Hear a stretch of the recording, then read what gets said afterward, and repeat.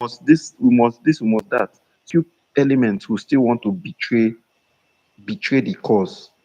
And that's what part of what gets me frustrated. So imagine now that I'm in a protest and I see my landlord there shouting. How will I be looking at this man? I'll be looking at him with so much resentment that you are the devil now. I'm seeing you are the devil in my life. You understand? You are the one frustrating me. It's not before we come to Tinubu case, wait here with me. Why this is a house that is like 20 years old. In fact, first place I moved away from, when the landlord increased the rent, was a new house. I said, I beg, okay, if na new house be the problem. I no come Lagos, come parents. I dey try to save money to build my own property. I cannot come and be dashing landlord this small money I am holding. I am trying to keep and all of that. And Sorry, 1 second, Joe, but before you continue, let me just ask you this question so you can add it into your submission, right? Do you think that, I mean, I do understand what you're saying in terms of Nigerians, we have a role to play as well, obviously, right? But what I'm asking you now is, do you think that if the government was good, if your landlord was making good money from his job or whatever it is that he's doing, if your landlord was a little bit at least getting returns from whatever investment that he made and the government was good, don't you think that that would trickle down to the citizens? So if the government was creating an enabling environment for everybody to be able to thrive, so far as you're hardworking, right? If the government was serving the people, if the government was not stealing from the people, do you honestly think that Nigerians will still go ahead to treat each other the way they do? I want you to answer this honestly. Go ahead. okay, Yeah, sorry, and Joe Boy, before you, let me to just add to what Odogu said. Yeah, and it's because people in government get away with these things. So that's why even ordinary citizens that are supposed to even be empathetic towards what other people are going through. That's why they also think that we can get away with this. When a local government chairman is getting away with a lot of is getting away with murder, then a landlord too will feel like, yeah, I can get away with this as well. Someone in a small office too, in one LCDA too, we feel like, yes, I can get away with this. A trader that is over inflating prices of goods too, we feel like, yes, I can get away with this. It all goes back to the top because they have created the enabling environment for that corruption to thrive. Right. And this is why I will, Please go on. like you said, sorry, quickly, I will always argue that it starts from the top. I do not care what anybody says. I will always maintain that it starts from the top. Because believe it or not, pockets of people in every environment, there are people who are influencers. However, they climb to that, to the pedestal, right? They've gotten to a position where they influence ideas, they influence opinions in the society, which means even though that this is quote unquote one person or two persons, they affect a multitude of people. They affect, they influence the decisions, they influence the actions of a lot of people, right? And that in itself has shown you that if you have a president on top who is going to be the number one influencer in the country, as the president, he's supposed and he's going to be the number one influencer in the country, and at the same time, the image of the country outside of the country, right? So if you have somebody who is good as the president, who has good people working with them, and they make laws and are ready to enforce these laws, I do not see, like, I plead to understand how Nigerians will still continue to be bad if our leaders are good. It's not gonna happen because number one, there are laws that are going to make those laws enforce the laws. If you want to continue to be bad, you'll be forced to be good based on the enforcement of the laws. That's how countries thrive. Do you think that Americans, for instance, are all good people? Hell no. People who are in developed countries, they're not all good people. Left to them, left to an American, left to an average white American, they don't want to be near any black person. But due to laws that are enforced in their country, they are forced to coexist with you. And they know that the moment they go against that, there are consequences.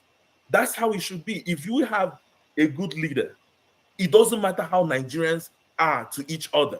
If you have a good leader who says, listen, we are going to start to do the right thing from today, We are going to make laws. We're going to work on our political class, first of all. We're going to try to make strong laws and find ways to implement and enforce these laws.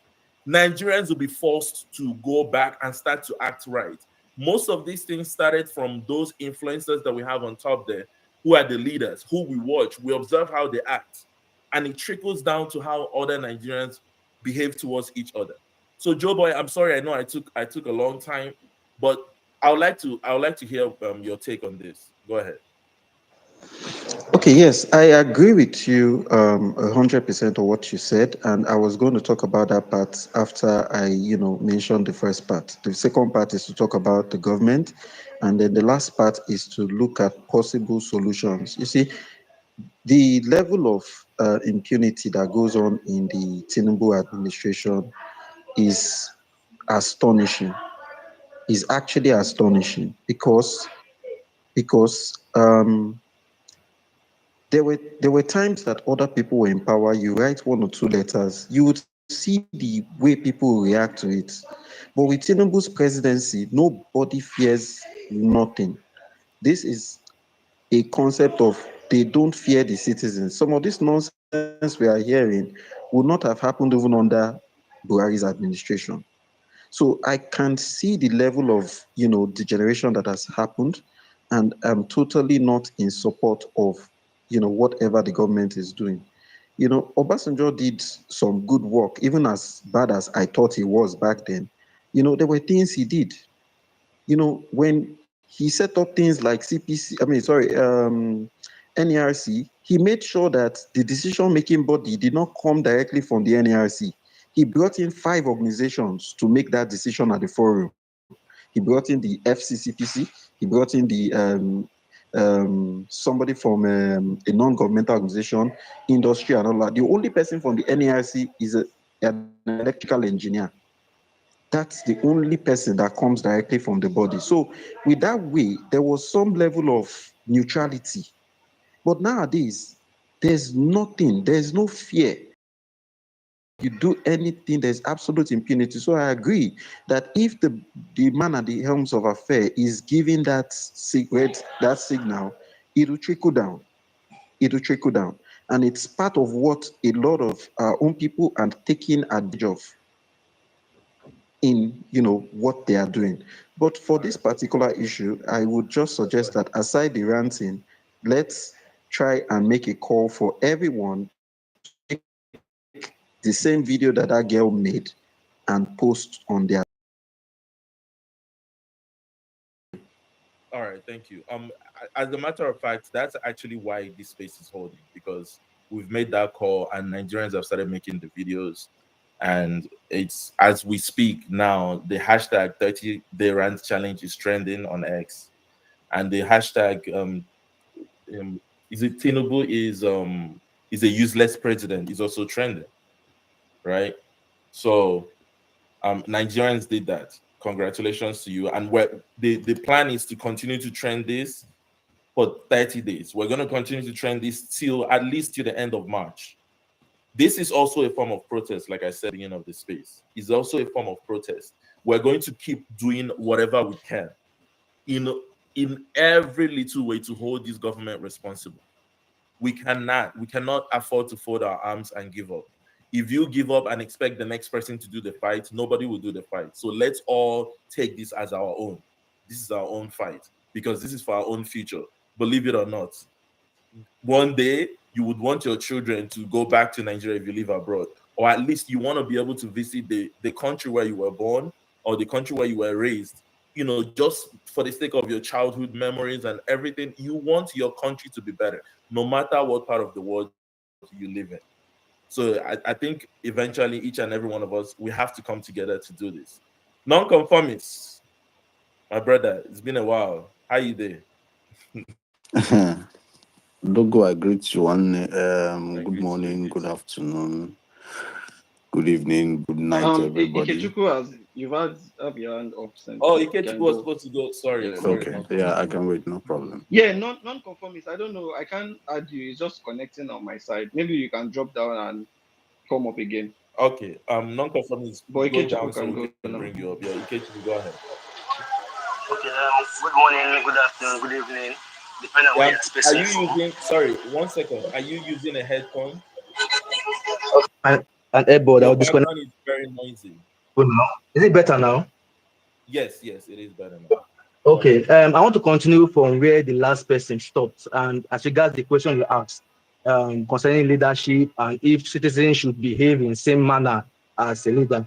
Persons with their different opinions, persons with their different views. But my view is this: in as much as we have useless leaders, a large percentage of them are useless in terms of the kind of policies they implement. They are terrible. Many of them are criminals. Doesn't give citizens, the right to also behave in the same criminal manner or the same criminal way that these leaders behave. Yes, I agree that they are called leaders and they should show example. Sorry, can you explain that statement? Hello? Like also, like what do you mean by the statement you just made? Go ahead and explain. Sorry, can you hear me? I can hear you. Hello? I asked you a question. Can you hear me? Okay. Yeah, I can hear you, yes. Yes, I asked a question. You made a statement. You said, in as much as the leaders, the politicians are behaving that way, it doesn't give the citizens the right to behave like their leaders. Yes, like their leaders. Yes. There are exceptions. It doesn't mean that because somebody is a criminal.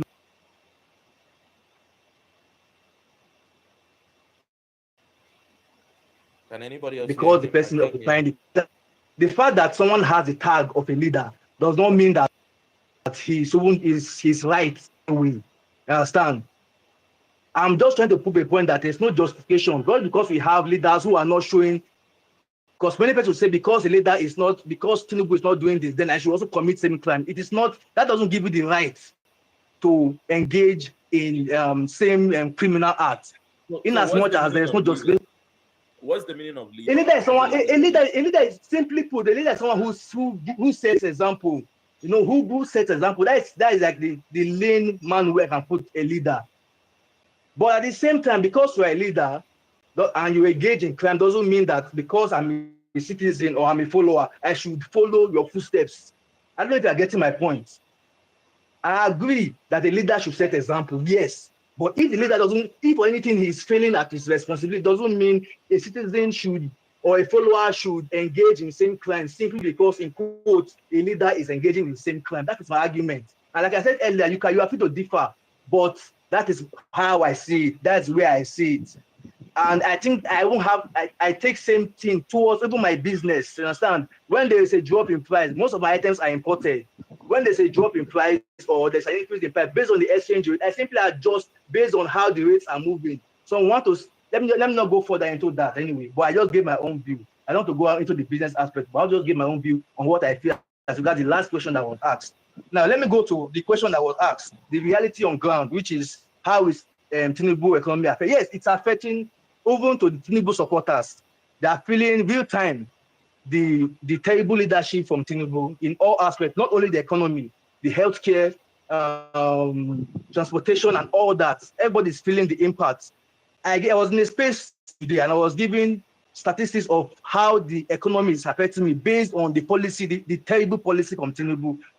As at 2023, I was fueling my car with 12,000, highest 13,000.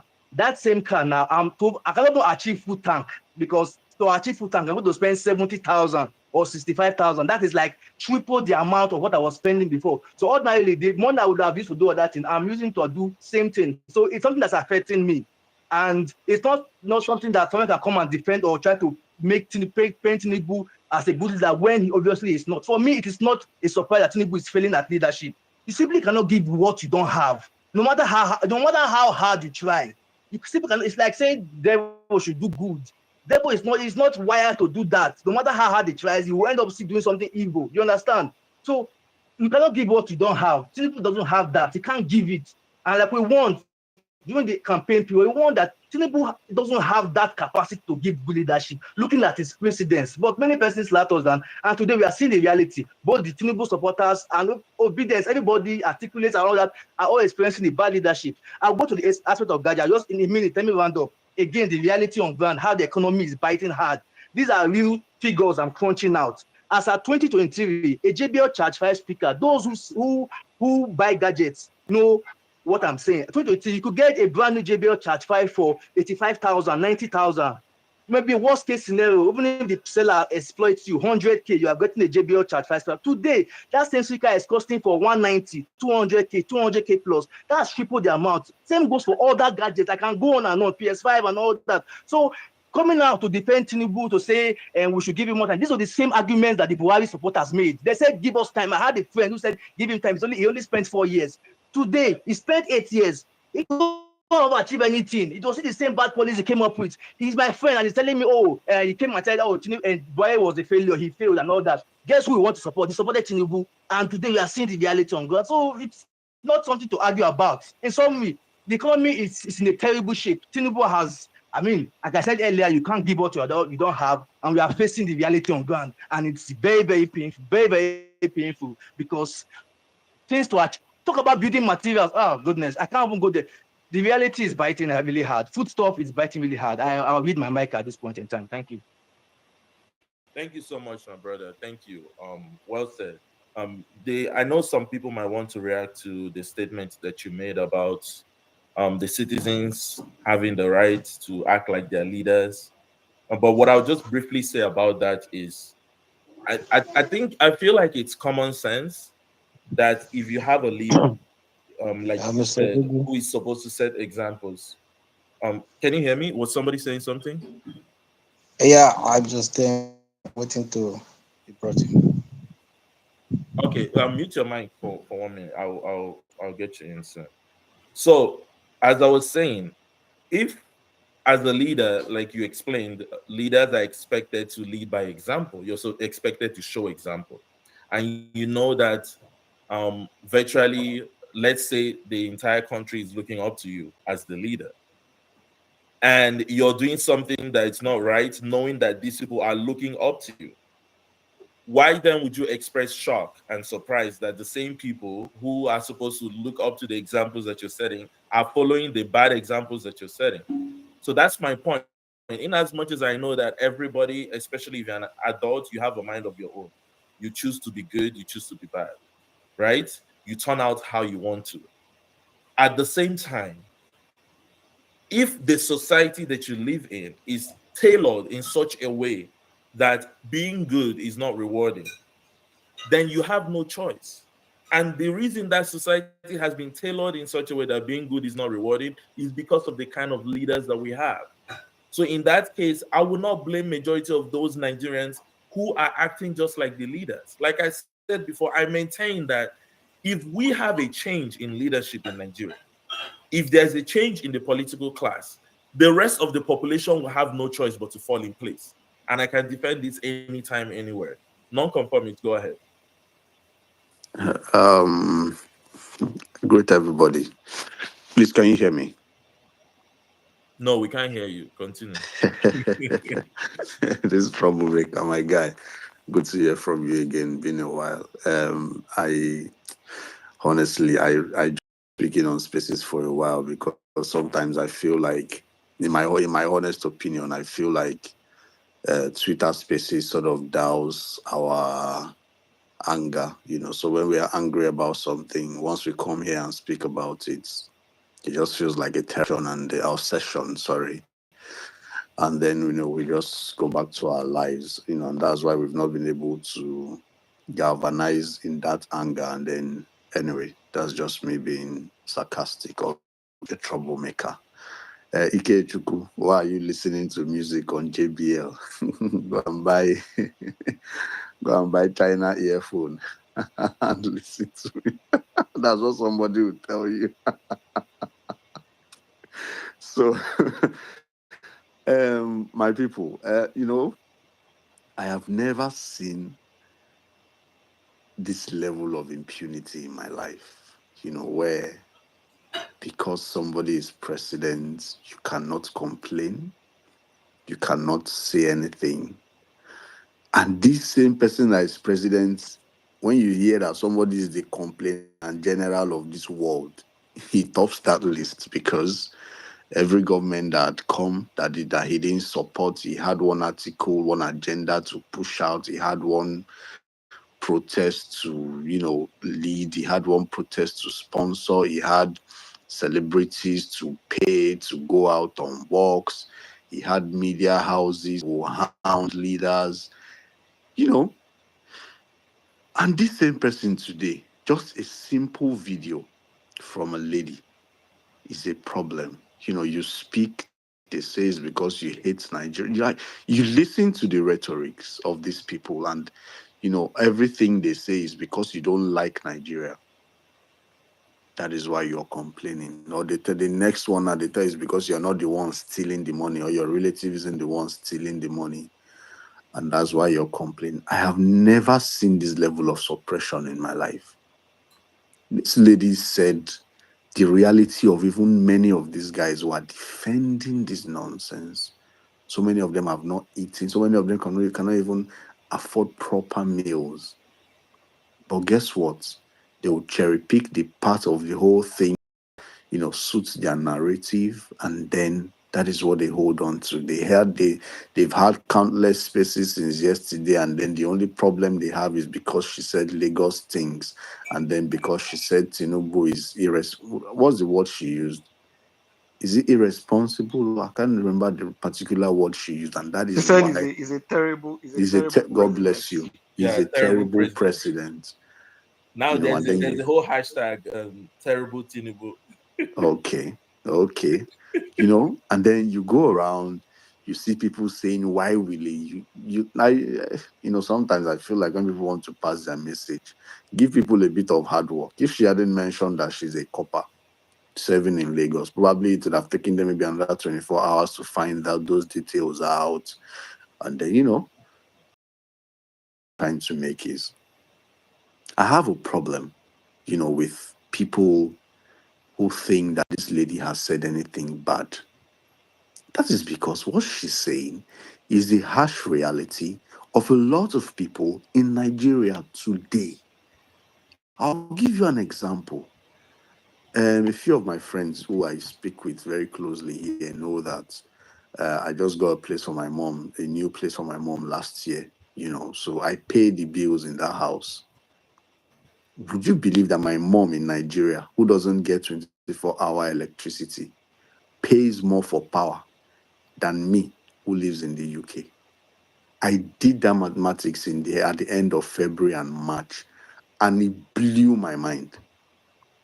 What does the woman have in her house? A 2.5 horsepower AC in her living room, 1 horsepower AC in her bed, the other 2 bedrooms.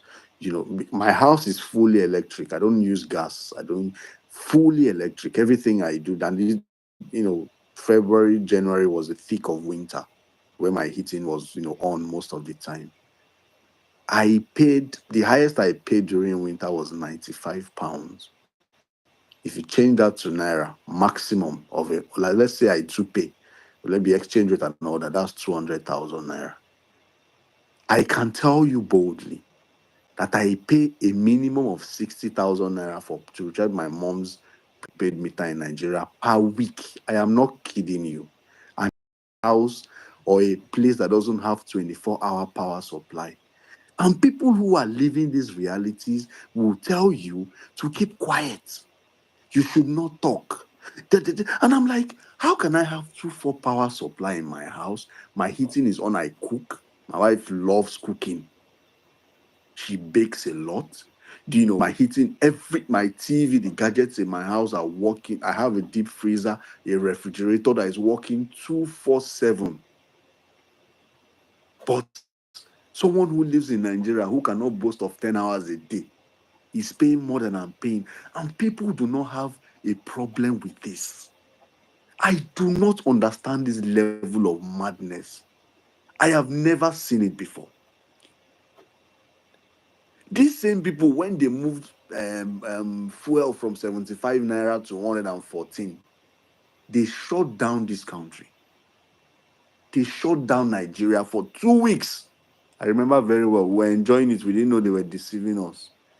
They moved it from 200 and something to over 1,000. brought it down back to 800 and something, or 900. They say we should be celebrating it. These same people, when you talk, they say it's because he's not your tribesman. When you talk, they say it's because you hate Lagos. Leave Lagos and go back to your... You know, you hear stupid things that human beings say. And the thing is that when they say these things online and then they go back to their harsh realities of poverty and lack. And then you wonder which kind of society, how did we get here in the first place? Because they pay, because I know him. I've always said, those who know me know that I always tell you, Tinubu spends more on propaganda than he spends on governance. That is who he is. That is the kind of human, and that's why I've never liked him. I used to be his neighbor on Bodilon. I walked like the house next to his house on Bodilon. I know what I see there. I see subjugation. People come to me whenever he's around. People come sit down. They sit down there for days. He comes out, he throws money around. Sheyi Tinubu will drive out with his Camaro, his fast cars, with that his white friend that runs, that is his manager. He throws wads of naira and then zooms off, you know. And then these people pick these monies, they go out there and then they start defending the people that are oppressing them. You see people's mother. You see these people that are on Twitter telling you, why are you disturbing Tinubu? Their mothers and fathers sit at that guy's gate whenever he's around. I'm telling you the honest truth. Those who know what I'm saying know what I am saying. I see a level of subjugation human beings should never ever be okay with, even for their enemies. And then you see people embrace it. They come and sugarcoat it. Our Lagos, you travel from the mainland where you are paying rent that you can barely afford, come to Bodilon, suffer for days, speak maybe 15, 20,000 naira, go back to where you're suffering, and then you defend those who put you in this thing. I have never... See, I'll give you an example. There was this day I was going back home because I work in Lekki. When I left where I used to work in Ikoyi. So there was this day I was going back home. So I saw where the deputy governor's lodge is. Is it Alexander? I've forgotten the name of that road. Before you turn towards where Alaki, I saw one of the manholes had been stolen. So I took a picture of it and then I posted it on Facebook. Then I used to be very active on Facebook. You know, I took the picture in a way that it projects the house of the deputy governor. If people know that place very well, they know there's a manhole there that is always they keep stealing it every time. And that was because I almost destroyed my car, because it's a curve, so you have to slowly pass that place. Guess what? Can the Lagos State government do something about this? This is dangerous and all of that. I of course I was trying to criticize the fact that a manhole in front of the deputy governor's house would be open. However, I was saying, what if the deputy governor is coming home and someone is chasing him and somehow and then he falls into his car's tires gets into. You needed to see how people were doing. Why will you show the deputy governor's house? Can't you take only a picture of the man? And I'm like, Jesus Christ. So yes, I know that I don't support. He's hiding. He's a thief, so he's hiding his face. So yes, I know somebody will come and say you are obedient. So you are looking for every way to tear down the government and all of that. In how much I detest Tinubu, at least if you go to my timeline, there is one or two times I have said, no, I applaud this one you have done. Like one of them is when they carried Simon Ekpa. I told him, yes, thank you very much, sir. You have done well. Me, I enjoy those type of, actually those are the ones that directly affect me. I don't like him. Those who know me know that I don't like him. And I think it's because of the kind of things I know about him. I wish I didn't know these things about him. Maybe I would have seen maybe a little bit of good in him. But at the end of the day, as people, right, I don't think we should let this lady, be hounded like she's been hounded. We should defend her. I don't care who she voted in the last election. I honestly do not care. But she's speaking the harsh reality of a lot of people. I cannot believe that I'll be spending more to run a house where my 67-year-old mother is living than me, who lives in the UK. I juxtapose the bills and then I carry my hand on, and I'm like, how are Nigerians surviving? After paying all that money, I still buy fuel. Oh. After spending almost 300K on electricity bill, I still buy fuel for generator. Oh. I never even talk that one. You know? So you hear, and then somebody will, if you send money and they call you that money has finished, you'll be like, how did you spend the how money? did you? God That is bless you. how The way This money one that is. is how I'm they finishes, spend talking the money. about how to feed bro. the The way household. money finishes these days, it's My brother, you send money, you It's go like just Nigeria just swallows money. But go like. ahead, go ahead. I'm not saying, okay, what about those who do not have a child who can do these things for them? Please round up in like a Yes, minute. I'm rounding So up. that, Sorry, yeah. my brother. You know, what about those who do not have a child, a relative, a son, a daughter, an uncle, or an auntie who send these monies down for them? How do they survive? How do they keep living life? How do they? So someone lives in this reality. So if my mom now starts complaining, you tell my mother to shut up. Someone who cannot afford those things, or you tell her to turn off her ACs because Nigeria is hard. Because that's what we're hearing now. Why are you getting on an Uber? Why are you going on? Somebody says she went on a dinner. Somebody goes out. See, my brother. Thank you for the opportunity to speak. Thank you very Thank much. you, my brother. Thank you. This is a rant, so feel free to derail from the topic. Feel free to speak as you want because we're here to talk. Okay, good. Okay, Yeah. we're here to rant. So far as you don't derail and start calling Tinubu the best thing after fried rice, you'll be kicked out of this. Hello, But apart Odugu. from that, yeah, who is it? Go ahead. Okay, this is Duka Bunch. Okay, Good hold on, evening. wait, hold on 1 second. I want to take a lady first, right? So when I take a lady, then I'm gonna refresh the space in terms of I'll take a cue. So EJ is here, and like I said before, we're going to prioritize people living in Nigeria on the space, even though anybody's allowed to come up, but we're going to prioritize people living in Nigeria. How is this Tinubu's economy affecting you, EJ? Tell us. How are you enjoying? Uh, Yeah, I'm sorry. If feeling. you've Thank you spoken, very much. sorry, like if you've spoken, Uh, we'll have to rotate. So if you've spoken, I may remove you to add other people. Thank you. okay, thank you very much. I mean, my brother's, my brother. First of all, let me clear my throat. You say we should come around. Ah, This one reached to clear your throat. how is I reach Clear your throat. Odogu? He reached to clear my throat because sometimes, when you see us come on spaces and we are laughing, we are joking, we are cruising, people don't understand the pain that we carry to these spaces. People don't understand. People don't understand. I come on recent. I'm seeing. I've been independent. I was on the other space this morning. I was on a space, and I've been independent since the last year. This, that. And in my mind, I'm saying, me that have been independent since 14 years old. Since 14, I will not begin. They go this journey of Nigeria how far, and I can beat my chest and say it has not been worse. Like I've not seen anything as worse as this economy that Tinubu put us in now. Odogu, I was telling people that as of 14 years that they work, I they save. When they work, they save. You say, at the end of the year, I won't use this money, do so thing with my life. Odogu, no youth fit come out now say, see money wey save for January, wey won't use for December, do this thing for your life. You go make plans for January. That plans where you make, that person will leave you comot, go come meet you for that place where you dey. That place where you dey, organize your life.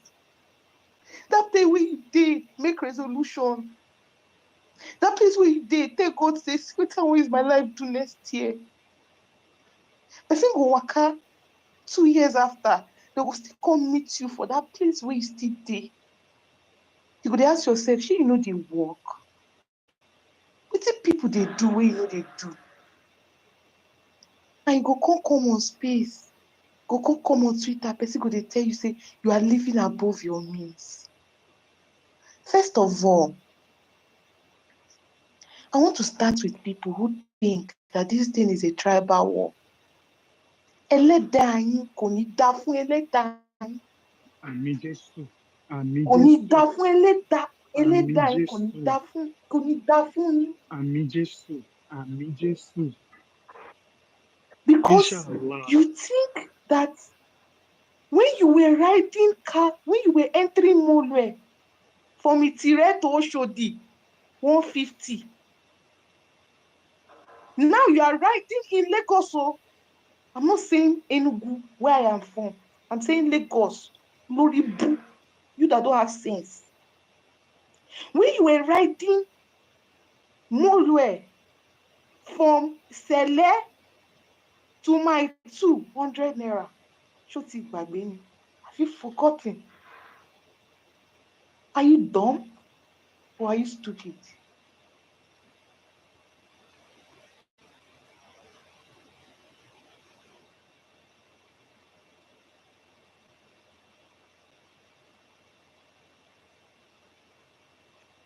Can anybody hear her?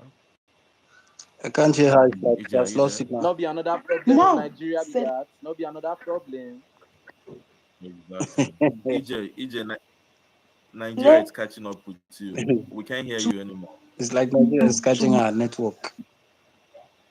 Nigeria is catching our network. Yeah, EJ, I'm gonna take you down and my bring you 2, back up. 607. EJ, if you can hear me, feel free to hold on. Can you hear me? EJ, can you hear me? Our network is fluctuating. That is the All right. Nigerian. Yeah. It's like the system is being monitored. So And data, maybe the and network data is now providers that are expensive. You can imagine. maybe the network providers are beginning to like try to, cause a shaking in the We way are so that living beyond our means. We are living beyond our means. Why are we on spaces? Exactly. Why you people want spaces? You should be although using. How You should be are you sending able to letters. although even before my be on battery the go screen? off because I do not have. All right, yeah. Go ahead, please. Go ahead. Maybe after you, I'll just take a cue. Go ahead.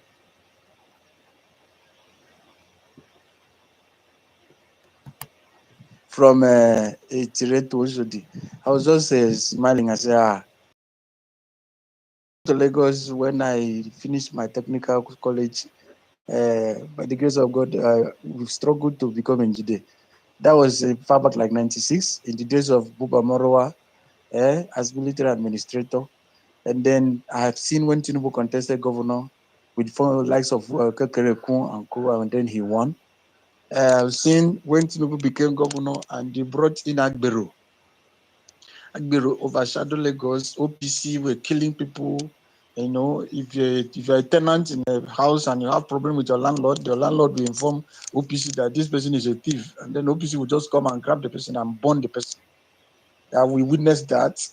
I witnessed to the point of the end of Obasanjo's era, when and then Tinubu ending era, and Femi Pedro wanted to contest as governor, who was a deputy governor to Asiwaju Bola Tinubu, and then he was toppled, and then he gave it to Raji Fashola, and Fashola came in and began to want to be the star boy, to start to work everywhere, and then people were saying, Tinubu is angry because Fashola is working too much. And then at the end of Fashola, Ambode came in. Ambode now Deti begin to fool Lagos. And then this crafty man that is in Alosa called, what do you call his name? That goes about church to church when he reach election time and become usher. Sanwo-Olu now came in. And then the problem we are having in Nigeria is that people are so pathetic on certain narratives instead of looking at the main figure of things. If we have been purposeful in campaigning, in supporting or propagating electoral issues, I think we would have come out of this. You are living in the UK there. You see, I used to watch the sessions of this Conservative Party leader, Kemi Badenoch, challenging the Prime Minister on face-to-face in the Parliament. And the Prime Minister will also come to defend himself. In Nigeria, it doesn't happen. The National Assembly is like a cult. The State House of Assembly is like a cult. The governors are like a cult. The market square is a cult. I am a transporter. In the transportation park is the worst. Then you now go into church. Church is also the worst in terms of, the Kabbalism that is operating there. Now, and we are talking about the young lady, maybe we must have been because she's a copper. Assuming she was not a copper, nobody will hear or know about it. And then some people like Ronald Mokri is judging her. That is because he's a paramilitary. Yes, under regimental system, nobody has the right to talk against the state because you're a regiment. But if to say she wasn't, nobody will listen to her. There are so many soldiers that are dying in the Kaduna military hospital because they abandoned them. The insecurity that is going on in the north is become a cash cow for certain persons there, and the Northern elite using it to deceive our southern leaders, and our southern leaders sheepishly following them without trying to say no. Now, when you talk about somebody like Simon Ekpa is a product of the consequence of the poor leadership that we have. If we have had a better leadership, Simon Ekpa would not have been having a flare in the Finland, and then with all these things. So what I want to say that we should do to be a solution to all this is that we make sure we support or go out in full length, either in tweeting or in TikToking or in Facebooking or Instagramming, in any way to highlight the deficiencies of this administration. Most especially the so-called Ikeja Electric. I was so happy when I learned that the Air Force personnel went to beat them up. I live in Ijegun. This is my area. In my estate in Fabile where I live, we hardly see NEPA lights, and we are on estimated billing. And all the houses, they will bring the light. The light cannot charge phone, and they will bring bill of 30,000 at the end of the month, and you must pay. And when you do not pay, they disconnect it. And even when they disconnect the light, the bill will still accumulate. The next bill coming will still accumulate. And nobody is saying anything against the Ikeja Electric. Now, I just see one tweet this morning, which I don't know whether it is sponsored by those in the Tinubu's camp or it is sponsored by those in the opposition, that the Chatham House warned the Nigerian government that if they should not defend the Naira for their own interests. Now, I want to say, I'm beginning to wonder, is it the international community that is now determining the thermometer of how we should live here? The other day, the chief of defense staff, what do you call his name, Christopher Musa, was holding a foreign journalist interview and was saying that we do not know how the Boko Haram or the bandits have access to dollars and ammunitions, that it could be a foreign partnership. And then the anchor who interviewed him asked, who do you think is interested in destabilizing Nigeria? So you see, all these things are just intertwined, and that's why it's becoming very difficult. Okay, the people that are in our obedient members are becoming confused. The members of the obedience now tend to jump the bandwagon and go to try to support matters of the PDP instead of driving to the point the things that Peter Obi stand for, a new Nigeria, and what is supposed to be done and possibly to be. So I want, like as you were saying, okay, you guys over there, yes, the country over there, what you are having here is not easy. Living and being in Nigeria, in fact, is the toughest thing that could ever talk about. I do not use my vehicle to drive out. I enter transport from my bus stop to Apapa and come back. I have spent 5,000 naira.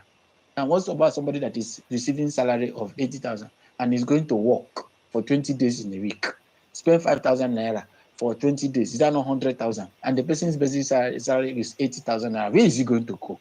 When a bucket of gari is 2,800, and then rice 1,003, 1,004, 1,005, depending on the quality you can. And somebody will now say, oh, things are coming down. It doesn't come down anywhere. The thing that I think it should be done, which every obedient, if everybody on this platform are actually obedient, is to fight to see to it that we propagate all the deficiencies of this government with the loudest volume as possible and avoid things like those people standing to clamor for Natasha Akko and this, all those things doesn't, and fight for the things that could make the government to really see that the opposition is standing well and that Peter Obi can be able to provide that alternative leadership that we can be able to have. Look at the price of petrol. Okay, Dangote was crying. They were not giving him petrol, blah, blah, blah. At the end of the day, it's okay, they are giving him. Now, he start to sell the fuel, lower the price. And the next thing, NNPC come up with a circular. They have sold the petroleum out for the next 5 years to foreigners. So they should go and import. Now, expecting them to increase the fuel price up again. When you come up on the road to enter moto, whether keke in the morning charge 500 naira, 700 naira, just between Ijegun to Jakonde gates for keke, and people must make sure they go to work. So the country is seriously biting, extremely. It's more venomous and very, very frustrating. So I want to believe and I want to appeal that whatever anybody could do to make the volume louder of the stress that every average Nigerian go through. Those who are even having a better pay, a net pay, are even of a better advantage. What about those who are not having net pay? What about those who are into self-employment? What about those who are running business? What about those who are just, maybe medium-term entrepreneur or mega-scale entrepreneur? How are they coping? If you look at it very well, in fact, if this country continues like this, in 2027, you may not be able to see human being to vote.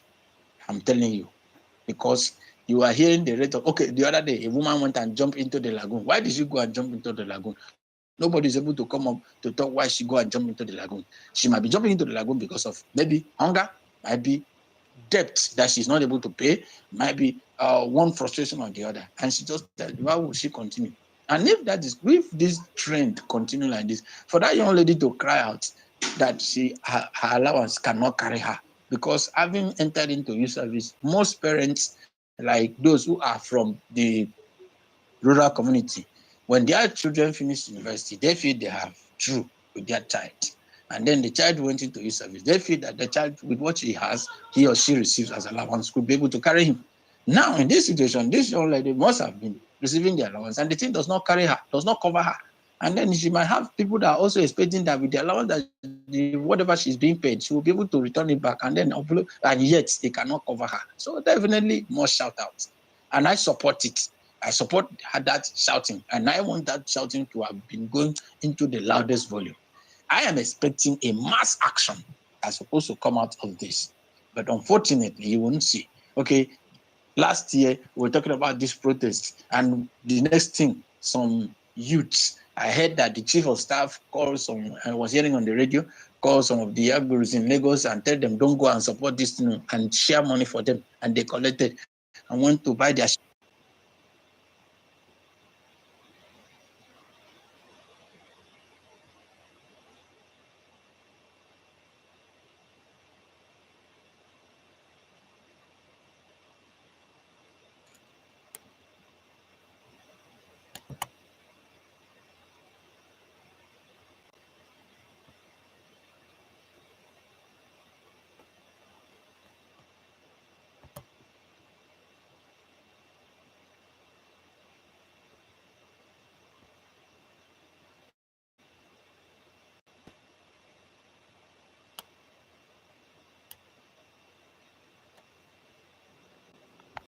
Hello, can someone hear me?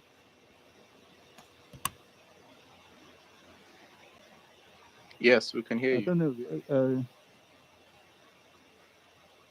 Seemed like the whole place went silent. Please, can I be on to speak? Oh, okay. I thought maybe someone was speaking and my network was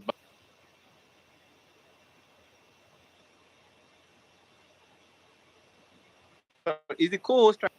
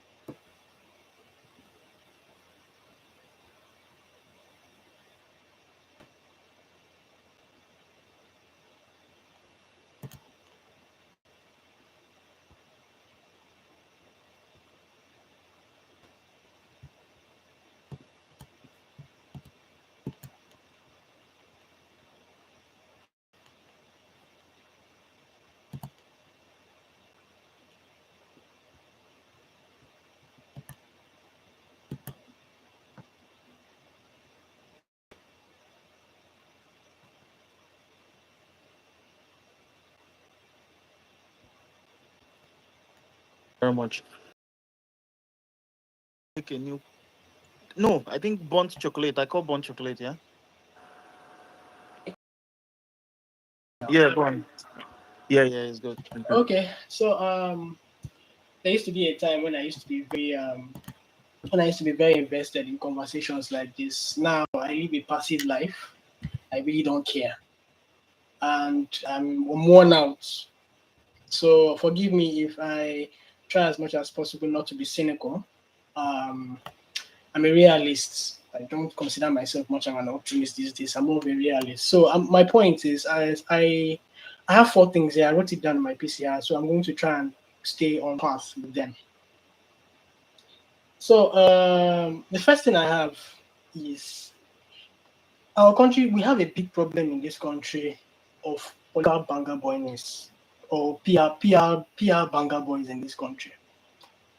I don't understand how a full-grown human being will spend 6 years in primary school, 6 years in secondary school, probably 4 5 years in university, do NYSC, come out, and the only viable functional job you think you can find is doing PR for politicians.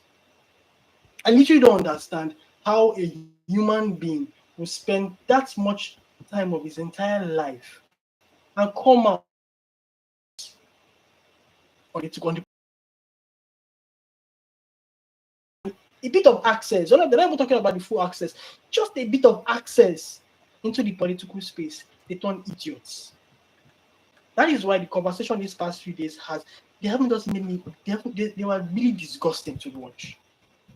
How individuals, people that you realize that we're not living in a video game, we're not living in a premiership match, we're living in real life, will come and question why we should have the basics in life. Why should somebody eat meat? Why should somebody eat spaghetti? Why should somebody have power? The one that made me mad the other day was the conversation about power. I looked at somebody was like, why should we have 24 hours power if not for getting ice block? And I'm like, God in heaven. And I held my hand to my heart and asked myself, how will a human being, and it's always those bastards that are outside the country that say that. It was like, why should we have 24 hours power? Like, do we need to sit you down like a baby, put a feeding button into your mouth and explain to you why 24/7 power is important for the growth of a nation? Do we need to do that to you? Or do we need to explain to you why we went to school and they taught us balanced diet, that you should come out daily for improvements? What was that bastard that wrote that 33K budget stuff yesterday? The voice I saw. I wanted to swear for that guy. I wanted to, because if he's talking of economization, I am a proper economizer. I'm a bachelor. I've stayed for years alone. Despite that, I do a lot of things myself. But no matter how economical you are in this present dispensation of economy, you cannot over-economize. No matter what you do, say you want to become an economizer, you cannot. It's really impossible because the prices don't give a fuck about you. They don't care about you. So imagine somebody coming out to display stupidity on the tier. But that's why I said I don't want to go out of point. So we have a problem with PR boys in this country. Like, I don't understand why they are our biggest exports in this country isn't sensible human beings or political PR banger, pen for hire boys. So sometimes I ask myself that probably we should take this country back to the 1940s. Let Adolf Hitler choose. They should have asked the Heinrich Goebbels to just stay by the side. Let him choose a Nigerian, because that is what we are good at now. That's what we are. We're literally ruled by a government with pure, unapplied, unabashed propaganda. That is it. We're basically Animal Farm. Animal Farm. If anybody has read the book Animal Farm, we're basically Animal Farm in reality. 4 legs good, 2 legs bad. That's what we are now. That is it. The second thing I pray dream. I asked myself this question because sometimes it looks like we are just existing here in the country. We basically exist to their life. By the end of the day, like Marx will always say, nothing survives in this country. Not good, not bad, nothing survives. So what exactly do is a Nigerian dream? So I just asked myself this question because we all grew up with the favorite palace, the American dream. So I'm going to do a short summary of it. The American dream is a widely recognized concept representing the belief that through hard work and determination, anyone can achieve a better life in the United States, regardless of their background. So, what is the Nigerian dream? Can I strive for a better life, regardless of my position, or regardless of my background? Can I strive for a better life in Nigeria currently, or do I break my legs, break my soul just to have a better life in this country? So what is the Nigerian dream? We don't have a standard as a country. We don't have a standard. We don't have a standard of what we should be. We just want to get out of poverty. We just want to get out from where we came from. And that is the problem. We don't have a standard. We don't have a dream. That is it. Now, the guy that left before, he was saying something about, I forgot what he said about why are people defending stuff, why are people defending basic things. We are asking for basic things as citizens. Basic things. Like, I would do anything to have 24 hours power in this country. Because trust me, when you have 24 hours power, Mutiu that is a welder in front of my house will not be using his gen to do fabrication. And if he's not using his gen to do fabrication, it means my iron rods are going to be cheaper. And it means he has the chance to do stuff easily for himself. But no, somebody wants to tell me that we don't need 24 hours power. Okay, that's the thing. Nobody wants to tell me we don't need 24 hours power. No problem. I look at countries that I'm fortunate to have friends that grew up in the old Soviet Union, in Russia currently. By 1992, when the Soviet Union broke up, Russia was way worse than we were currently. So, but people can disagree. Russia was terrible. Russia was Nigeria Pro Max. But look at where Russia is today. Forget whatever is happening with the war or no war. I have people living in Russia. I have people staying in St. Petersburg. I have people staying in Moscow. They will tell you that no matter what is happening, that Russia was as in 1992 when the Soviet Union broke up, Russia was way below Nigeria. But look at where they are today. Why they had a plan? We don't have anything. We have individuals who have segmented each section of the country for themselves. Like sometimes, why should we practice democracy? We are basically a fiefdom. We're just old autocratic fiefdom where everybody they carved out their own section that they want to rule and lord over. Yeah. And we can't do anything about it. They are really, really waiting to. So I'm not optimistic about the country.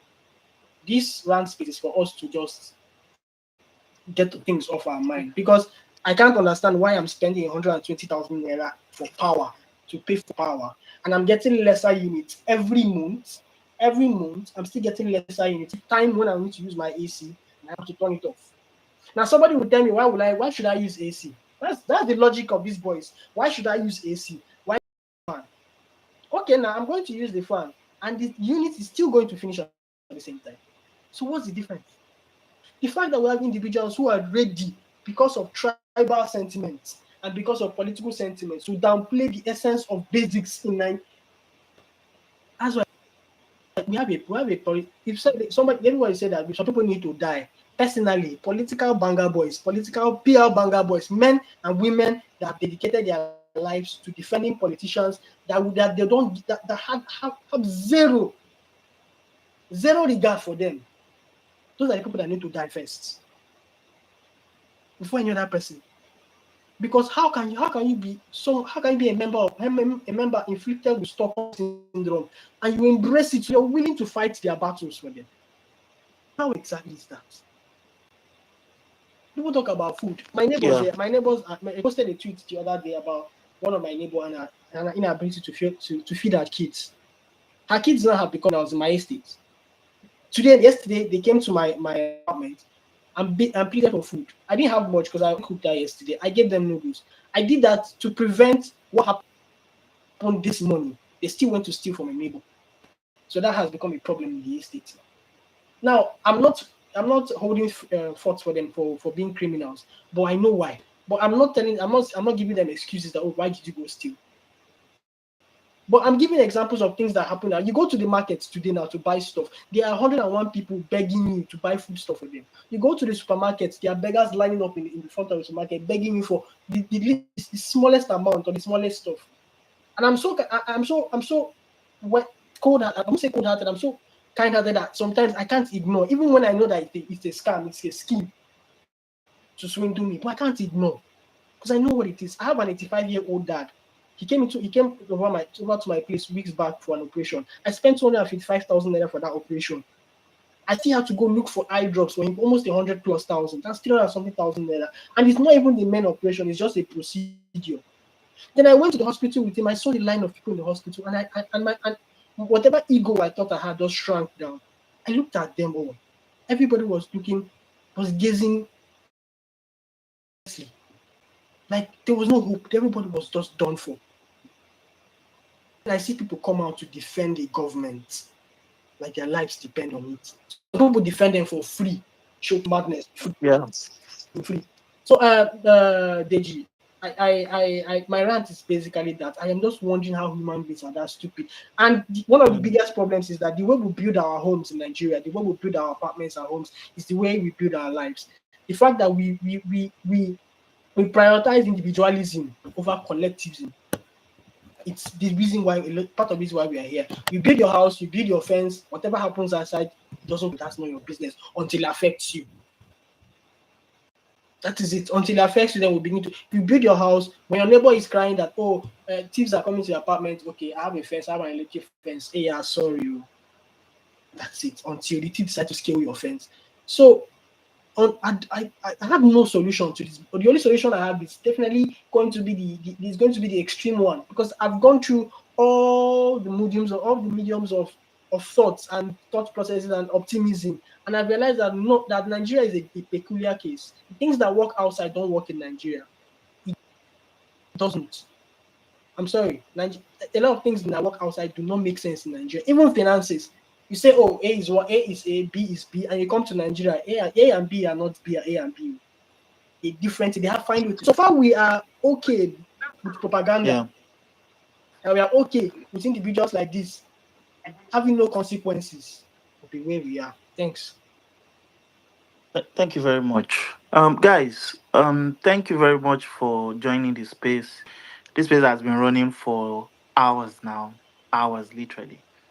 And I mean, we've been here and we've heard a lot of stories. We've heard people pour out their hearts, pour out their mind. We've heard people speak to the frustration that this cost of living is causing,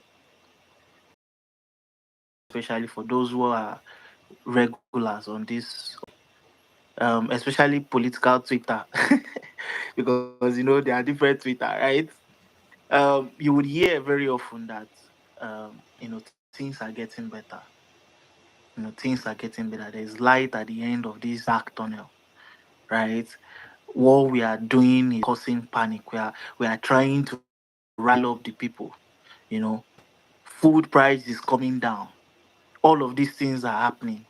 You know, and it seems as though for some reason, we on this space, we are the ones trying to incite Nigerians. We are trying to tell reality is not their reality, telling them that, oh, you are actually not, things are not well. As Nigerians, to them things are actually well. But that's the ironic part of it, because we're actually saying the truth here. People have come to tell us that we are not far from what we've been saying on this Twitter, that cost of living is crazy. There's a report just came out now that what's it called now? That inflation has even dropped further. Then you can imagine the ridiculousness of these things. And let's not forget, gaslighting, this thing. Oh, they will say if it had gone up, you will believe it. Now it's coming down, you don't want to believe it. I mean, there's the numbers and there's the feelings of the people. Every have come up to say that this thing is getting them. The few exceptions haven't actually spoken to the issues, right? They've mostly focused on, why are you ranting? Why are you doing this? You have not said any good thing about the government, right? When you Mr. Wyatt, please just mute your mic, I beg. Yeah. I'm sorry. All right, why are you speaking this way? You know, you people are trying to incite the public. If you get to our level, our level where you've paid your dues, you've worked enough, you've enhanced yourself, you've made enough money to stay afloat above that inflation line, then you understand that all of this is just I don't know, propaganda from our own part now, because they feel like we are trying to paint a wrong picture. And that is the frustration of these things, when they belittle and reduce the situation. Like you are living a reality, and you are listening to someone go left, you know and start saying other things to more or less make you feel some type of way. Now, a lot of people have come to this place to say I shouldn't let these people speak, but I feel like that's even more reason why they should speak.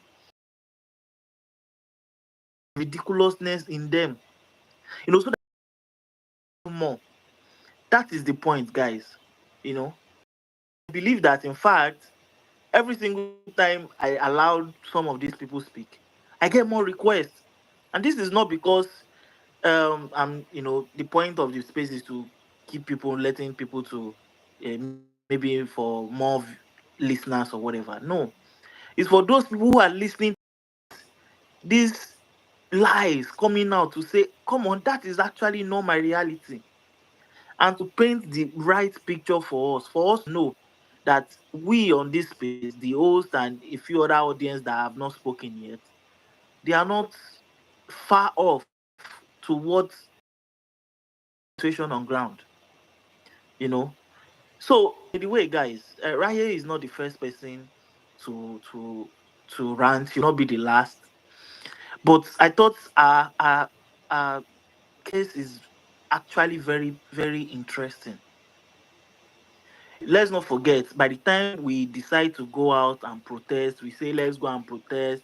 A lot of people will come up and say, "Oh no, when SARS ended, they will shoot us, they will do this, they will clamp us down, they will arrest us, they will charge us with treason, all that."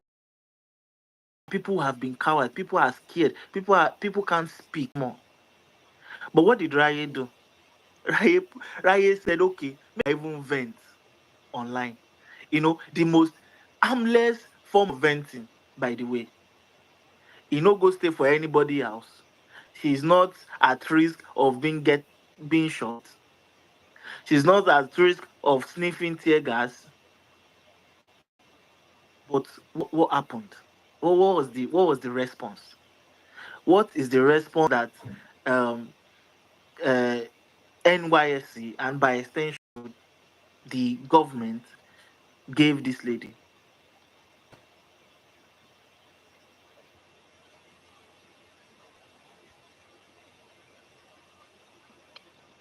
All right. Sorry, I actually got a call, so I hope you guys can still hear me. If you can. Yes, we can hear you. Yeah.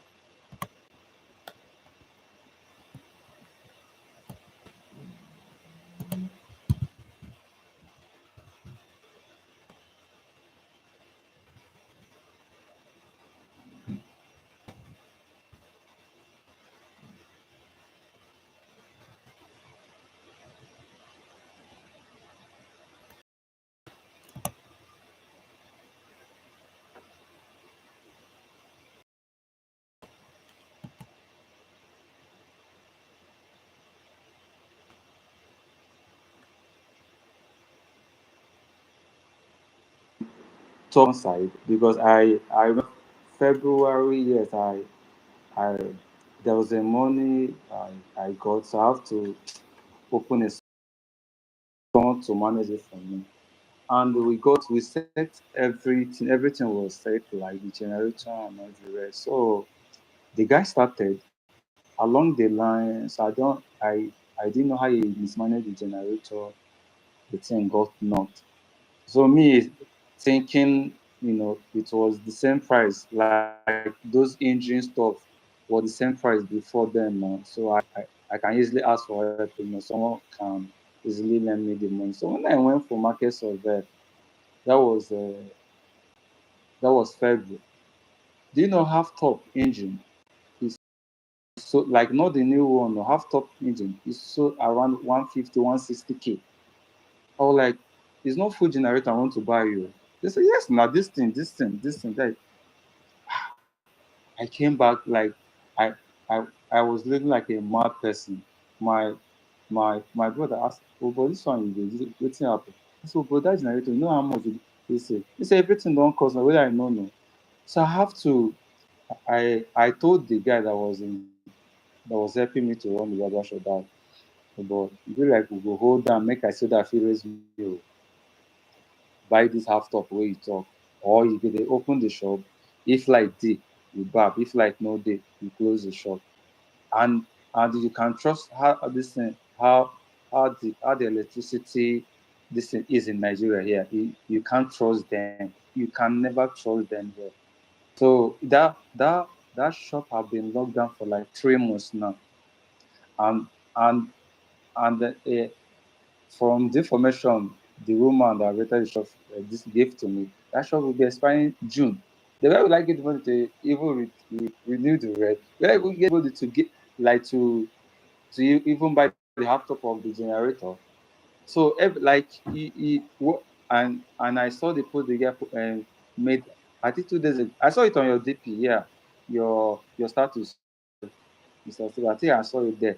And I mentioned to what she said. Everything she said was correct. The Indomie, that small, I don't know what they call that Indomie. Is this small pack? It's not small pack. Once that, they used to say 45 naira, be 15 naira, 450 naira. Egg here in where I stay here is sold for 7 to 7 trade, depending on Port Harcourt. Every day I'm subbing, every day I'm borrowing data, I'm paying them back, I'm borrowing data, I'm paying them back, I'm borrowing data. You can never, like, you can't boast since last year to this year, up to 70 or 50,000 in my account. I cannot. Who even bought me to enter Bolt or Uber? Where normally I do pay from my house to like 150 before. Now it's 200, 250, like a can of pepper. It's really tough. Yeah, like it's really tough. You can imagine she herself. There are worst people in this country that are even expressing the worst thing here, but because they don't have platform to voice out, they die in silence. No day on the street that you must see one or two person asking you, bros, please don't give me money. Before you say, I want to use your money and do this ritual, just buy me food, please. A lot of persons are just roaming around, doing not looking for just food to eat. And the funniest part is that these are politicians. They are so happy about this whole thing because they know this this is their strategy in winning an election.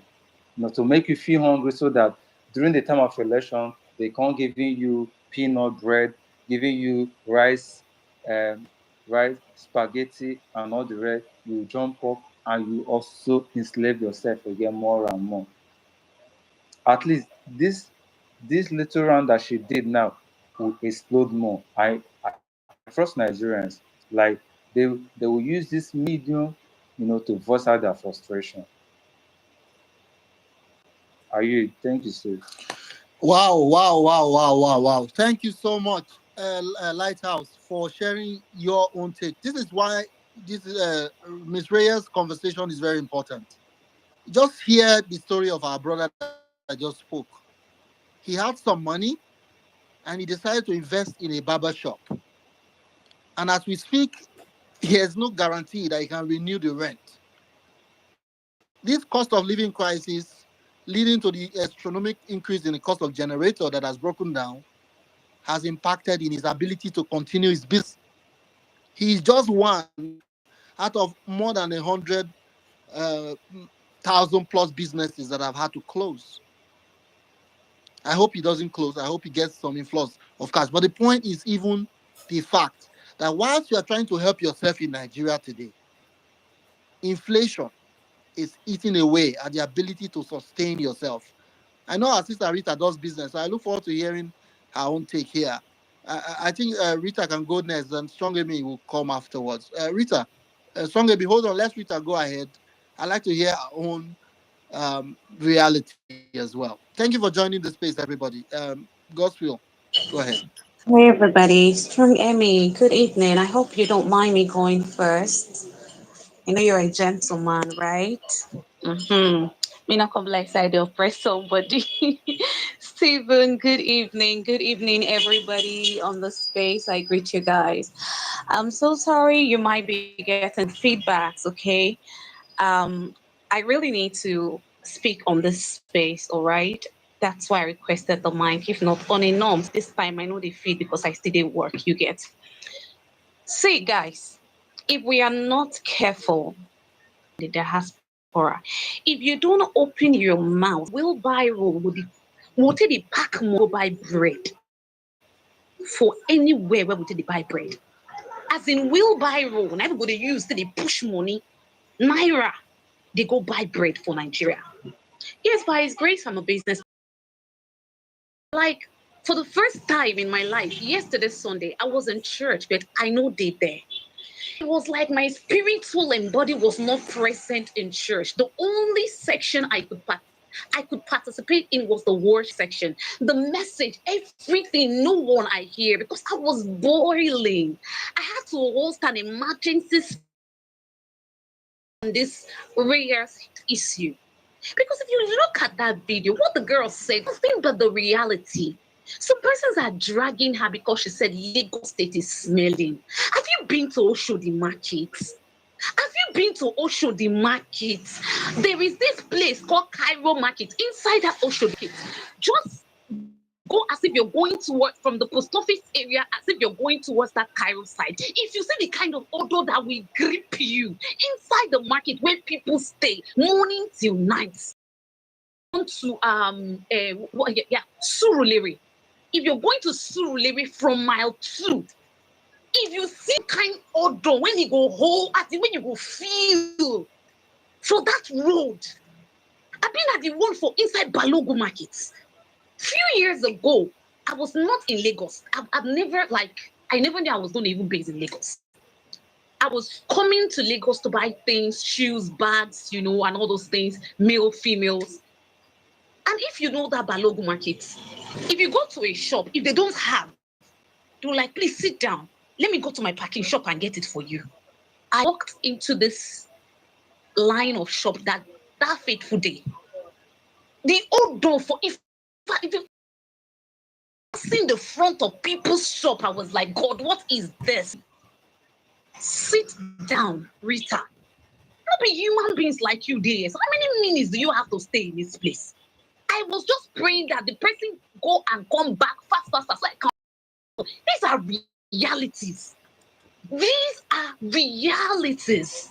If a person tells you that this is happening, what as a government is to say, of course we don't expect you as a president or as a governor to know everything that is happening in your state or in the country. You send people around. And sometimes as a good leader, as a functional leader, you pay surprise visits to some of this area.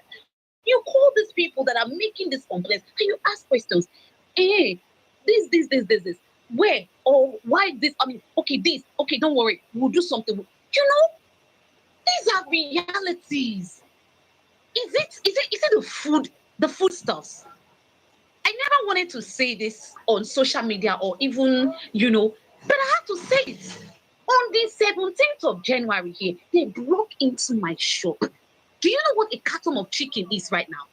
A carton of chicken is 55. If you say carton of chicken for 55,000 naira now cheap one you see by that. They broke into my shop, packed everything, including rice. My half bag of rice, when we just there, they say they manage our life. They pack everything. Somebody on this space, he has spoken. I'm not going to call his name. He knows my shop. He knows me very well. They ate one of the big feeders. They emptied it, the smaller one. As in, the only thing they left in the shop was 2 cartons of chicken. The 2 cartons was because they could not pull it out because block could not, the SS block did not allow them. Even customers, Nigeria economy, how come your stores are always frozen? I just like, God, it is God. I just buried my mom. On 31st of August last year. Less than 5 months. Do you know what it means to do burial for Nigeria now? If you don't know, just ask cost of casket alone. I don't want to talk about this. I didn't even want to talk about it at all. For those of you that saw Maurice Moye tweet some time ago when he was talking, feeling depressed, I just went under his tweet and I used my life history to. I did not even talk about this, but I had to say it. Now, on that 17th, I came onto this X and I said, people should just help me tell God thank you for what happens to me. A diasporan that saw the tweet say, Rita, what happened? You know, cry safe. Now, this kind of thing, people think they cry. Nigerians go bring they raise money for them. But this Nigeria, when I know some kind of people, they don't even know where, as in, to so Gary herself now, war. Or when they cry, say, hey, please, come put me there. Shop, hey, can you come back? As in, it's crazy. And do you know that before they did all those operations, before they took out those goods, nobody, security man gone no here. Aboki come out, he no hear anything, say in the outside. These guys have to work these days, they go just do the people for that, they go just sleep. I see, that some of us are not coming out to cry or if you see my tweet, I'm always attacking APC. APC has done so as a huge harm to me as a Nigerian citizen. If you check the video day space, what have you lost since when he said since 2015? I shared my story. Do you know now the one of Buhari time when he locked further, the goods when I lost. I am living today solely by the grace of God. My assistant that came to open the shop, she wanted to faint. She called me. She was crying. Auntie. I don't see that person don't die. Only for me to run corner. I say, she na goods then take. No be you die. No be me die. No be your pikin. No be this. Leave it. God will, But some people cannot take some of the half and half. Not even half. Clear eye people, they go jump inside lagoon, they kill themselves. And then somebody came out, a child came out to say, I can't say this anymore. See the way our girls, they do wrongs now. They use, you just see today, they don't kill this one, they don't use them for money ritual. And boyfriend, and the boyfriend did this, the boyfriend did that, they did this, they did that. How long are we going to continue like this? How long are we going to continue like this? If I don't tell you this is what I'm going through, you will not know, but this is what I'm going through. My girl, her son was to complete one year. That on the 19th. The pikin close when we say they want to go do photo shoot. They don't come see where to do that very day based on the area, the place, and get some kind of issues where they try sort. They pack and join. As in anything they perceive, generator or SF, they pack up. As in, I'm just thanking God that it was not a life. Because if someone was in this shop that day sleeping, they go kill them based on what they won't carry. Who would I have done? Who would I have run to? It's not because of the economy. If the economy is good, why will anybody risk his or her life at midnight walking around? They even came, they did not even carry like 15 or 20 cartons. They packed everything. They packed like, I was crying on my face yesterday when I was talking about this thing. But thank God for grace. See, we are going through a lot in this country, but they don't want us to talk. They don't want us to speak. They just want everyone to die in silence. And then when you are talking, they think you are talking because of political affiliation. Do I look like I want to vote for any politics in Nigeria? Of course not. I hated politics with passion. If you guys were there when Magnific Dude was saying, the likes of Rita and all that, you guys should come and be running. I said, I hate them. They were talking because we want a nation that will work for everybody. And that's why we're talking. So if you are a government and people complain, look into it. It's not like this person is lying. It is real. Do you know, even you that is working, you that is a working class in Nigeria right now, you are feeling it. Then you can imagine what those who does not have jobs are going through. Ordinary Gary before when they say poor man's food, it's no longer poor man's food. If you saw Gary now as a Nigerian, you chop chicken, now the same class now, because no one is cheaper than the other anymore. Everything is cheap. At the time when chicken was turkey was 3.5, they came here and it's now 3.5. Do you know how much they're selling turkey now? Do you know how much a kilo of turkey is cost right now? 1,000 naira. And it depends on your area. It depends on your area. And it's no longer breaking news. Telling us that inflation has risen, has fallen to 23%. May they continue the lie. Shouldn't all of us they go to the market? All of us that is going to the market now. So if you're lying today because you're getting stipends or whatever you're getting from the government, don't wahala ain't touch you. As in breakfast, now everybody they chop am. You like chop your own 6 a.m., 5 a.m., 10 a.m., 12 p.m., whatever. Even if not evening, you take. So nothing that the first food when it enter your mouth for that day, now breakfast. Everybody. Those of us with the shout, say God give us good governance, make their shenanigans not to affect us like that. It is too much already. If you not go, leadership is not by force. Oga bole be make who go fit do enter. I yield. Thank you. Thank you so much. Oh my goodness.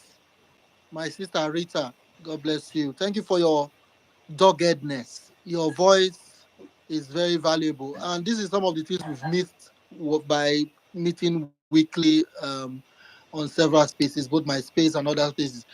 What struck me was the fact that this lady, Rhea, likely did not participate in the last election. She just tired. She saw what was happening to her, and she just took her phone and just complained. And they've made it into a political ball, talking about, she should go back to her state and all this talk about NC rules. She's a police officer. She's a corps member. She cannot complain. I don't know where they buy something, those will be corps members. But everybody, they go the same market. There is no market for APC or PDP. Look at what has happened to you, Rita. In Sena Climb, you are going to have attempts. And if you suffer loss, like you did now, you will have a recourse from your insurance company so that you can continue your business. That's the real way it's done. But in Nigeria, there's no insurance for you. So people break into your shop and steal everything, and you are even grateful, thanking God. That's the reality. We can take. Anyway, thank you so much for sharing your own experience. I hope you make a tweet on your own video and let's share. And let's not be shy about it. We must all add our voices to the 30-day rant challenge. If you are just joining the space, retweet and let's share. Thank you so much. Strong Amy, you have the mic. Thank you for joining. Long time. Okay, thank you, Steve, and good day, everybody. I think I want to really dwell on something that from what someone responded in his presentation today. When you come to the experience people are going through in Nigeria, no matter where you live as a Nigerian, except maybe you're lucky to have the whole of your village and your friends, you wherever you live outside Nigeria, you would think you will now tell me Nigeria is not affecting you. I may not go deep into that, but I know how much I spend averagely on every month. And when sometimes I look at my, banking statement, and when you put this money together, and I'll ask myself, here I'm building house in Nigeria, or is this just money spent on eating and things that everyday activity of life?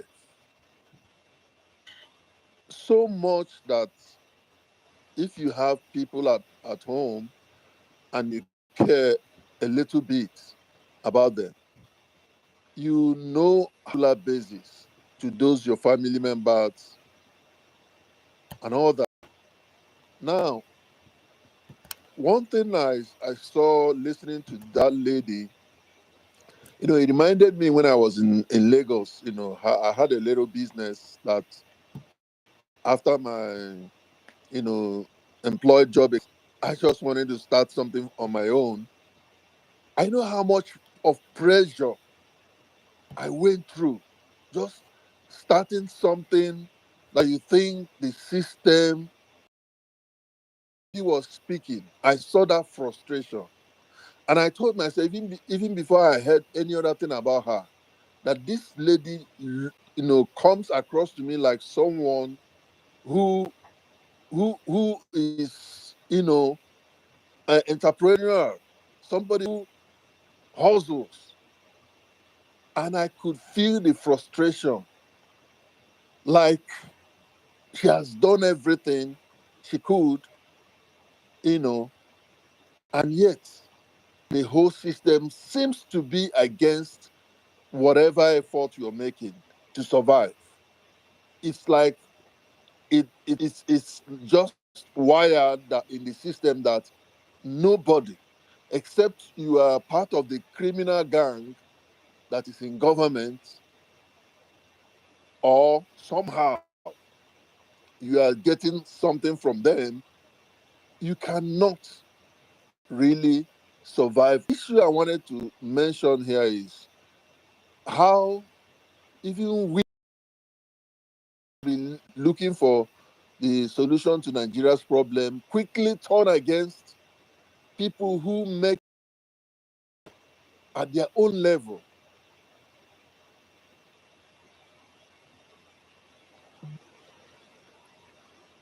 Can you hear me? Yes, go ahead. I lost you. You broke it up a little bit, but go ahead. I Yes, can hear you. a call came in, but I stopped it. So around, I begin to kind of, I don't understand it, discourage people who do their little contribution at their level to do the same thing that we claim we are doing at our own level, whatever that level is. I'm saying this because in some of my groups, the groups where I belong, who obviously are out there to make a change. Since this girl came up, you hear all manner of criticism against this girl. Some are saying that it wasn't nice. She shouldn't have said some things about. She should have chosen her words. She should have done that. This. I'm like, how are you guys asking this lady to be nice in letting out her frustration when her oppressors do not know what being nice is? They don't even know the first letter of the word, nice. And I heard someone also say today, ranting, it won't make any difference. I respect your opinion. But the truth is that if that little rant that lady gave did not make any difference, NYSC, very careful how we begin to tell, oh, this ranting, this thing, it won't make any difference. Or the people that are, putting up the little, oh, you should have done it this way. You should be nice about it. Let's learn to encourage these chaps to voice out. We say Nigerians are too passive, and yet when one or two finds courage to say something, we begin to analyze it. Oh, how she said it, how did she didn't say it, and all that. Please, I don't think all that is part is what the populace responsibility is. And how do you do it? It's by speaking out, it's by challenging what they're doing, it's by criticizing, calling out these people on what they are doing. That is the way to go. If we have a lot of those, the likes of that girl, speak up from across the country, it will make the leaders very uncomfortable. You may say, what would that, achieve at the end of the day? At least let's do something. Let's start from somewhere. Ranting thing will not do anything. Yes, there are. If he In if he will addition, not do anything, why are we here talking about it? I mean, it's ranting we are doing. We are here. Exactly. Is We it are not here. ranting The we are whole doing country here? is now talking about the young lady, about what is happening, and if somebody says it doesn't matter. Not even the talking about the young lady. The issue of the cost of living in Nigeria has come to the fore again. Exactly. After so many months, people were like, themselves into the river instead of speaking up. So I think we should encourage things like this. We that think, but the common Everybody person, is feeling it. Oh, even Dangote is feeling. Everybody. the common person in the street has a way to also, come out to let out his or her frustration. Let's not, say, oh, this one won't work. It's not gonna change anything. I mean, they are all going to contribute in putting pressure on this evil regime, and and pretty soon, we don't know, things will begin to change in terms of more people realizing that, oh, we can't take this any longer. Please, let's not tactfully shut down voices because we think, oh, that they're not carrying nuclear weapons to go and bomb Asoro. Please, let's encourage these voices, and let's do everything we can to make sure that every voice is kind of amplified. Let's be on the throat and on the neck of this government until they realize they should do what they are supposed to do. No. Thank you, Strong Amy. Your voice is, as a citizen of any country, your voice is your power. You don't. Again, let's just quickly do civics 101. What is government? Government is people in a particular domain delegating their powers to few individuals. They could be your governor, your local council, your police officer. As a group of people, you delegate your powers in order not to have chaos. You say, let these few people represent. So police powers is what the government has to enforce the laws that we have all agreed to abide by. Once you've delegated your powers to these few individuals, they are ab initio more powerful than you alone. The only recourse is your airing your grievances under your right to free speech. Of course, you do it in a civil manner. That's your only recourse. And the more you are, the more those you elected are pressured to do what you want, because they will come back to you for votes, right? So if you don't speak up, you don't have a country, you don't have a democracy, you don't have a society that works. So there is every value in speaking up, which is why I use the hashtag Raya is a hero. In every society, people will speak up when you have 100%, not to talk of the 300% increase in food price. In America today, inflation is about 4.4% again. I think they are even, that's not correct when it comes to real price when you go to Walmart. But people are complaining already about inflation, 4.4%. Whereas in Nigeria, people are drowning in more than 100% increase. And nobody is speaking up. So your voice is your only recourse. And I want to thank Strong Amy for that valuable addition to this conversation. Thank you so much.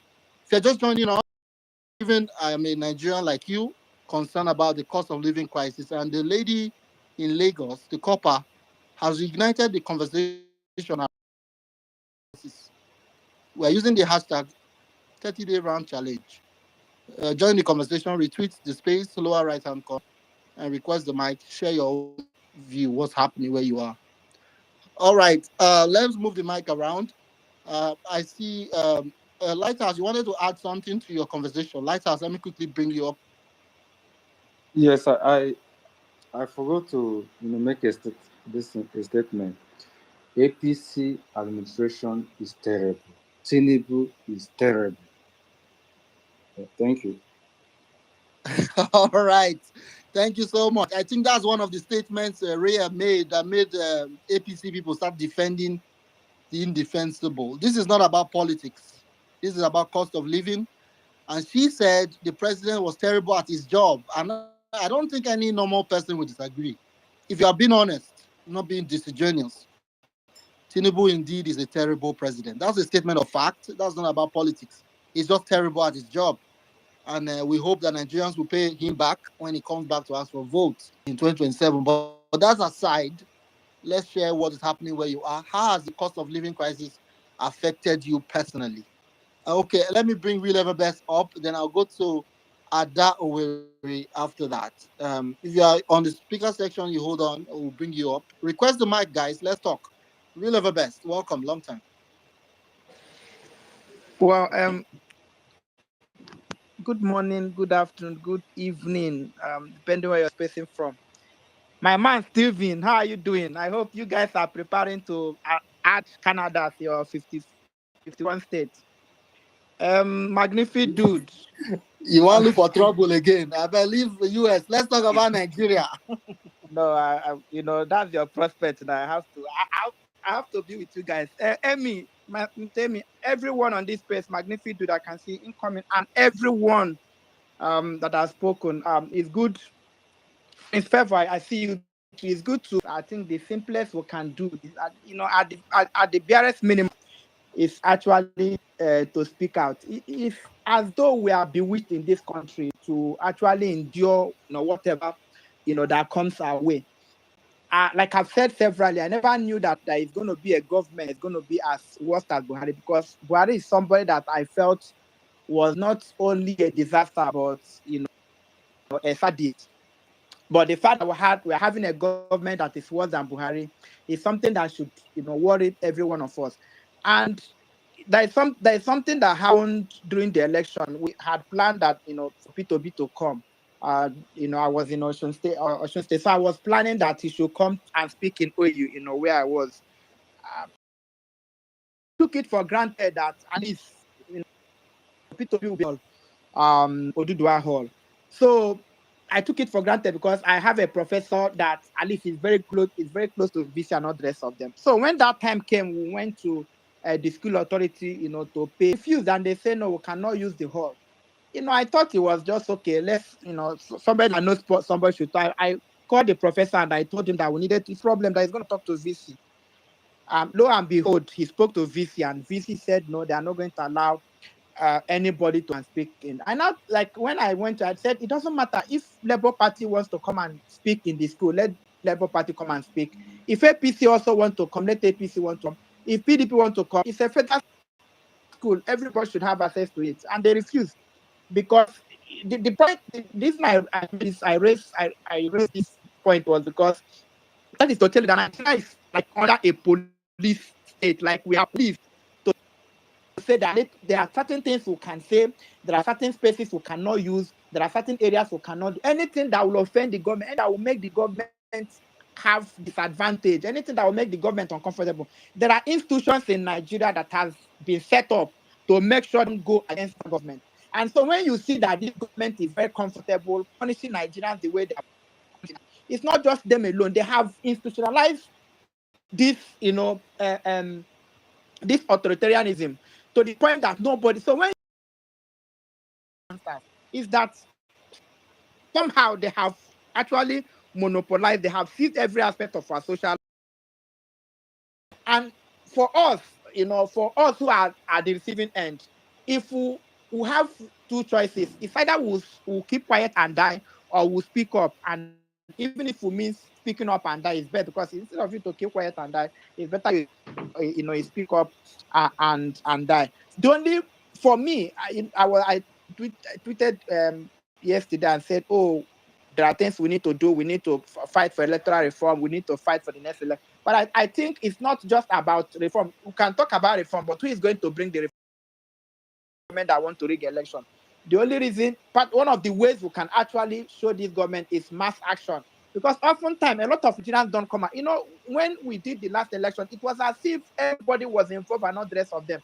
The truth is that the people who stayed at home, people never got themselves involved. We are much more than people who came out to actually work for that election. I want to repeat it again. The people who didn't come out, who felt it didn't concern them, were not involved in politics, I don't like politics, they were much more than some of us who came.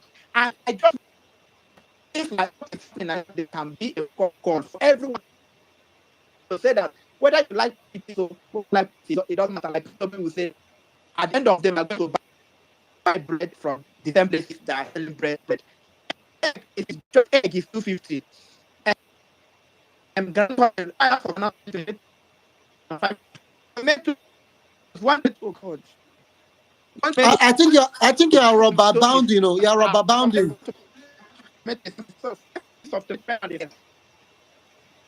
Real ever best. You're rubber bounding. You have to. No, you're rubber bounding. You need to drop and come back. Your network. You're rubber bounding. Okay, I'll bring him back up. His network is indeed challenging. For those that are just joining us, welcome to this space where we are speaking about reactions to the young lady Rhea, which I use the hashtag Rhea is a hero. She's serving in Lagos, Ethiopia specifically, and her video has gone viral about her complaint of the cost of living crisis. We want to shy away from politics, which is what has the conversation has divulged into. We want to get Nigerians. Please request the mic and join the conversation. Thank you for joining. I see all of you on the space. All my madams there. Auntie Bolanle, I see you. Thank you for joining us. Oga Mark, I see you. Peter Temp, you guys are all welcome to speak. It's been a long time. Lanre, I see you hiding quietly down there. Thank you for joining the space. Please let us share what your own experience is. In the last 20 months, price of food, everything has gone astronomical. How are you managing? What is your reality? Use the hashtag. Let me bring Ado Were. Ada, what's happening where you are? You feel this price increase? Good evening. My father, mother, brother, sister, every lovely person here. I am grateful to be here. I know they come space like before again. No be say I now waiting I plan for myself. I can't afford data. Let's start like water, where person you feel afford to buy them. Now it don't increase. See, wetin my sister the NYC copper talk no be lie o. I have a junior sister currently serving in Osun State. Before we could even get her to Osun State, where they posted her in different places, the situation of the country. So she has to defer that one, wait another one. God can't do am. We say, okay, Osun State is okay. Now we are now faced with the reality. How we go take cope? So when somebody leave house, like we see they manage for our own self house, like where we manage within our means. Somebody can't come up for there, can't go another state. So now extend help to that person, another work. It's not easy.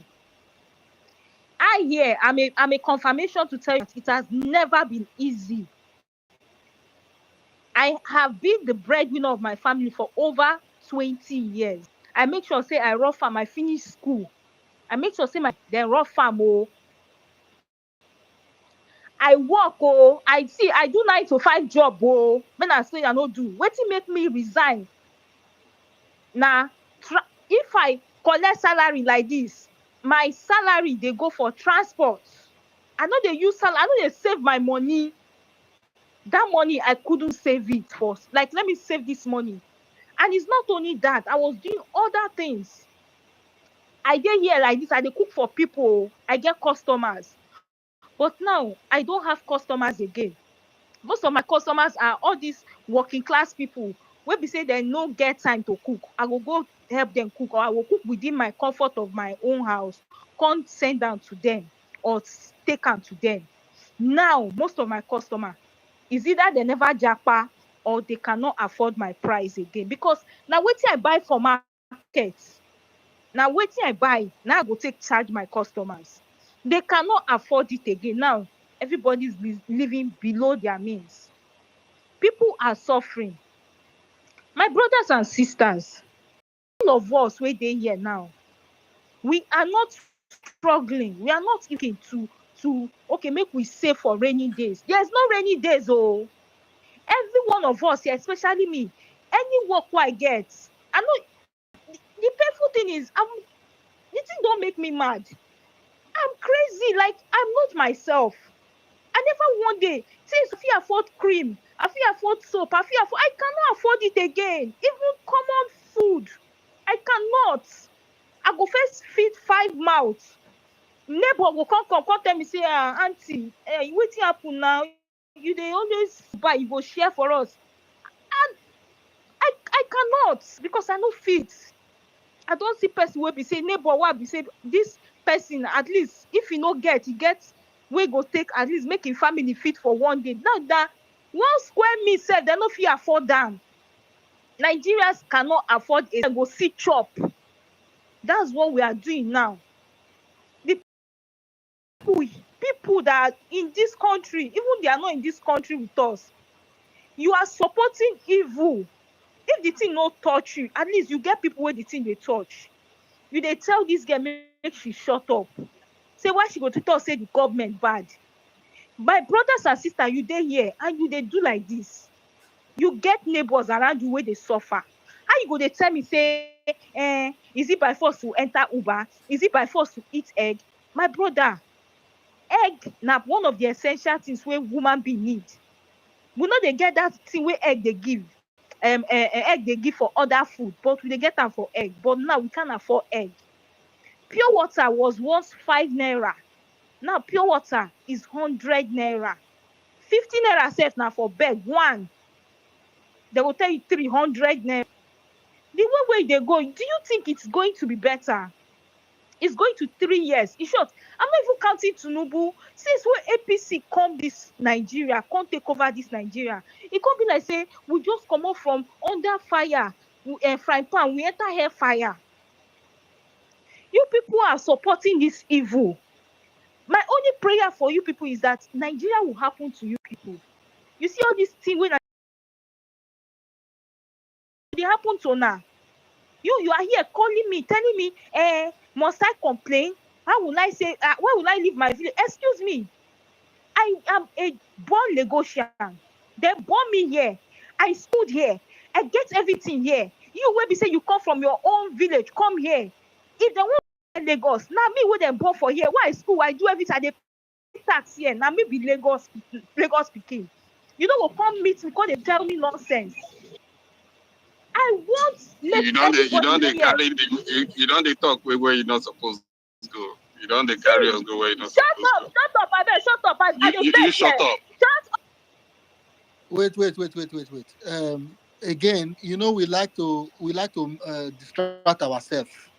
Let's avoid this back and forth. Let's stay on topic.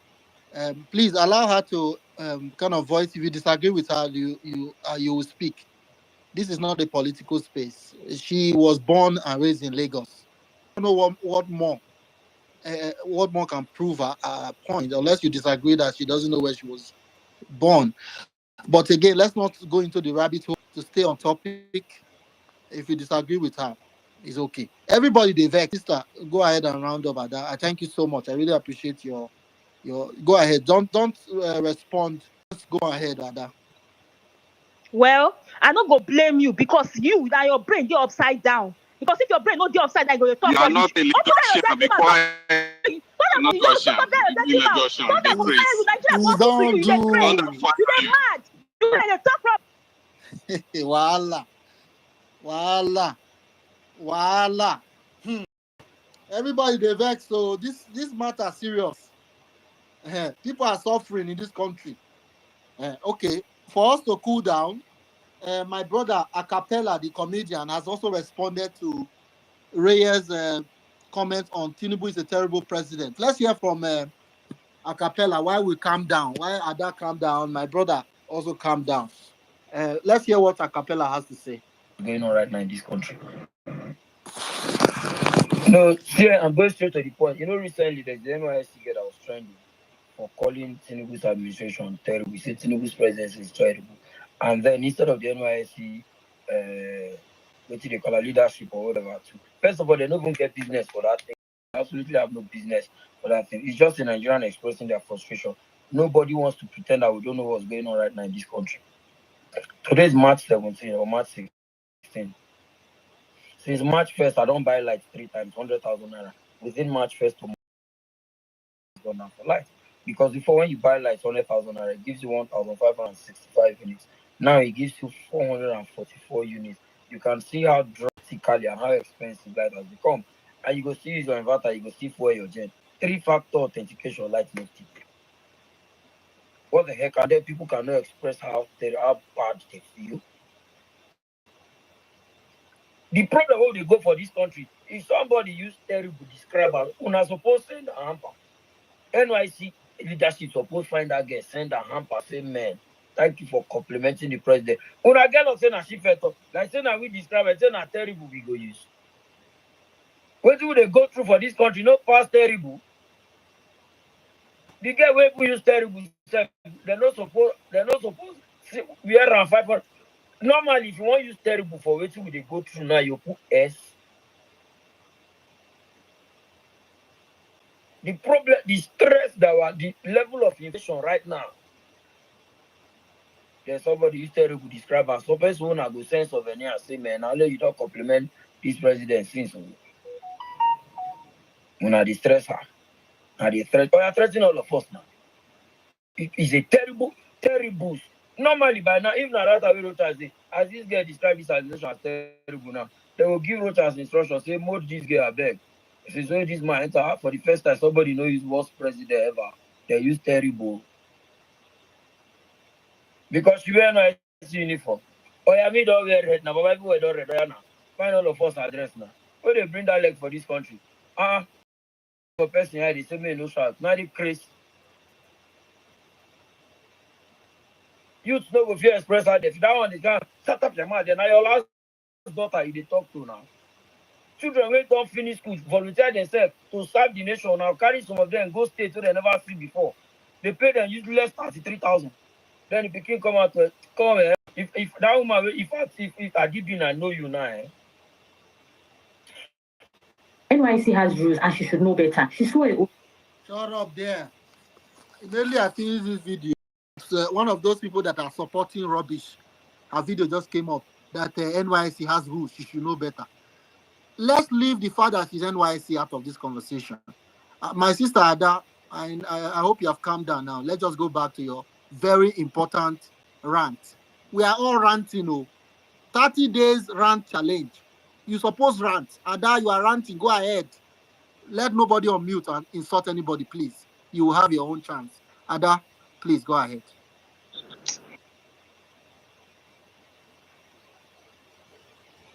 Ada, I can't hear you again. No. Glad the verse said, don't mute your Mr. Steve, no verse, I beg. Now, anger, see, this thing they painful. It they very painful because some people like this Olori Buruku, Abiodun Oniranu go come and they talk rubbish for my ear. This bastard. Then boy you were talk to me anyhow. Okay. Let me say, Ada, I said, don't attack anybody. Face the God. The double chief not being increase food price, and so that we don't lose sight. While you are ranting, the midwife over 300% increase in food price, fuel price, remove subsidy without any palliative. Reality is that the floating of the currency has destroyed your purchasing power. Your problem is not double chief, Ada. I want to avoid this space becoming a wrestling ground, please. Ada, I know say you the best. You hear a cappella now, na popular media. Instead say terrible president na compliment. That he's supposed to say a harder thing more than terrible president na compliment for Tinubu. So first Tinubu leave double chief alone. I'm not just say Tinubu na the president. He's not the president. He should say Tinubu did this space. Now all of us go face him. Say what till you do us? Where we say money no they reach 1,000 now no fit buy person fast food, mama put. So that rant should be focused on the government, not the person that is on this space to also hear his view. And the lady has also apologized to Lagos indigenes because he was being attacked for, according to them, attacking Lagos State. So read what he wrote. The lady Raya just posted. He says, I want to first of all state that I am sorry to the people who were born and raised in Lagos. If you feel offended about what I said, I am sorry.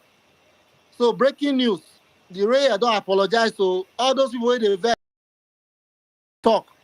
Say she insult Lagos. She don't say, no verse, so Ejo. She said, I am sorry. This is from the youth copper. He said, but as a visitor here, I could tell there was a difference in the atmosphere and quality of air here. If the way that I put it is has triggered your emotions, state of origin, I am sorry. I didn't mean to talk down on your state of origin. So to all the indigenous of Lagos, Ekuroleo, Eleo, Ejo, she said she is sorry. Now let us go back to the point of the cost of living crisis, which is the whole point. I hope that is okay. Ada, just conclude, so that we can go on. Let's not attack each other. Thank you. Well, like I said, everybody is angry. So make everybody just mind how you go they talk to people. People they vex. Don't let make and pour my anger on you. So just avoid me. Avoid me. Avoid me. All right. Now I will not avoid you. I will not avoid you. You are my sister. I will avoid you. Bola is here as well. Thank you, Auntie Bola, for coming up. Don't me the real level best. At that It goes back to what my first contribution. There's no reason under this song that anybody should be interfering in what I was saying, because she was saying she was born in Lagos. Saying that you're born in Lagos, when has that become a sin or something somebody cannot say open if we live in a normal country? We are saying people are angry. But we don't live in a normal country now. Let's not deceive ourselves. Excuse me. How they are not nice in what they are saying. I mean, I don't get it. Honestly, the person that interfered, if I was the host, I would drop you because you don't have any right to interfere. Even if you disagree, let's not allow this. Okay, let me respond to what you just said because you just called me out directly, and I have to respond to that by, oh, she's a Lagosian. The lady has apologized. The part where she said, yes. Let's focus on that, please. Yes. That part she has apologized and will move forward from it. What Adam was saying was that, oh, she's more Lagosian than any other Lagosian because we put we rejected that notion that Lagos is Israeli and all that narrative. We pushed back on that. My brother, thank you. And that's what Adam knows exactly was talking about. Thank you. Even what you said, even that push back on that. Excuse me, even that statement is irrelevant. For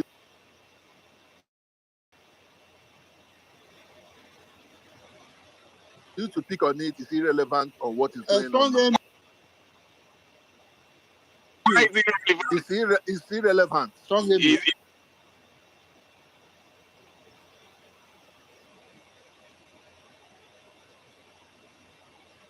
In my opinion, there are people that were really angry that she insulted their state. You can't help it.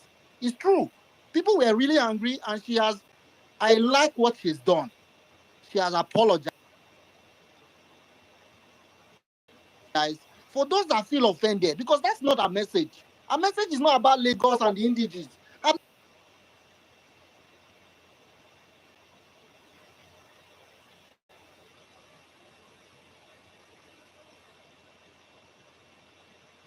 To Real Level Best here. Thank you so much. I'll get to all of you if you are on the speaker section. Real Level Best. Real Level Best, please now, go ahead. Are you there? Hey, you know the lady also complained about You are MTN data. now you are muting me, but my network is bad anyway. Yes, You I are did. muting I me, did. so I now that you apologize. are Go ahead. Go ahead. not normal, right? Nigeria is not a normal country, but when we open spaces, idea is to make sure that we use the opportunity to speak to speak sense into people that doesn't have sense. So when you open space and people who want to run mad, you remove them. It's an opportunity to correct that madness in people.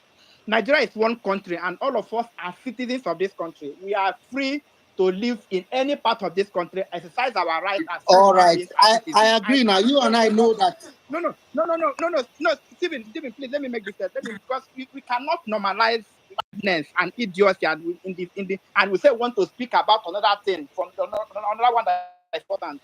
When Ada was speaking, even if Abiodun or Chief want to, he would have allowed her to finish her point. And there is nothing, like Amy said, there is nothing that she said that was derogated. But she have the right. Why Just are as you every other person, Real Level Best? Real Level Best. You are my freely. brother. Why are you No, trying to Stephen. litigate that issue? No, it's important. No. It is important to litigate this issue, just as it's important to also speak about the cost of living, because this is the madness. This is how we normalize idiocy, foolishness in this country. That is why we are here. Because this type of people are people during the election. They will say, "Oh, because Tinubu is from my place, he have to be there." This is what we are going through in this country. People cannot actually look at the bigger picture and say, "All of us are one people, and we deserve what is good." I'm in the West. I've been in the West now for how many years? I'm in the West. This Tinubu government, as much as people want to say it's a Yoruba man, Emilokan, it's not favoring anybody. There is nobody in the West, aside from the few Lagos boys he has put in positions of power. There is nobody. The average Yoruba person is suffering. So the idea of, it's a Yoruba man, Emilok is our turn, it doesn't mean anything, because if Tinubu had built a very good road or hospital, I'm going to have access to it. So that is the madness. We have every opportunity that we have in every space. And these mad people come to exhibit their inner space and now bring themselves together and exhibit their madness. It's important. All right, let me tell you, we don't litigate that here. I hear you. You know that you and I are on the same page. But the big issue why Ms. Reyes has apologized is that the conversation is being distracted. The whole point here has gone viral is that nobody can afford to live within their means with your small salary. Cost of living is out of control. She did a video not to come and litigate Nigeria accepting Lagos indigenship. We know that problem exists. The real issue is cost of living. That is what we are talking about now that made her go viral. If we go back now to relitigate, she has come to apologize because she recognized that it is distracting from the main message. I am not here to talk about, of course, it's wrong to have interjected Ada. Ada has even accepted and she has ranted. So please, I beg you, I understand the anger, but we are not here to have echo chamber or all those that agree with us. We are all Nigerians, every one of us. Both those that voted Tinubu or did not vote. We all suffer from this. So I appeal to you, please. Let's share your own experience. Anyway, I hear you, but I was not actually holding brief for the copper, what he said about Lagos men. And I was talking about Ada, who said she was born in Lagos, and I don't know why that should offend anybody. Anyway, the point I was making, I don't know where I stopped, but I was actually talking about the prices of things. I said like egg is like between 250 and 300, just one egg, and I said tomato, like for the first time in this, tomato is like one seed of tomato is like between 100 naira and 150, depending on the size. There is something when I was growing up, I was always asking anytime you go to market, everything might add it to price, but salt will never add price. But today, salt has added price. Granite oil is about 23,500. You can't even buy rice. You can't buy beans, in this country. There's Obigo. I don't know whether some of you know it. An app called Bigo. If you go to that app, ladies, like ladies are selling their body as cheap as 1,000 naira. Somebody can naked, like that is what, like Nigerians, as cheap as 1,000 naira. Somebody can say, oh, send me 1,000 naira, I'm going to open my body for you. This is what, that's where, this is going. Like people can't feed, and people are looking for every opportunity to see how they can feed. There's this milk, I've said this thing before, there's this Hollandia milk. When I was in Port Harcourt those days, I have a friend that worked with Hollandia, and he will bring this milk to me, and because they will give them in their company, he will bring to, I will not use it. That milk will be in my house until I'll give it to my neighbors or my land. I like pig milk, and I would like the Holland one. Today sell that pig milk, because I now love that Hollandia. Like for me, that Hollandia is like, it's the best milk since sliced bread, because because there's a way hardship will make you, like things that ordinarily you don't like, you start liking them. Like me now, I can buy that Hollandia, but there are people who cannot even afford to buy that. That is where we have gotten. There is no aspect of our life that is cheap. Everything has gone high, and what is happening is that if something that used to be like beans used to be like 350 naira before. So now it's about 3,500. So if tomorrow it becomes 3,400, they'll say, oh, things have down. If a loaf of bread that used to be 350, that is 1,200 today. If it's now 1,100, they say, oh, something has. People will not remember where this thing was when this government. There is nothing that anybody can point at and say, oh, this is what Bola Ahmed Tinubu has actually made right. Nothing. There is nothing that you can, everything, even Gary, whether it's Yoruba Gary, whether it's Igbo Gary, everything is costly. There is nothing Nigerians can go to market. In those, like during the military regime, while I was small and during time of Babangida Abacha, if price goes up, there is something they can say, okay, if you can't buy this and you buy the other one. In Nigeria today, there is nothing that is cheap. Everything, ginger, pepper, the cheapest thing, there is nothing that is cheap in Nigeria today. Everything, Indomie, everything is costly. There is nothing in short, those local things that used to be very cheap that somebody can afford, those are the ones that are even expensive. Those ones that Nigerians can actually go to their farm and farm country. And people now use it as an opportunity to come and say, that is when you now, and the person who is defending this government is even as poor, is even much more poorer than the person who is complaining that things are hard. That is what I was saying. This thing is witchcraft. I don't think it's ordinary. What is happening in Nigeria is not ordinary. It's like there's a voodoo. There is something that they've cast on our collective meaning that somehow we cannot reason as human beings. Because look at Americans, like Stephen, you noted, there was inflation is 3%, it's 3.5%, and everybody is ranting, oh, price of egg. And the difference between what it was before and what has increased is just maybe it's not even up to $1, right? And people are complaining. But in Nigeria, egg has gone from 15 naira to 300 naira to 250, just one egg. And most of these eggs, they are so malnourished. The eggs they're talking about is not even one big egg like that. It's egg that is like even the chickens that lay this egg, the chickens are suffering because they are not properly fed. Because if you feed this chicken the way they should be fed, you can't even sell the chicken the prices you're supposed to sell them. Chicken, to buy chicken today in Nigeria is like about 20,000 or 25,000. You can't buy yam. There is nothing. Like what is really going on? This is not the time for us to now sit around and be dragging, oh, this place belongs to me or this place doesn't. Nigerians to behave like, oh, we've gone mad. For us to come and say, it's either you kill us or you leave this government. Tinubu government, if you leave Tinubu and those his co-travelers, leave them there. Give them 100 years to fix this country. They are not going to fix it. They don't have idea. They don't know what they are doing. They don't have policy. They don't have direction.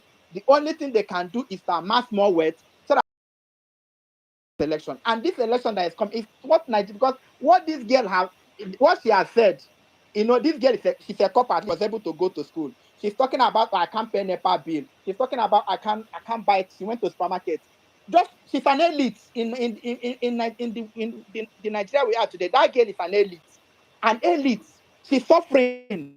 And the poor person in the village that have not even gone to school, that is not even living in a proper apartment, is now. Let me tell you what happened to that. I still maintain the room I stay in school.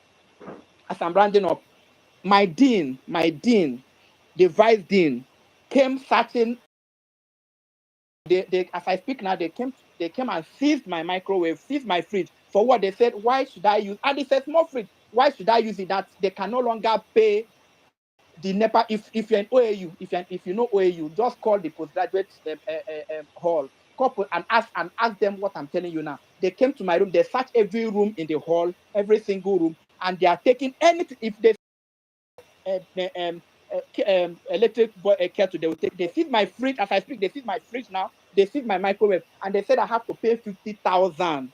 Increase the. It used to be 70,000 before. They've increased it to 100,000. But for me to use fridge, they came and carried it. Like we are living like animals. Like people don't really understand what is going on in this country. This thing has not happened before. That they will come searching in your room to say, why are you using electric boiler? Why are you using fridge in your room? Why are you using microwave? Like we are supposed to live like animals in this country. I'm telling you, this is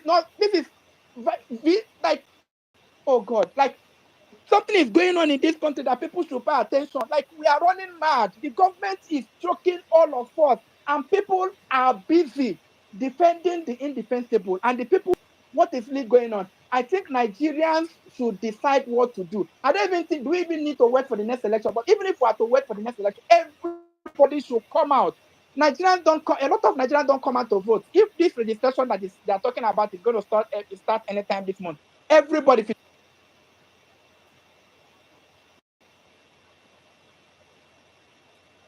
to government office again. I watched Seyi Tinubu speaking the other day. When you see that guy speaking,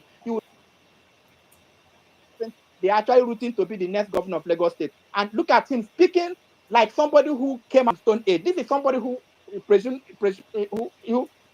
who went to school. They say he read law and not this one. And look at the way he was speaking, like a well. And that is the kind of person, the next level of leadership. If we don't get it right, Nigerians we should come together and call a spade a spade. We are suffering in this country. Something is wrong.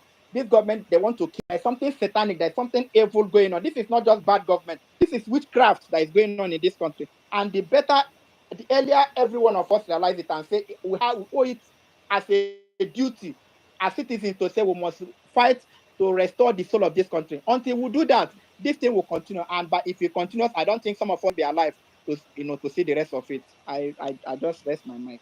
Thank you very much. Thank you, Real Ever Best. Wow, this indeed a touching issue. There is nobody. I don't care your class of income. Even Dangote is feeling it. You cannot increase fuel from 180 naira to over about 1,000 and bring it down to 900, and people will not feel it. So it's good that Ms. Raya, the copper, has come out to share our own experience, but let's not distract ourselves with the conversation around how and understand. She's just a young person. She may have spoken out of term, but let's focus on the message and leave the messenger alone. All these people going to research her. Oh, she's from Akwa Ibom. Oh, she's from Cross River. Oh, this, that. It's not important. What is important is the message she's sharing about how. Before I go to the next speaker, let me bring Auntie Bola up. Auntie Bola, I'm sure you've been following the conversation. I hope it's not the gentleman that interjected that that provoked you up. But I look forward to hearing what you have to say here. Greetings from here. Auntie Bola, you have the floor.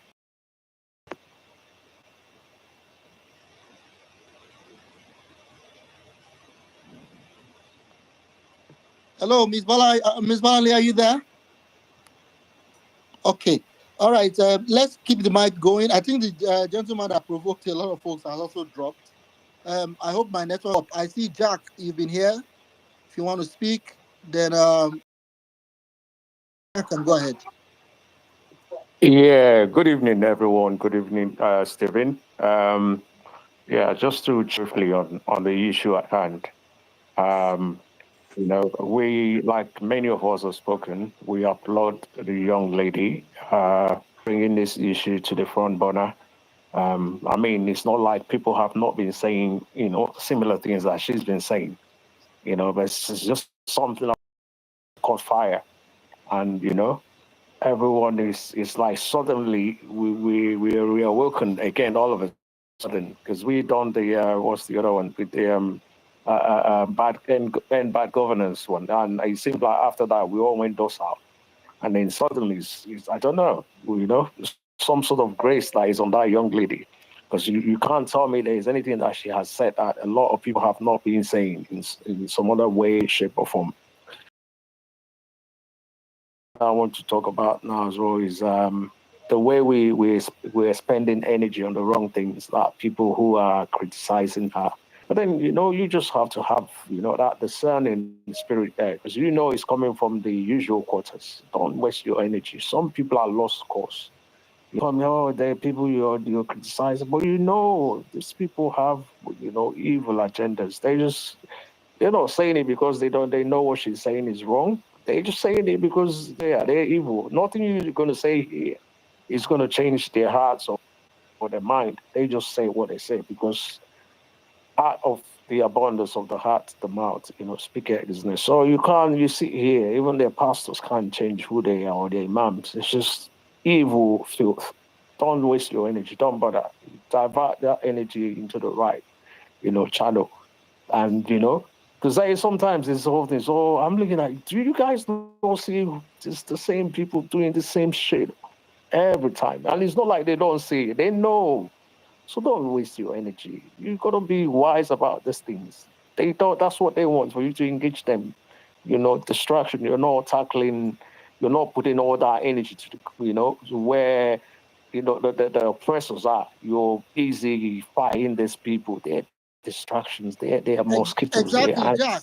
I think I just wanted to interject to say that most of the distractions are around her being a copper, the bylaws of a NSC, talking about Lagos and smell. I think those are irrelevant from the main message. No, I'm not. These things. These people, they know. Like this, they know what's going on. Like Tinubu's been in government, and they know that the policies have not really worked. So even if there's someone who has a mind that, somebody who's reasonable, be like, okay, yeah, maybe I supported him based off of where he's come from, tribes or whatever. But this reality is biting all of us. It's about time, to take a step back. But no.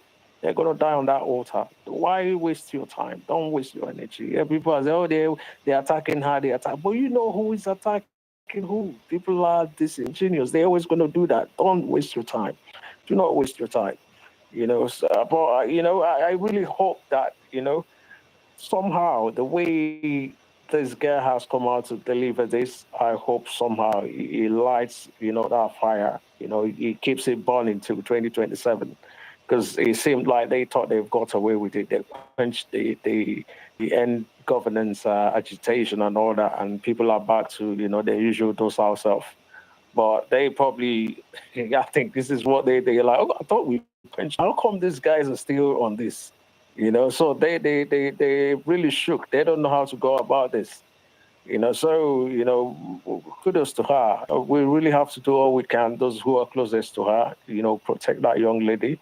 If it's in terms of jobs, offer her jobs opportunities, reassure her, keep her safe, because I can see the hands that are all coming out to get her, and just to shut her up and her kind, So yeah, that's my own 2 pence on the issue. Thank you so much. You are not wrong at all. The same suspect that will always gaslight and distract, they are all up refusing to address the elephant in the room. Thank you so much, Jack. It's good to hear from you. I think Auntie Bola is ready to speak now. Auntie Bola, welcome. I'm sure you've been seeing what's going on with the 30-day rant challenge.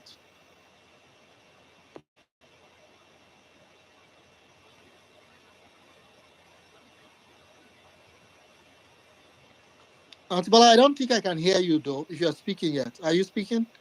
Unmute your mic if you can. Okay, I suspect the network is not letting her speak.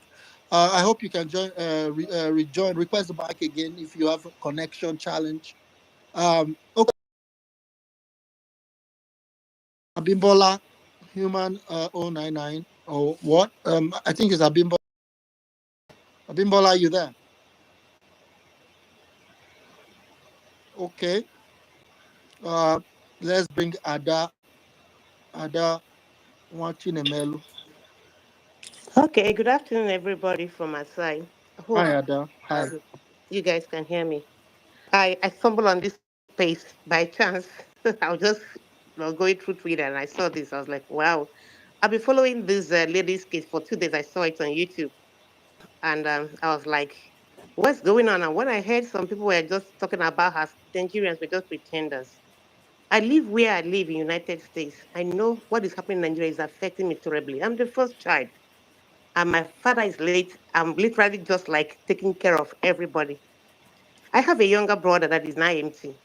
And I found out after paying the school fees, he would tell me the lecturer is not going to give him his result. You have to pay certain money. Everything is money. Money you pay for sorting for your test. You pay for sorting for your exam. And I withdrew him from IMT now to UNEC. It's horrible.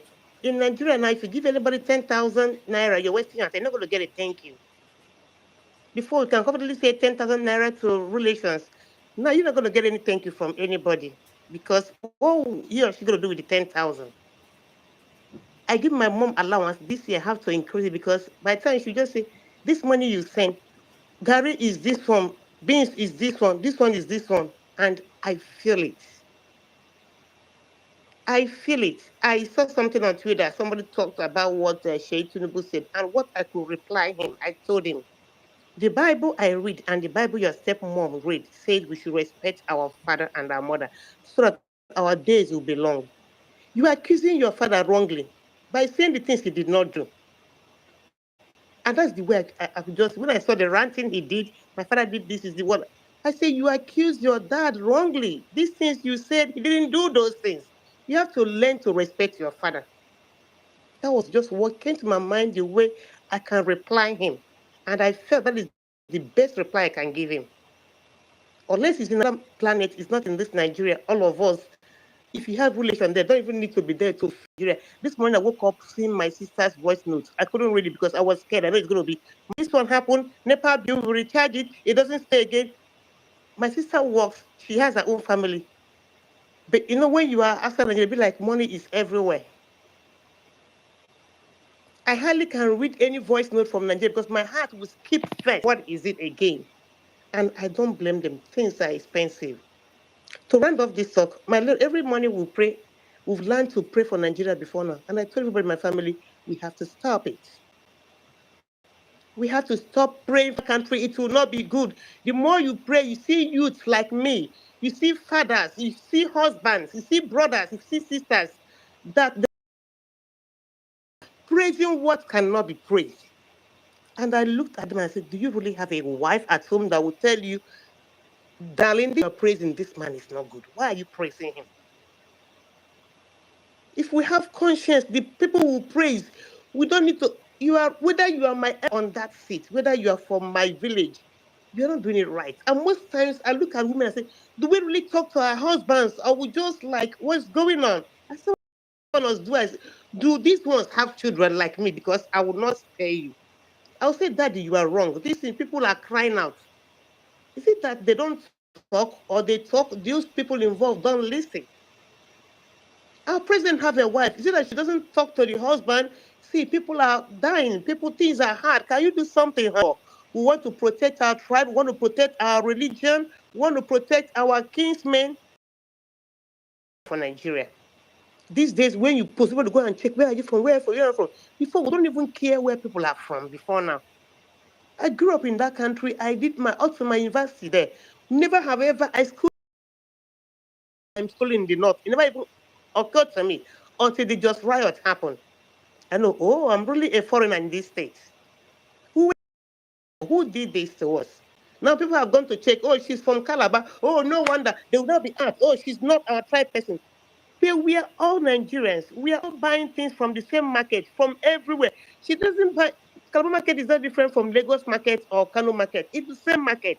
It's the same light bill everyone is paying. So why are this? Who did this to us? We don't have conscience anymore. People look and say, you are working. People know people, pockets. We don't even think about tomorrow. That is why I told them in my house, where I am. Don't think about this country anymore. If they want to burn into ashes, that's their problem. Anyhow, they'll be fine, last. Our youth, everybody just doing their own thing. Now, this lady has spoken up. I'm happy people that said Last night I took time to watch a lot of the way I now do. I say, thank God this lady has prepared us to talk. Has prepared us to talk before everybody will just like, who will say face? He says they will come for you. That all the boot lickers will come to please the other. Oh, go and arrest her talk. And last time, what on arise, a youth couple was kidnapped and ransomed. Nobody could do anything. If it's AIG wife, the person will be released. So Nigeria, that's what people say. We want to make this country a place where nobody's child will be somebody. If you're not, so anything, if you're not area kidnapped, you're on your own.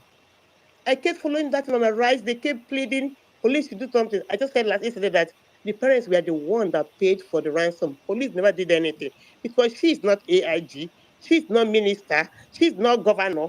Her father is not connected. What a country. And people sit down and say, how dare you talk? They're not going to go anywhere. It is going somewhere. If not, so they would have come for her. Hey, they would have come to arrest her. It's because people started crying that nothing should happen to her. They listen. When we talk, please, people, they listen.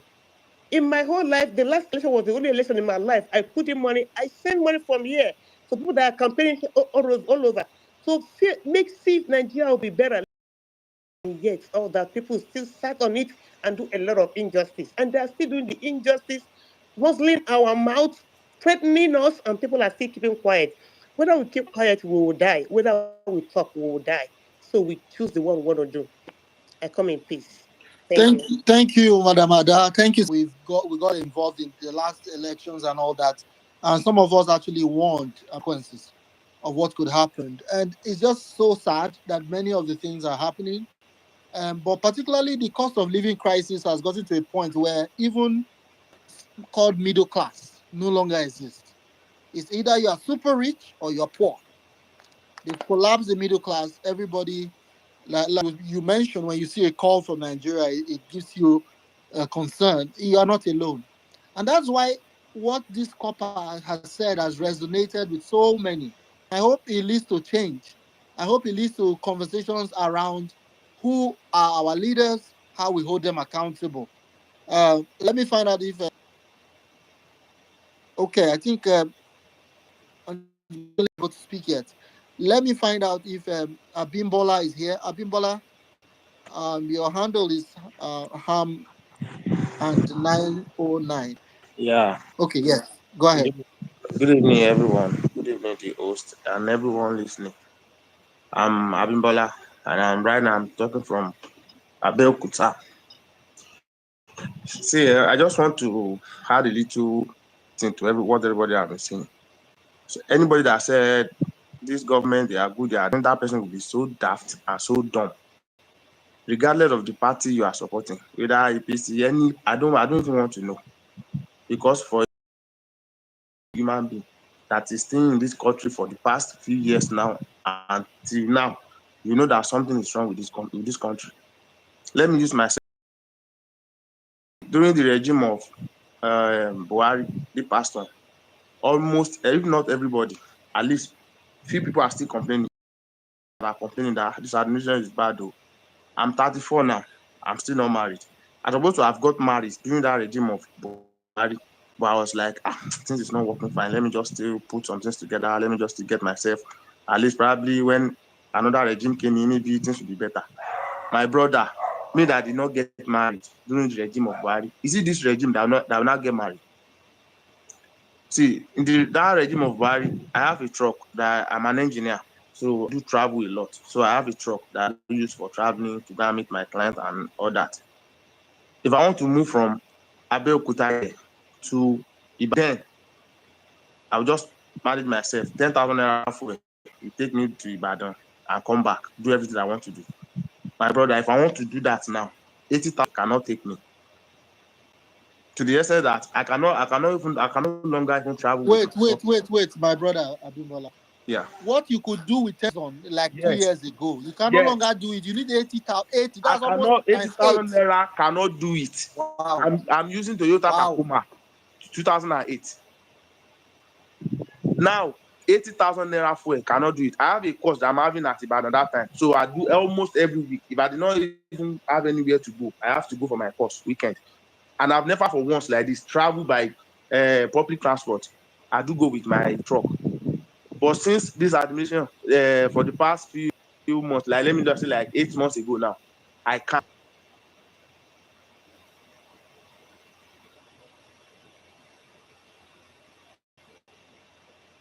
be on foot.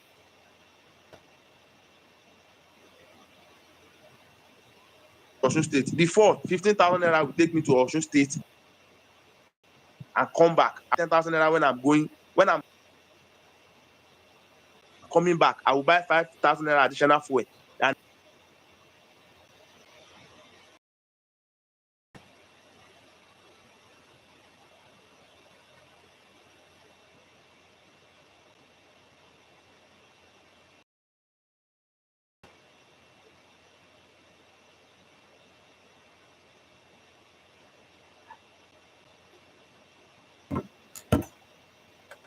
Complaining instead of those facing the people, reality.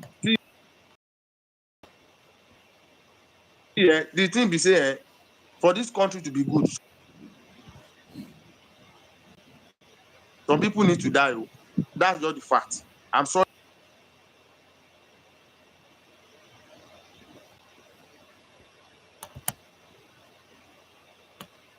Some people need to die for this country to progress.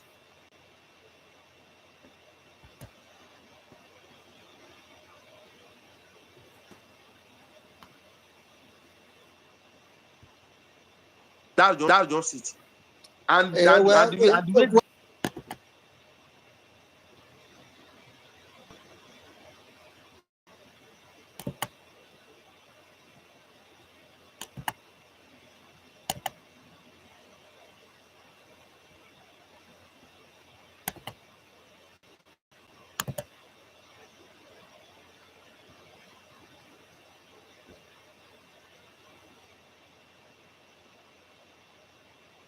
people fear, people cannot even talk.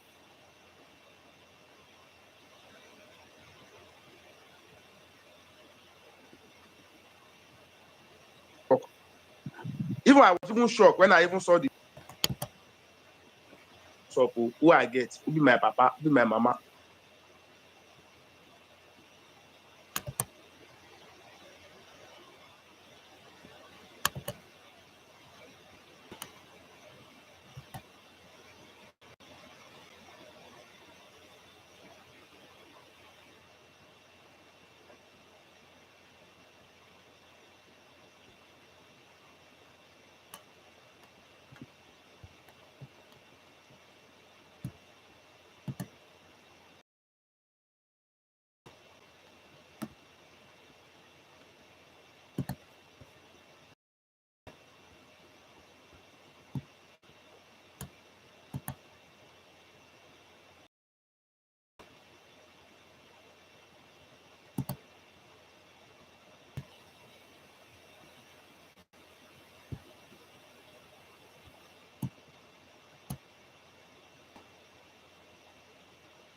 We are just living just to eat.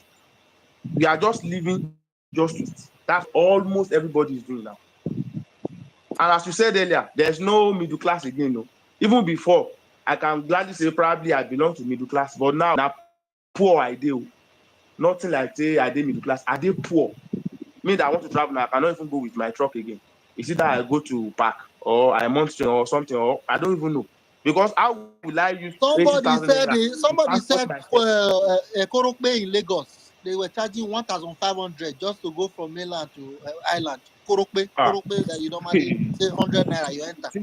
Say See, 1,500. I don't know. I don't know what we are going to do.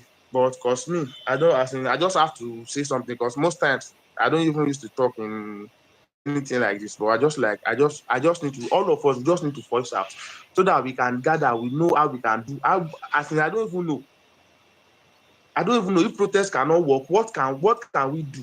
What can we do? What can we do? Because we cannot continue living like this. We cannot. Thank you very much. Yeah, Thank I'm you, even my bothered. I cannot even express myself very well because as I'm even talking now, I'm very, very angry right now. So let me just keep it like this for now. Thank you.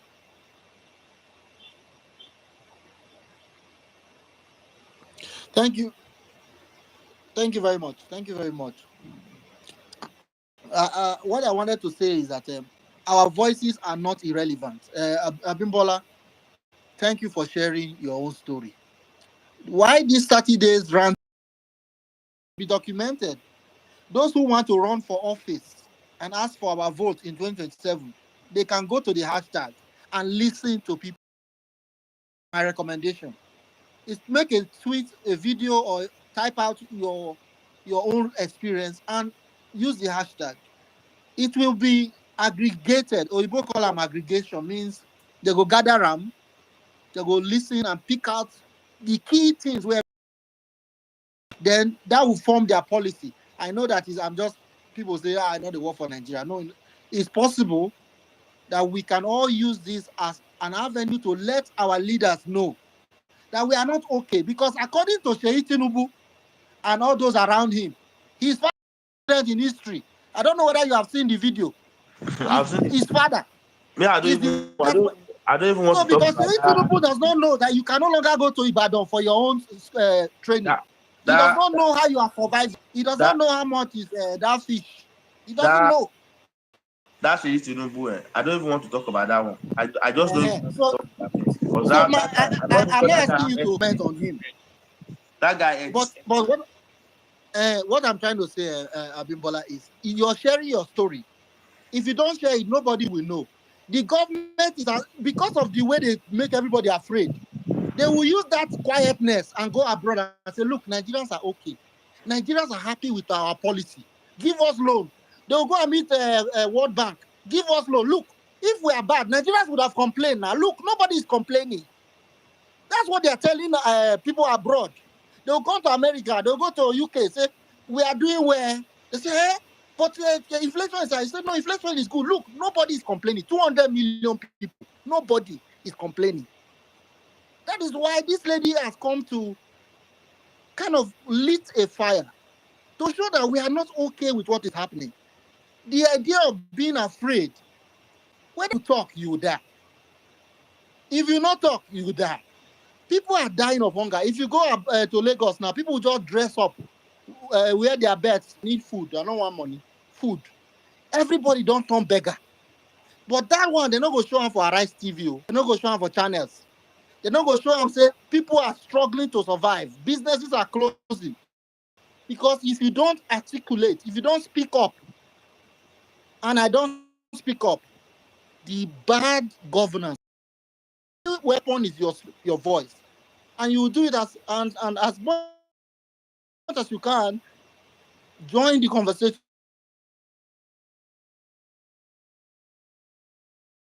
That you can get married.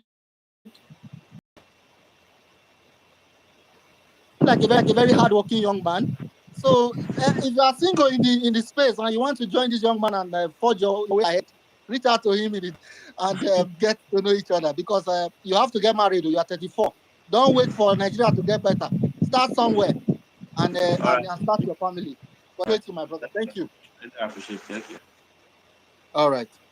Okay, so we're going to move the conversation on. We're still reacting to the viral video from Rhea, the couple that expressed her dissatisfaction with the cost of living crisis. So once you get your conversation, 30-day run challenge, make sure you are using the hashtag to say your own story. Do a video on TikTok, post it. Let people know that it's not only her that is suffering.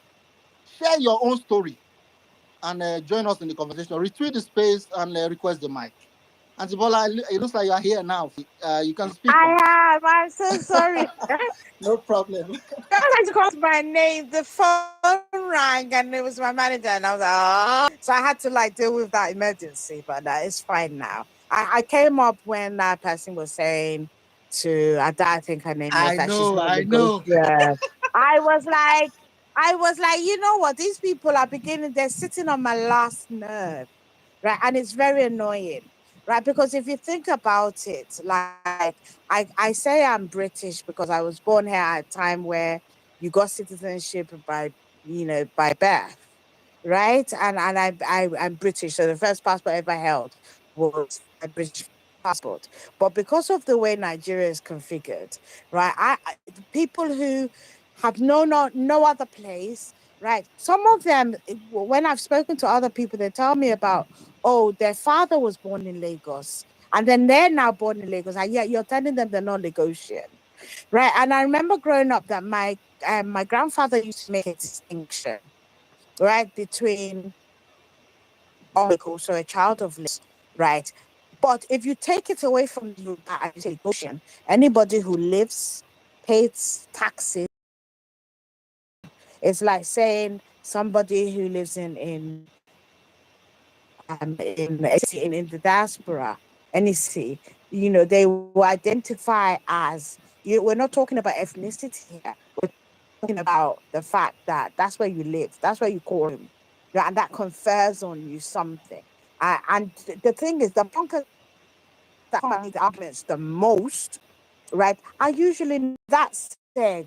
It's really sad that those of us in the diaspora that are not even directly, we feel this, that people are struggling, we feel it indirectly through black tax, right? And people who don't tax, they have to bail out family, extended family members, friends, right, by sending money regularly to help them get through it, right? So in a sense, we do understand that there's stuff going on, right? When I saw this young woman brave enough. Let me first say that I have a whole lot of respect for her, because most, and I'm sorry if you fall into her jealousy, right? I apologize if you're saying that's not the case.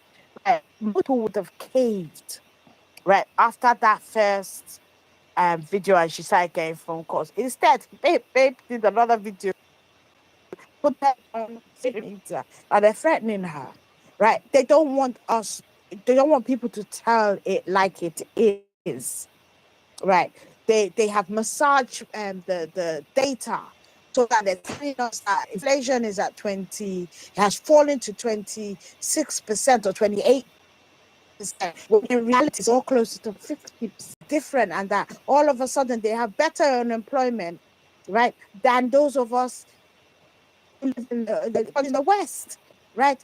There was a crisis after COVID, right? A lot of just have bounced back, right? But even then, nobody has those kind of unemployment figures, right? So they feel like they can rule by propaganda. Propaganda got them in, and they feel like they can continue, but they are ignoring the feelings, what the common man is feeling by going to the market. They go to, unless you don't go to the market, like people go to the market, and people are reading off these numbers, and you're thinking, how did it up, so far up, and it's continuing to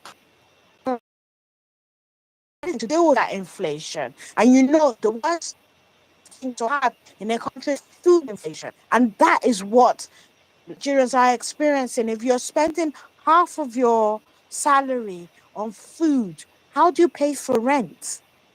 How do you pay for transport to work? How? If you have children in school, how are you paying school fees? And yet they don't want people to complain about it. But I love that it's become a 30-day rant thing. Let people speak their truth. Let people explain how the government policies, these anti-people policies, have made people suffer, right? So much so. Who knows, when the new numbers come out, how many more people are in multidimensional? How many more? Right? Because it seems like tens of millions every time they release data. It increases.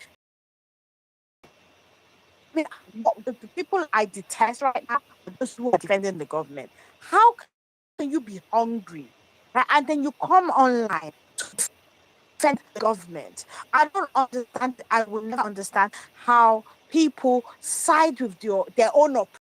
They side. How? Right? What kind of cognitive dissonance is going on? They can't be open, right? Can't be truthful about their own situation. It's crazy. So I don't know. It's just What It's just about crazy. Antibola? You were rubber bounding a little bit, but I just saw Nairametrics coming up to say inflation has come down, is now Yeah, I 23%. saw it. I So saw it. you see the way they hoodwink, propagandize the Nigerian population with Yeah, but the false thing is, information. if somebody says that, but you go to the market and foodstuffs, food items still going up, what do you believe? You don't believe the reality in front of you. Because at the end of the day, the numbers are meaningless. People do not feel it in their pockets, right? So if they're saying it's coming down, and yet you're going to the market, I mean, at the point, we kind of like often had said in the past, it was a poor man's, it's become a luxury thing to eat because people can no longer afford it, right? If you're going and you can't even afford pure water, right? You can't afford to in your diet and you have small children, right? You can't afford to buy gari where the smallest quantity of gari is beyond each. How then does government determine anything to you? If you, the reality for you is different. And that is what I'm asking people to do. You go to the market, go to whatever they say, we did this, we did that, what have you. If you're not feeling it in your own pockets, right, then the government is lying. Right. People need to reason from a standpoint of their own reality. And I think in a sense, right, people are either because of politics, right, are choosing not to do that. Right. But the vast majority are suffering. And as many people as possible that can come up and talk about it should come and talk about it. And the last thing I want to say about rounding up, right? They said, oh, Lagos, she insulted. Does Lagos not smell? I mean, I remember as a child, I continuously used to ask my mom, why is it smelly, especially on the island? And my mom was like, because they don't have sewage waste disposal like you would have in the diaspora, right? People But that is defecate. a hot button topic, which the those who want to defend this government have hooked Nah, onto against it. but yes, I hear you. However, does Lagos not smell? This is simple. It's not even up for debate. Lagos stinks. I am a Lagosian, but Lagos stinks. Right? And if the government of high IGRs are not able to deploy that money that they're raising from people's taxes, right, from company taxes, and every other way in which they are shaking up the people, right? Because even the stealth taxes that they take from them, and yet they can't fix that. Yeah, then there's an issue. It's not a case of, oh, it's not even debatable. It stinks. It stinks. If people are offended by it, then they should go and drag Lagos State government and ask them to resolve it, to do something about it. Right? This one that is feeling offended, why are you offended? Is it not true? Why are you offended? You want people to tell you the truth? You're in denial. Lagos stinks. Right? I haven't been for a long time, but my memory was the last time I went. It still stank. And I was trying to look up how many decades it was from my first time in arriving in Lagos and the last time when I visited, right? And Lagos stinks because there is no waste disposal. There's no commonsensical waste disposal processes in place. No, people defecating out in public. They wee everywhere, right? There's nothing, right?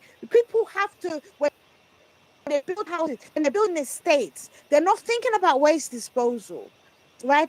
In fact, the very idea of digging your own soccer with, that's what they call it, right?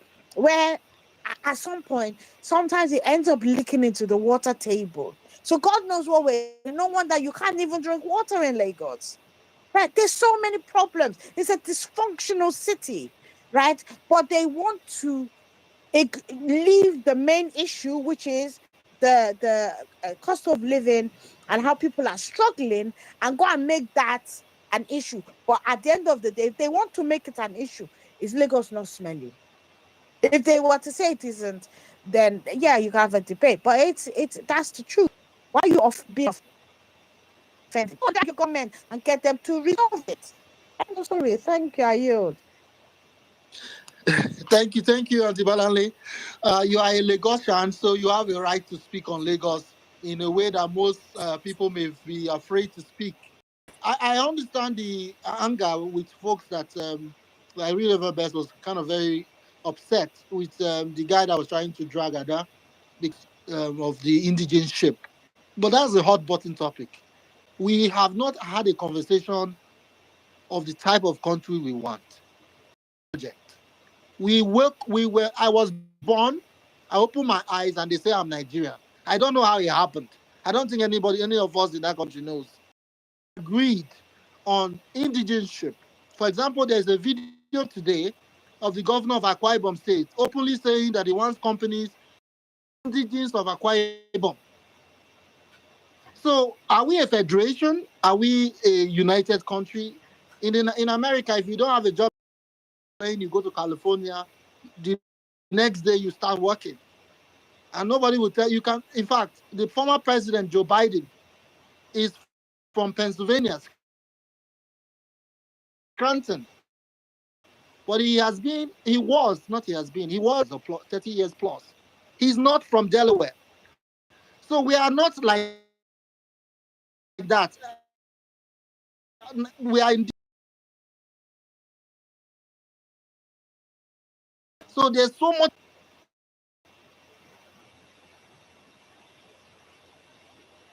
And I want to thank our sister Raya, the couple, for taking initiative to speak. Because an open mouth is an open door. If you shut up, you die. If you speak, you die.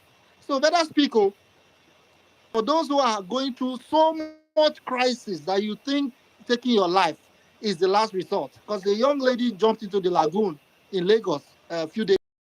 Don't do that. Your problem is not the lagoon.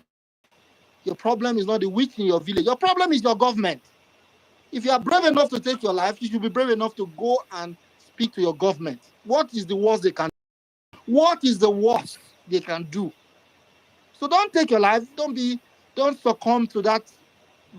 Do other things. Face your government and hold them accountable instead of doing the worst. Nigerians must be brave enough, like the young lady, to speak up instead of suffering and smiling or begging and smiling. Thank you so much. Let's continue the conversation.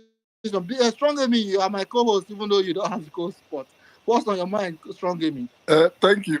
Thank you, and thank you, Auntie Bolanle. Good to hear your voice for a long time now.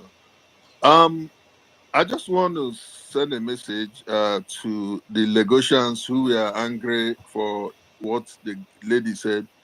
Now that she has apologized, tomorrow morning they find food to eat. Because I've lived in Lagos. Angry, she said Lagos is smelling, are the people that you will see on the streets of Lagos today begging. So I think my message to them is that when you wake up tomorrow, I hope you find food to eat and take care of your family. Because if this lady lent her voice to speak, if the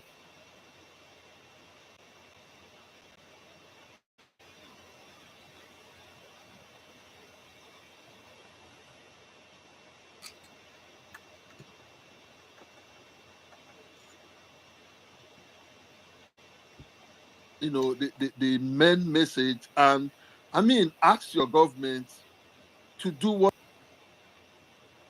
they are supposed to do, even concerning the sanitary of that state. I mean, but now that she has apologized, if you are listening, I hope you are happy. I hope that will give you food tomorrow, and you'll be in the street begging tomorrow. That's just what I want to say. Thank you. All right, thank you, Strong Amy. Thank you. Yes, the conversations can go beyond the pedestrian talk of tribalism, and I thank her I am so appreciative of this young lady. The more I read about her, the more I'm encouraged. I have hope for Nigeria. You know, a lot of there's a time I won't blame you if you give up. But the problem is that if you give up on Nigeria, Nigeria will not give up on you. If you like Jackpot, Nigeria will not leave, including myself, have Jackpot.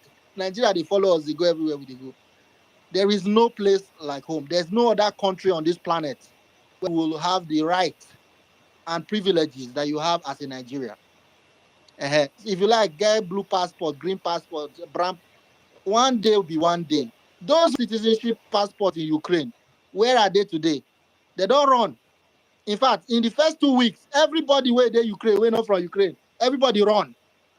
In the 4 weeks, all those people wait on the Ukraine for 20 years. Some people, boys, where they run spare parts for Ukraine, they don't run. When he read Nigeria, our home, no matter where you are. So it is important that you know that we must continue to fight for a better Nigeria, which is why I appreciate people who should not be concerned, like people like Peter Obi, for example, a billionaire, successful. Why does he care?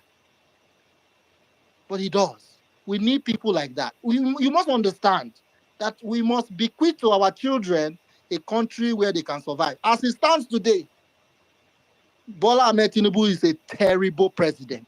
That's a fact. Political party is a terrible president. He doesn't know how to do his job. He has caused so much crisis, financial crisis. He has made everybody poorer. That is what we are talking about today. So thank you for joining the space. I want to bring up, let me see. I hope I'm not missing everybody behind, but Nganga, Njoku will speak next. Then we just take a cue. Yeah, good evening. I believe you can hear me. Right? Yes, go ahead. Welcome. Okay. So I want to chime in some things. My submission might be slightly different from what I've been hearing all this while, and I thought people would find it accommodative. Now, I remember when I did NYC several years ago, and I remember I ran into a problem with. Not a problem. It was more of the way I was serving. I didn't feel, some things were not right. And I remember I wrote to them then. There was no social media then. So I wrote a letter and I was like, this is not right. This is not right. And then everybody came at me, even my fellow coppers. Everybody was like, are you the only one? This and that and this and that. Anyway, but the bottom line is we were not being paid in time then.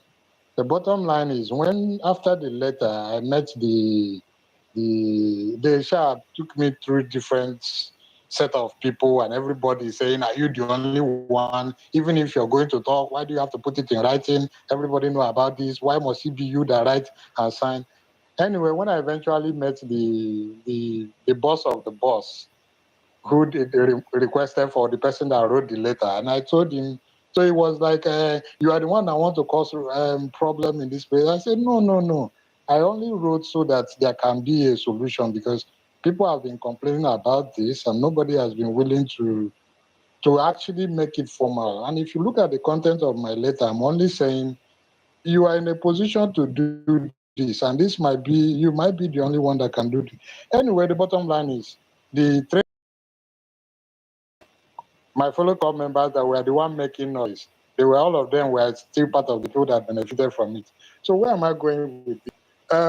To save a nation, there will always be people who have a specific responsibility. And it's like, for those of us that read scripts, it's like the story of David when he saw a Goliath and he felt like, look, I think a catapult can do this thing. I don't know what you guys are talking about, but I think this thing can work with a catapult.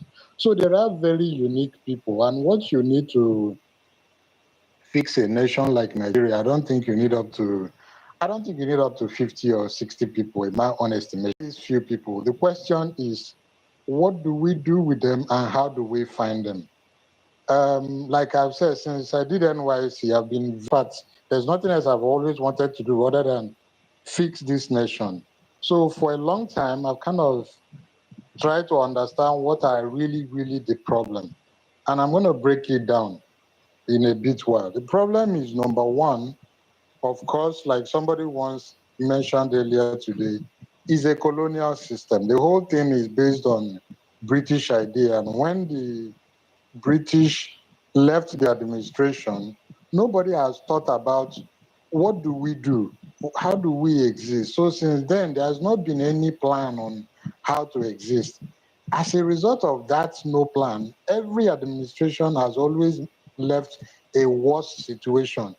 If Tinubu leave today and another person take over, even if you like, let him return the subsidy. I give you 2 years. Things are going to get worse because the main problem has not been addressed. And the main problem is the ideological part of the nation. Everything that you do, whether you're talking about MTN or you're talking about Dangote or you're talking about any business, everything is wired to ensure that resources are extracted out of the country and taken out. People always talk about Japa, Japa, Japa, Japa.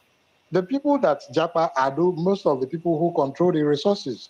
Do you know how much money it takes for them to do that? That is the money that is supposed to be in the economy that lives. So the point is there are a lot of issues, but the way forward is for those of us that can. For quite in the last 3 months, I've been looking for Nigerians that can work with me in solving the problem. But how many people have? Call anybody together. I've broken it down to people. I've told them that, look, the problem is the constitution. That document was not designed to move forward. There is nothing you can do. I don't care who you are. There is nothing, absolutely nothing you can do if that document has not been placed. Now, if you read this court document carefully, the document says that the government gets its power from the people. That means it is the people who can replace the document. Now, ask an average Nigerian, as intelligent as you are, maybe you work in wherever, you went to Harvard, you went to Stanford, ask anybody, what can you draft an alternative solution? You will know that people haven't even thought about their problem. Even when I shared some document with people and say, critique it for me, share your thought on what you think about this alternative model. Okay, let us base our governance on this, base our governance. You find out that many people they get tired. They don't even know where to start. So the problem is we do not have enough people who are dedicated on solving the problem. If we can get people who are dedicated and say, Kai, let us work together on this thing. I don't believe so much. I'm not the type that I rather put my energy in looking for solution than complaining. And I'm not saying people shouldn't complain. It's good to complain because if you don't complain, people won't find it. But there are those their calling is not really to complain. Their calling is, that's a Goliath. I think I can fire a catapult on its forehead. Why can't I do that? So those people needs to come together. We need to come together and find solution. What is keeping Nigeria where it is going is because there is no alternative document. Nobody has completed an alternative document. Yes, I've done one, but there's no alternative document. The moment you have an alternative constitution that a lot of people have read it and everybody says, this is our best bet, there is nothing, nobody can do anything. And to replace the constitution, it is not the job of the National Assembly. No. The National Assembly is an employee of the people. They don't have the power to wake up and start rewriting constitution. The best they can do is make some laws, make some amendments. But in terms of replacing the document with a new one, it's the responsibility of the people. But how many people are willing to even commit 1 hour a day to even read a page, say, based on... Can you hear me? Because I got a call. Yeah, round up your points. Yes. Okay, so my point is, how many people are willing to put heads together and say, let's fix the nation? Because if we don't put energy in that direction, all of us will end up, there is a generation that will end in it, and all of us will just end up being what do I call it? A waste of people that couldn't make the best. So as much as we complain, we should also think, how do we move forward? Thank you. Thank you, my brother. I like the fact that you're talking about taking action beyond just complaining. I do agree that action must follow, but complaint is lacking in Nigeria. So right now, the young lady named Rhea, the copper, has activated a lot of us to realize all of us are not docile. We are not just all going to accept. So the 30-day rant challenge is a hashtag that follows her rant. We need people to voice what is happening in order to have an aggregate data to move forward with. But I thank you, my brother. Indeed, I completely agree. Next steps has to be taken to make sure we're not just ranting. I think we should bring up Prince Favor. Then I see my brother Millie Shield here. Prince Favor, you go ahead.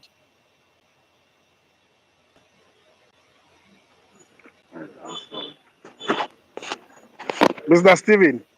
Happy New Year. I think it's that long ago we spoke. Happy New Year, brother. I greet you, my brother. Happy New Year. Well done. So, how is Abuja, and how are you fulfilling the cost of living crisis in Abuja? Steven, if you want to follow Nigeria the way it is, my dear, you will die before your time. And I have made up my mind not to die before my time. I was here before APC and Wahala government came into power, and I will be there. I will see their end. They will not see my end. That one is it's sure. So one Temitope Ajayi or so, who happens to be an aide to the president, said that lady deserved death penalty. That is the kind of person or the kind of person. Are you serious? Yes. Wow. Yes. His name Temitope Ajayi is an aide to Tinubu. He said that very lady deserved death penalty for insulting, quote unquote, their tiny god. So because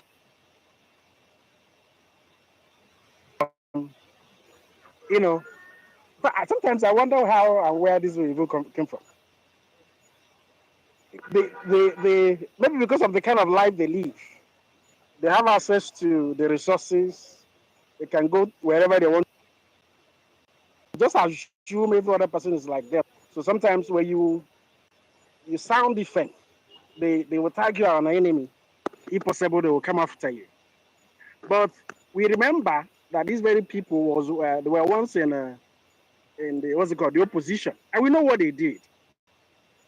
2011, 2013 to 2015. We know what happened in this very country. We all know what happened.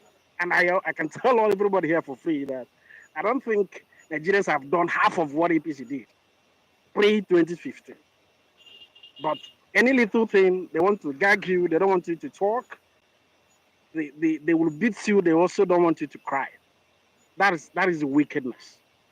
But that is even wickedness at the highest level.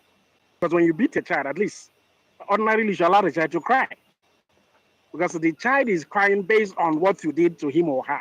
So I don't understand why you want him crying after you might have beaten him or her. So Nigerians, I don't think we're actually living. We're barely surviving.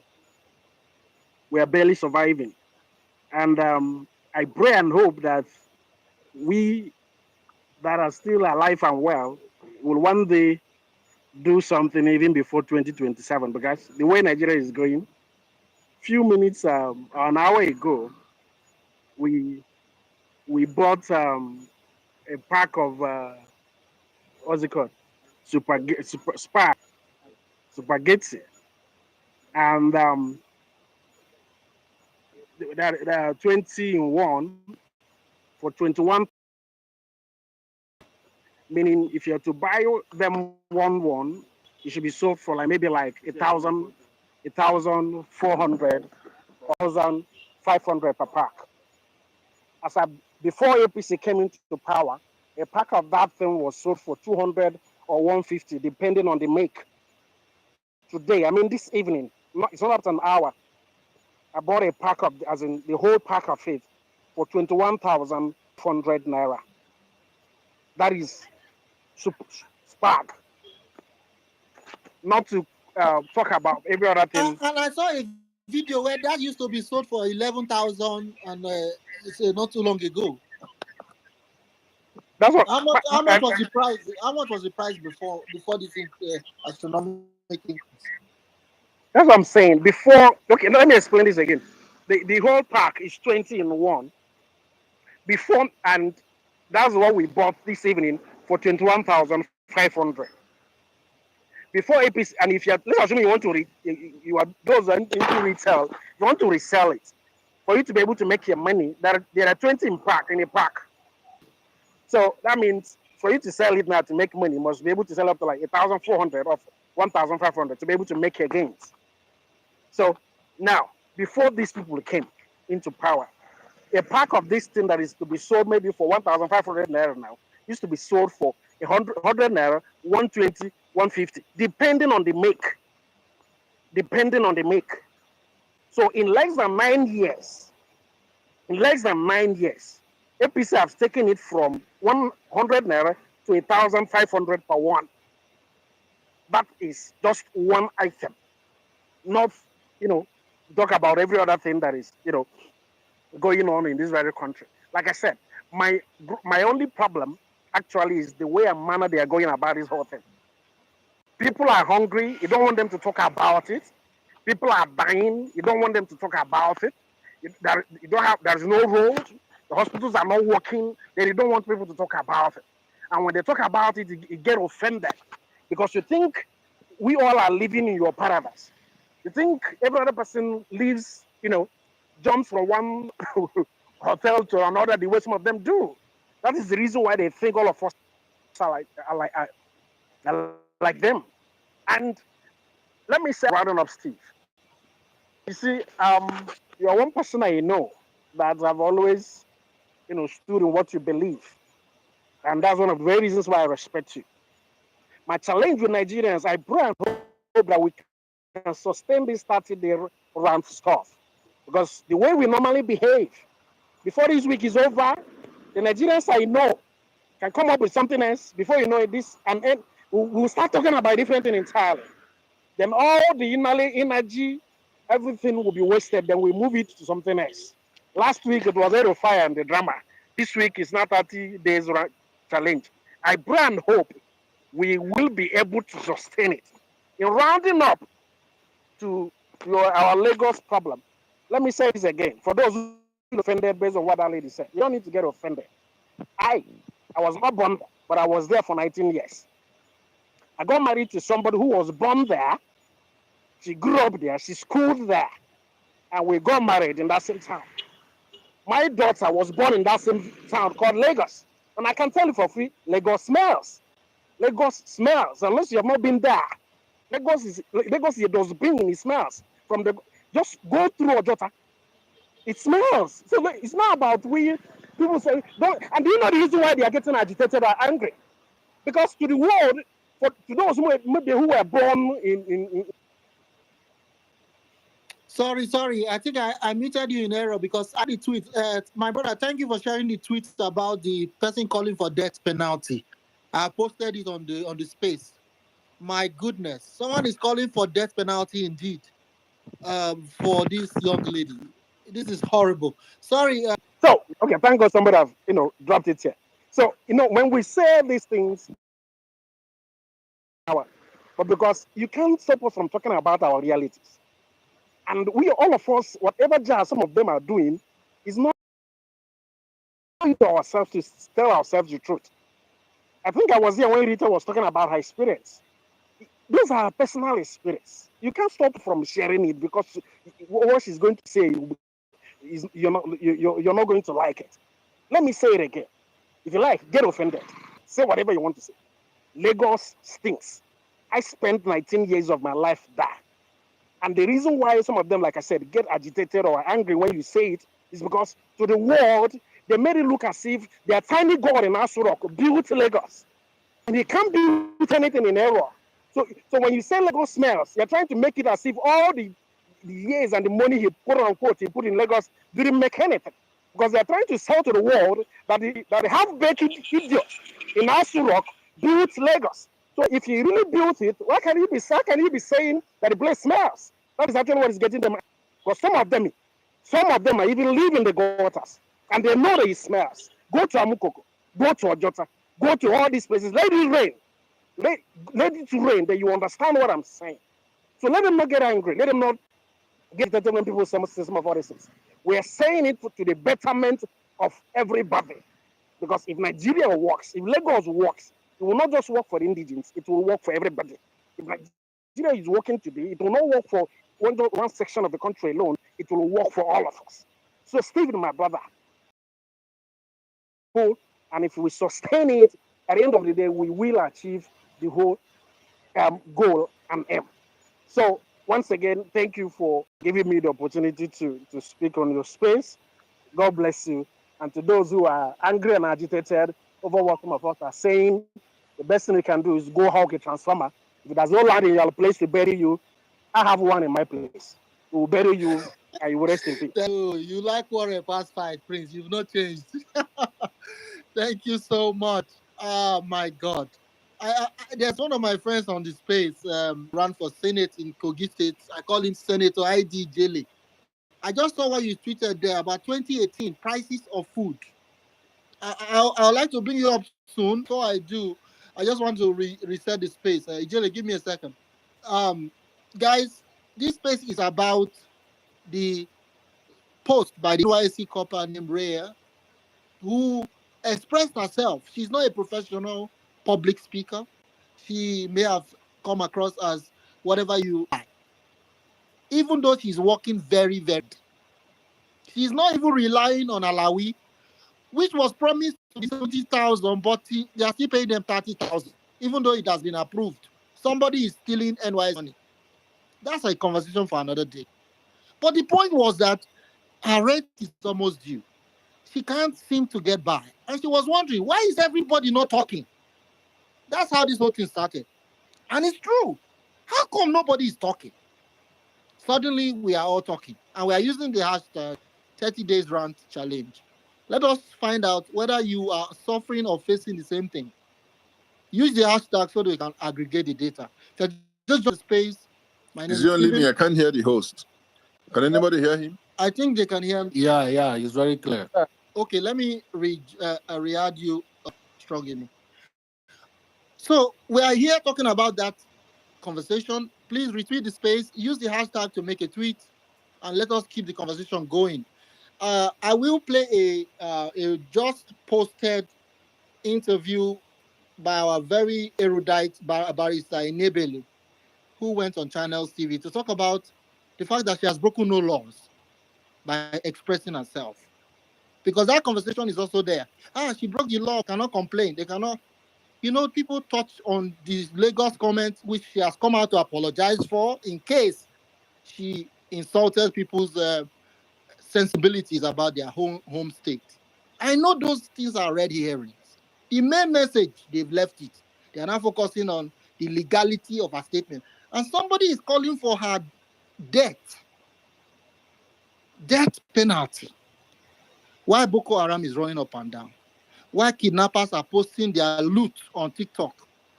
They are looking for how to now kill the young girl. That's the country we live in. We must not be intimidated. We must speak and speak very loudly.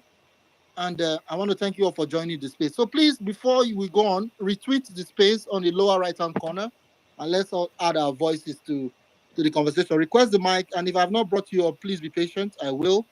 I see our lady here. Sarah Ibrahim is on the space. Sarah, how far now? I know you're the best for me, you don't say. Greetings, Sarah. Come and tell us, how are you managing? Auntie Sarah Ibrahim. Anyway, let's keep the conversation going. I want to, before I bring Mr. Shield, no vexo, I want to bring this politician up. ID Jelly is a senator. He's a senator when he wins the rigged election. So tell us, what is the difference? How are you surviving? And what you posted about prices. ID Jelly, welcome. Good evening, Mr. Dr. PhD, Mr. Stevie. Longest time, we both agreed that we will be coming to see, but now we are coming again. Because the reality is on the How street. we go do now? How we go do? We have to come back because it is time to gather the momentum for 2027. And as a matter of fact, I've been saying this for a very long, very important that can we sustain this? Because before you know it, they will distract us with Natasha. They will distract. Everything resonate with the reality on the street. And I say, see, some of my anger and the way I speak sometimes is as a result of what I witness on ground.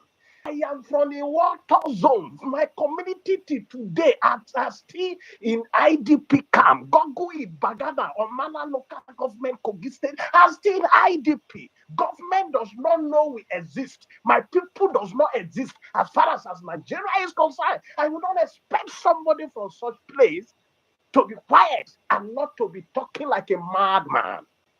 Now you talk, do we have a government in Nigeria? Let's even ask ourselves, do we have government? Are there people that we call government? Is there anything called government right now? What figure are we talking about? What achievement? What IGDP? All kinds of nonsense theory that does not resonate with the people on the street.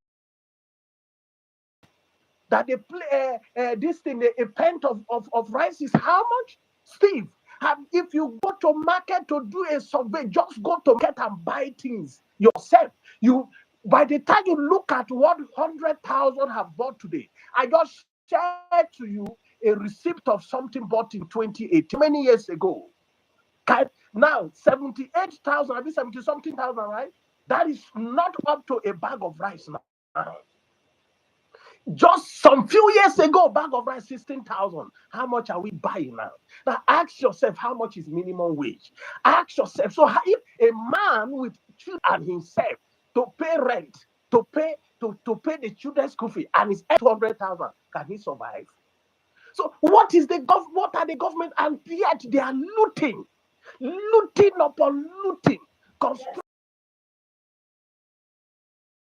Created price of contract. They'll write 20 billion, 1 trillion. Happening that Nigerians, we don't look at the fundamentals. And then you see some people come on space to start talking trash. 23, but I believe that the next wave, they cannot play us again. You see, you cannot catch a madman if you yourself will not run like a madman. You cannot, you in this country, for you to be relevant, for we to take power, we must behave like madmen. If they are crazy, we must be crazy like them. If they are mad, we must be mad like them. Whatsoever tactic, if they are witch, we must chop the witch with them. If they are a preacher, we must be a preacher like them. That is the only. If you are not mad, you cannot take power in this part of the world. This is not where your vote counts. How many of us that our vote counted? If our vote counted in 2023, do we have this government? If our vote counts, so nothing counts. So if we're not going to be talking about everything is working, there's some useless people. Are we where we were yesterday? I saw you talking on a television some 2 days ago that said, I don't know what came upon me. I was in my room and I was just cursing him. I said, it shall not be well with this one talking this trash. Can we look at where we are today? Do we even know where we are coming from? Mr. Ma, would you shut up your dirty mouth? Where were we coming from? Were you not the one who took us from where we were? Please, can you take us back to 2018? Not even take us to 2015.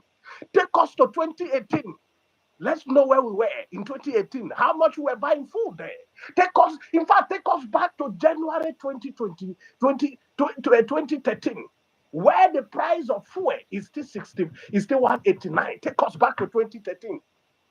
Took us back. Take us back to 2020, May 2023, where the price of goods are still very, very affordable than what it is today. Today we are dumping price here and there, and somebody will be coming to tell us some jump and coke and bush story. If not for people that doesn't have common sense, my brother, if you change $1,000 now, how much it is 2 years ago and how much it is now? It's so if they're mentioning trillion. naira. Don't you know it's the same value of dollars? Depreciated into the same trillion you are calling. Are you daft? Are you okay?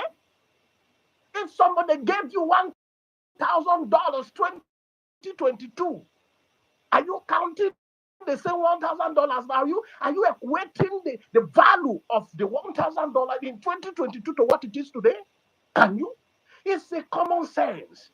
And until we start, Obasanjo say something. He said this country will not change until the youth stand.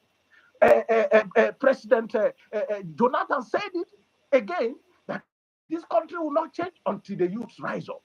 And the time is now. We must rise up to hold these people accountable and to let them know that, look, we cannot take this your bullshit. There is nothing working in Nigeria as far as I'm concerned. If you are traveling by air ticket today, you know how much you pay. A business class that used to buy 60,000, highest, 65. Normal economy 25 today, how much it is. You see, if you look at the problem, you talk of hunger. Hey, bro, if you look at some people, the children on the street, hunger, some people are dying of hunger, committing suicide, and some people will come on stage to open their dirty buccal cavity to tell us that things are working, things are taking shape. Electricity. The man said, if you cannot give us electricity in 7 years, that he should not return. Glory be to God. He has used his mouth to commit himself that he will not return because there is no electricity in my village. My local government have not seen electricity. I say, as a local government headquarters, I have not seen electricity. So you cannot go back. I want us to look at this issue of this lady very critically. What is wrong with what she said? Even Donald Trump of America, a multi-billionaire, genuinely before he became a president, was criticized, and they are still criticizing him. Heaven didn't fall. The young girl was expressing herself with tears of hunger, of things that are around her, that is beyond her. It's like the battles that are bigger than me, expenses that are bigger than me, money that she didn't go to do her Olo show to be doing a shower to collect Lamborghini. She's not a Lamborghini girl. That's why she was crying that things are hard. And some people are complaining, why must she talk? Are you okay? Are you normal? She should not complain. She should not voice out her tears. The young lady was just expressing herself. The young lady was just as somebody that is dying of hunger. It's like a child that is hungry for the breast milk of her mom. That is the kind of tear the lady said, I just left my family house for the first time. Adulthood is happening to me. I said, wow, what a pride. What is going on? The young girl was just trying to express and tell us that she is just coming out of her mother's house. Somebody said she is wrong. Why must she say that? And I heard someone say they should kill her. They should sentence her to death for speaking up her mind in a democratic. No, then we are not practicing democracy. You better we go back to military, because if you are in military, it is better than we be in an autocratic regime of a civilian autocratic, which is more worse than the military. Because trust me, the military in Burkina Faso are doing well. Guinea, they are doing well. In Mali, they are doing well. Burkina Faso today are doing so many things. They have refused to borrow money. They have rejected IMF money. The young man is generating income and is doing very well. And you now we come back to say the Democrats, the democracy that we have been looking for. Our own is not a democracy, a demonstration of crazy men in power. Can you imagine? My own governor is being given the best agricultural state.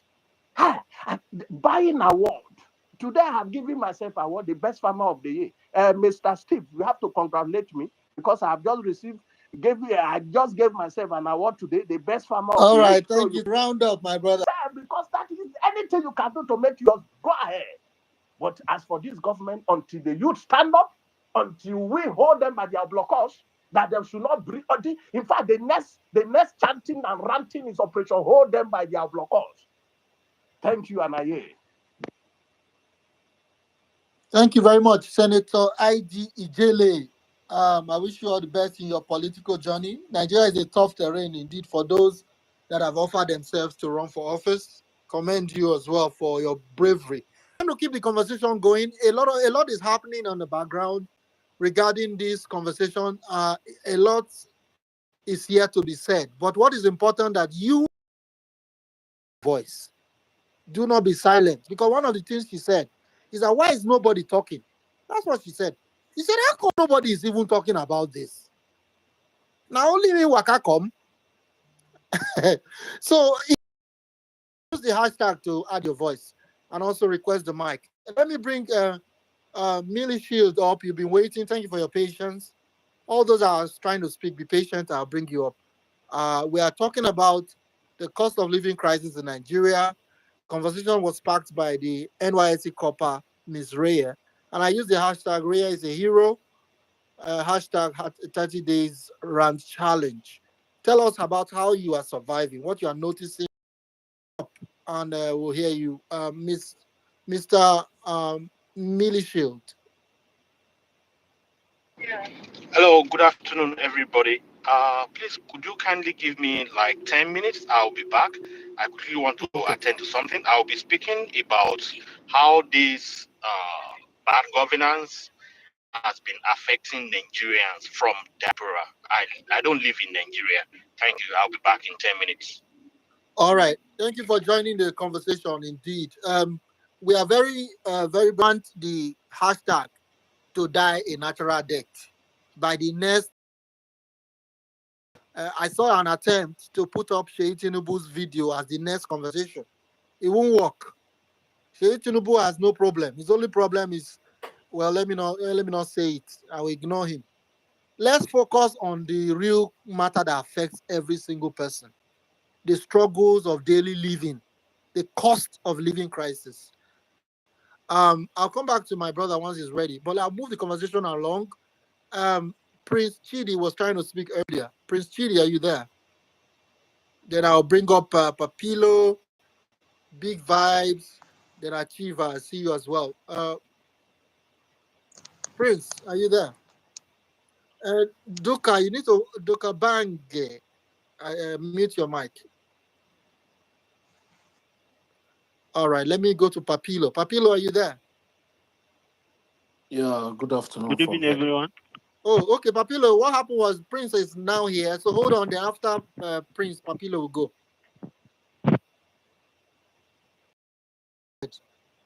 Can you hear me? Yes. Welcome to the space. Okay. I'm so delightful with this conversation, and it means it means a lot for me. Now, surrounding this, just like what the last guy said, that one of the hate for Tinubu is now declaring for this lady to be, killed like this. You understand? So I really, it is very disheartening. It's very disheartening. So I think what we need to do is that we're supposed to be talking about how to reform INEC. For me, this is the opinion I want to bring in here. How we can start talking about, INEC reforms. Because if we continue like this, if INEC is not being reformed, if this, what's it called, Mahmoud Yakubu, if he's not being thrown out before 2027, man, we will still be where we are. This is the honest thing. I don't know why we are not talking about how to form INEC. Because they are the major problem. They are the major problem.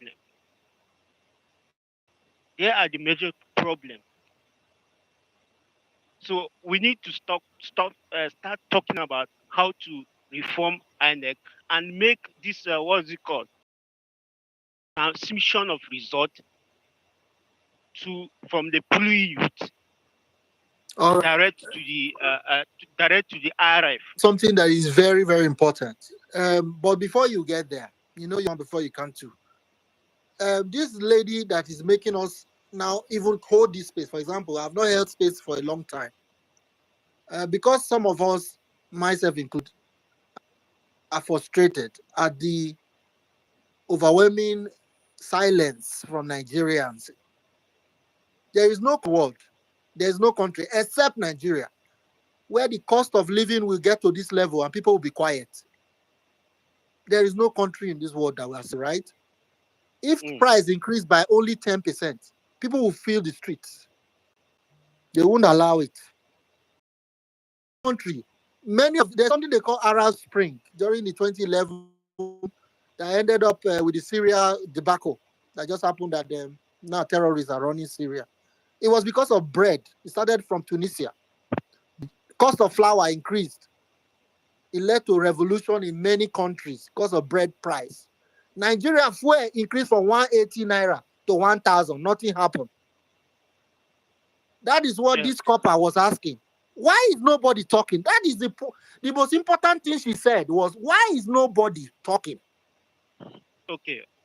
So this idea of INEC is a complete waste of time when you have people that can accept the level of, how do I call it, suffering in Nigeria, and everybody keep quiet. You're afraid. You are talking about INEC. Who is going to change INEC rules? Is it Akpabio that I have not finished suspending Natasha for 6 months? Now you ain't going to change your laws.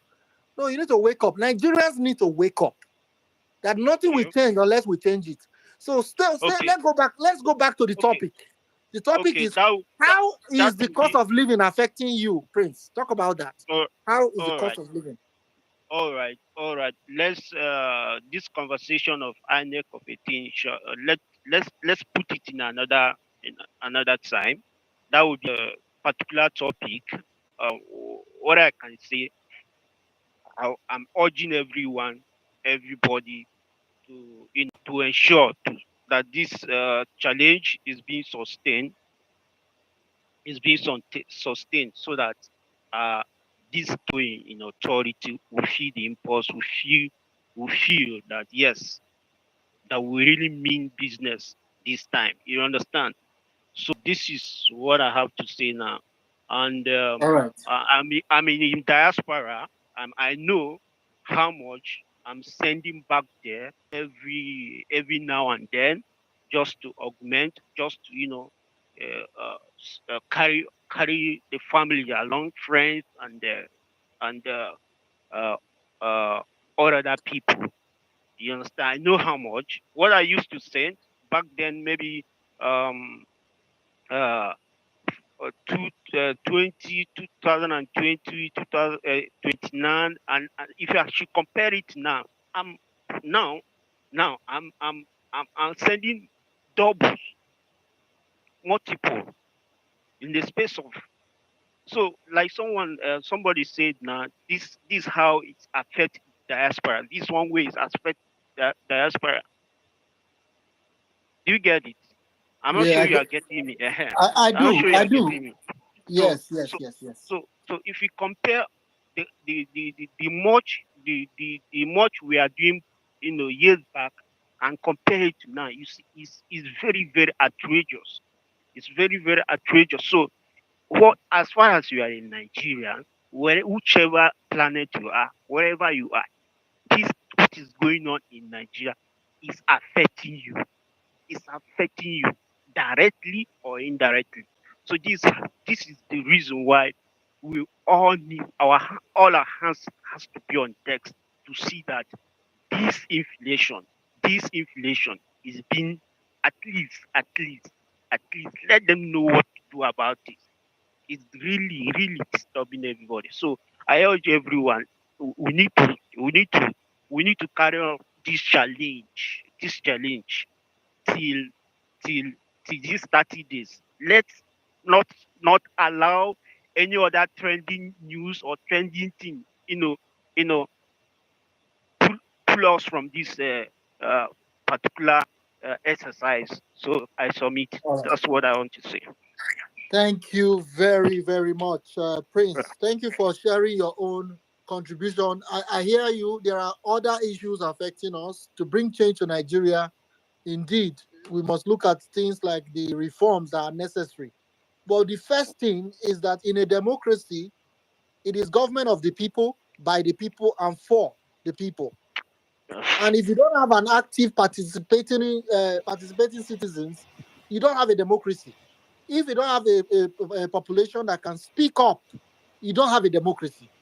So what this young lady has done is to wake us up and say we are a country with citizens and we have rights to speak. If you cannot speak, then you don't have a country. Nigeria does not belong to any political party. Nigeria is not the property of Bola Ahmed Tinubu. Nigeria belongs to all of us. The money they are sharing in Abuja is all of our money. It's not their personal property. The oil they are drilling from River State or another part of Niger Delta and selling and stealing the money, it is our public wealth. We are equal in citizenship. They don't have right to go to NNPC, sell oil, take to CBN, and take the money abroad. They are thieves. That money is all of our own. They don't own it. You need to understand that as a citizen, you have right to ask questions. Not this one that everybody is dying, people are committing suicide instead of facing their own politicians. I said, where is our money? People would rather go and die in Lagoon. That's what we are against. Thank you very much. Thank you very much for joining the space. All right. Our my delectable Sarah Ibrahim is here. Sarah, sorry, I had to pull you now. It's been a long time. Sorry, I'm back. Hello to Sarah, she's up here. But Papilo will go there. Mr. Shield, if you don't mind. Okay, Papilo, are you in a hurry? I'm back. Yeah, I'm about going to the gym. Just hold on. Let Mills. He was supposed to speak earlier. Just hold on for Mills. Then go ahead. Okay. Mr. Mills Shield, you can go ahead. Yeah, good evening, everybody. It's nice to be here, and I'm very happy and glad I'll be able to make my own rants. I've made some on timeline. I am a Nigerian. I'm from Ekiti State. My wife is from Lagos State, and I live in Lagos State before I left Nigeria a couple of years back. So I have every right to speak about Lagos State and to speak about Nigeria. What I found out is not so much is being said about Nigerians in diaspora, how Nigeria is still impacting us negatively. Immediately I settled down in the diaspora, my first instinct is to start preparing to go back to Nigeria and invest because of my retirement days. So I established a brick production company in Nigeria, in same Lagos State. I started getting contracts to build houses. Also, I started importing cars, used cars to Nigeria and other stuff. Now I tell you for a fact, this is supposed to be my retirement plan. And right now, I have gray hair on my head.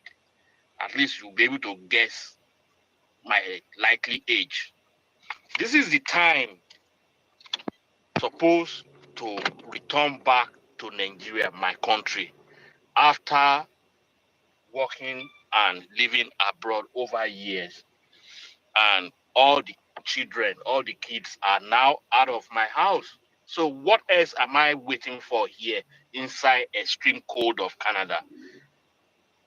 I continue with the construction business. Boom, cost of production increases. What spark up the cost of production is inflation and cost of diesel. Products, the prices went up. Then when the prices goes up, you have to be sure that your people that can afford your product will reduce.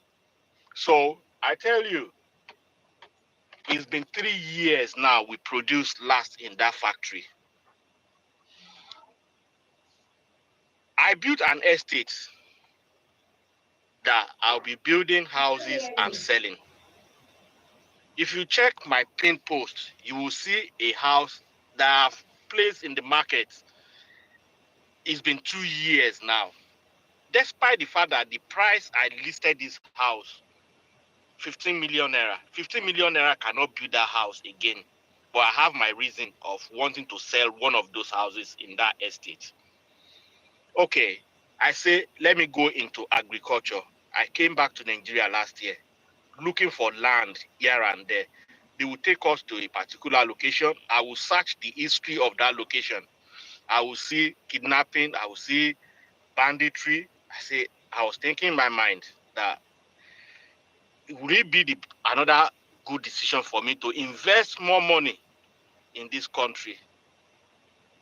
I decided. I packed my load, including spoon and pot, cooking gas, my air condition, my mattress, everything. I loaded it into a truck. I cargoed it to Ghana. I brought with me to Ghana some of my loyal workers that have been working with me for about 10 years. We loaded ourselves in my car. We drove down to Ghana. Within a week, we got to Ghana. We got a land, 12 acres. And the rest is history. We continue to harvest. I traveled to United Kingdom about 3 years ago on holiday.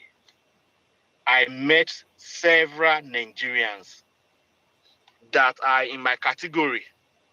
They have this money. A lot of us, if we sell our house that we bought here, if we sell the house, a lot of us have built equity in thousands upon thousands of dollars.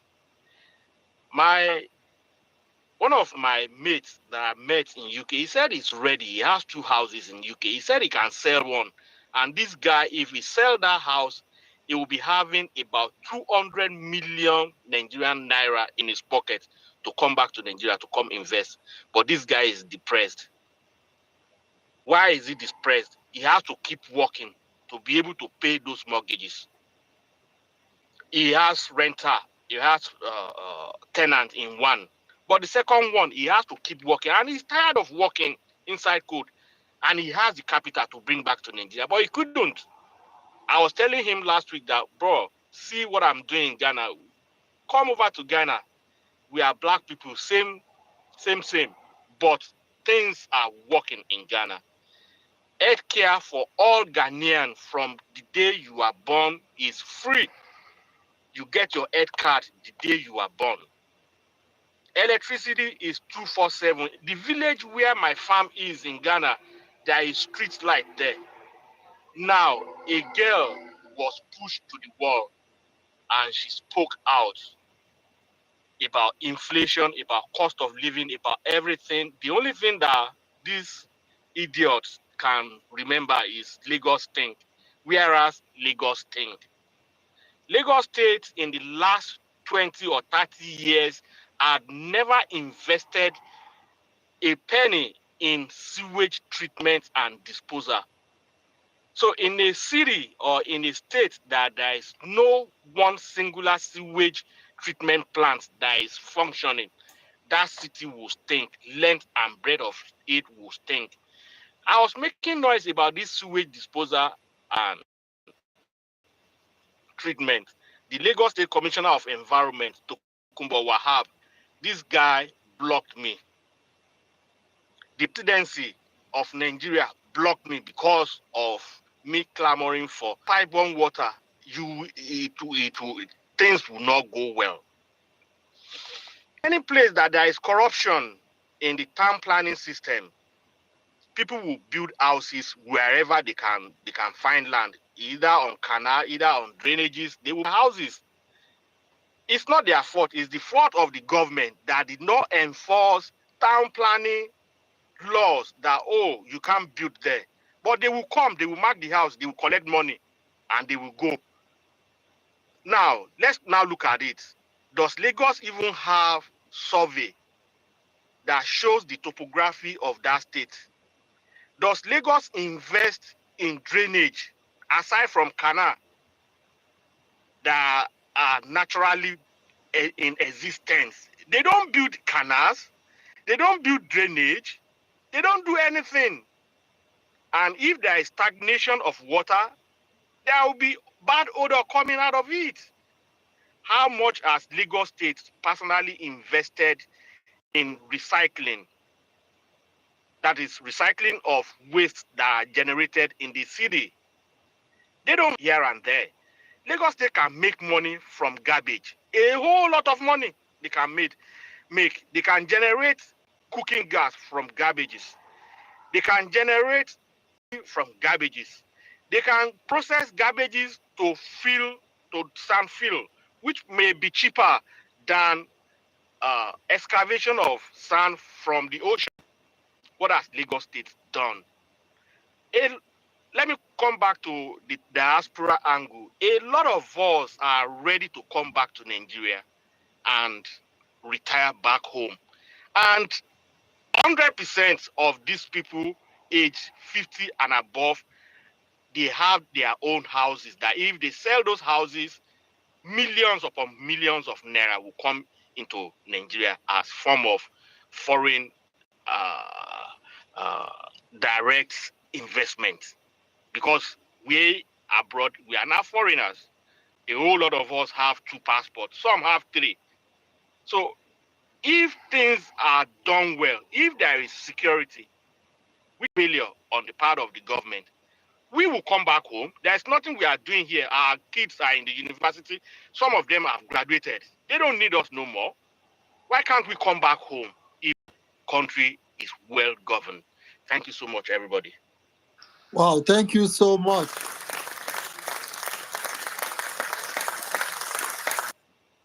Thank you so much. It's just so sad that you had to take your investment to Ghana to make a headway.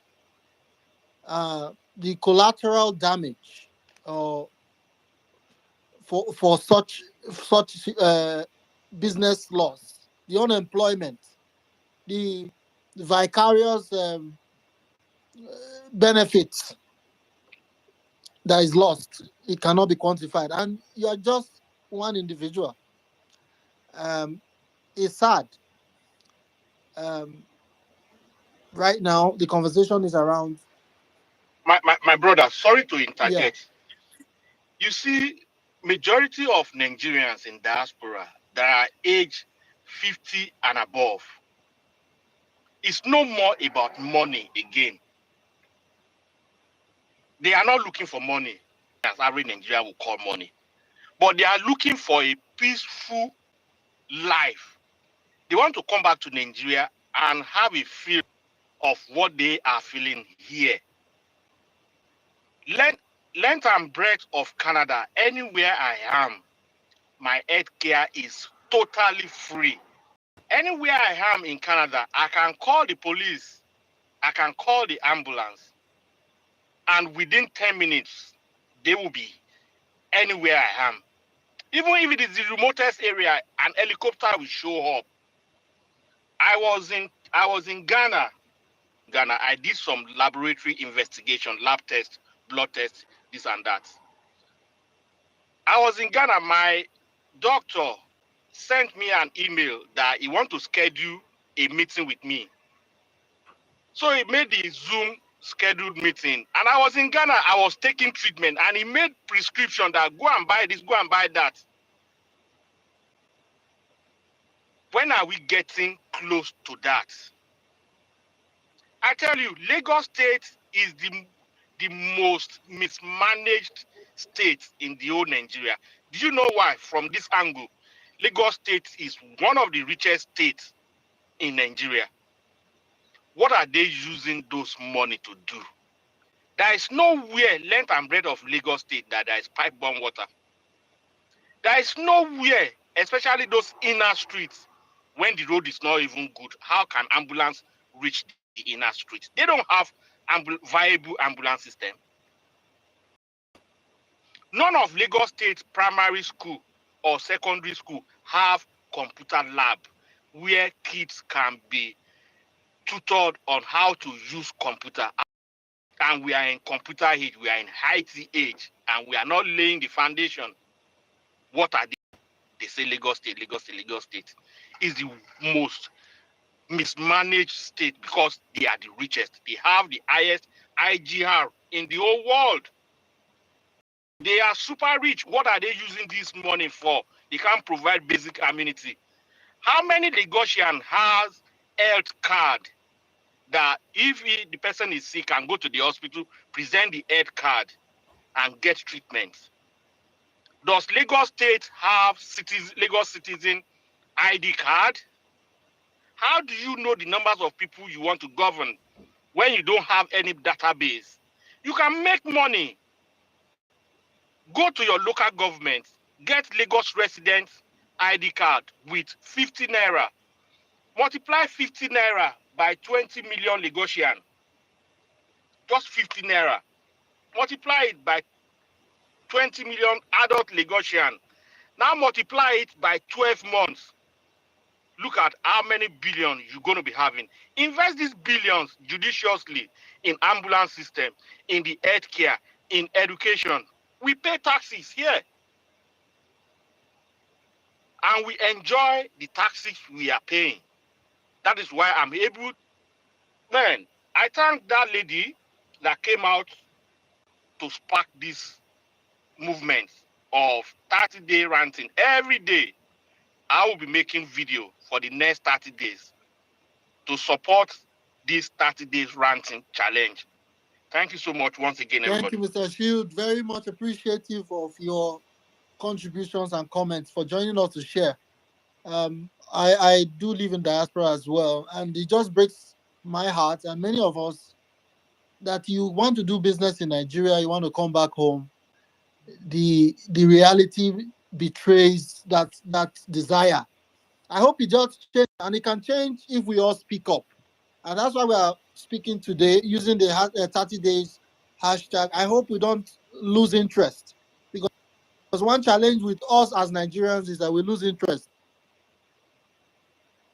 Other salacious gist and start running away with stuff that don't matter. They've tried to drag her that she's a copper. She cannot talk. They've tried to drag her that she insulted Lagos. She's not from Lagos. And many other things. But what is more important is what they cannot deny, that the middle class has been crushed. In Nigeria now is super rich or poor. There is no middle class. And we want to hear from you as we begin to round off this conversation and continue online with the hashtag. So if you want to speak, of course, request the mic. Thank you, Mr.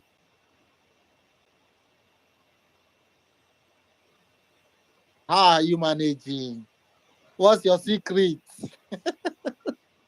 An empty street, an empty house.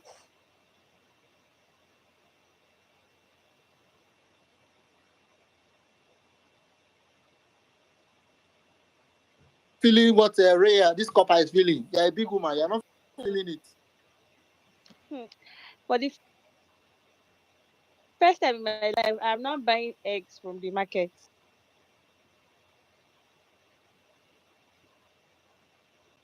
Now, if you go more now, you will pay heavily. The truth is, I want to welcome every Nigerian and every youth that is now, talking about what is happening.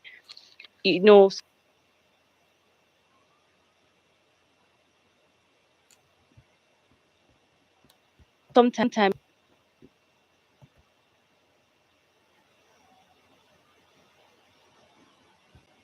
the fact that politics affects their everyday life.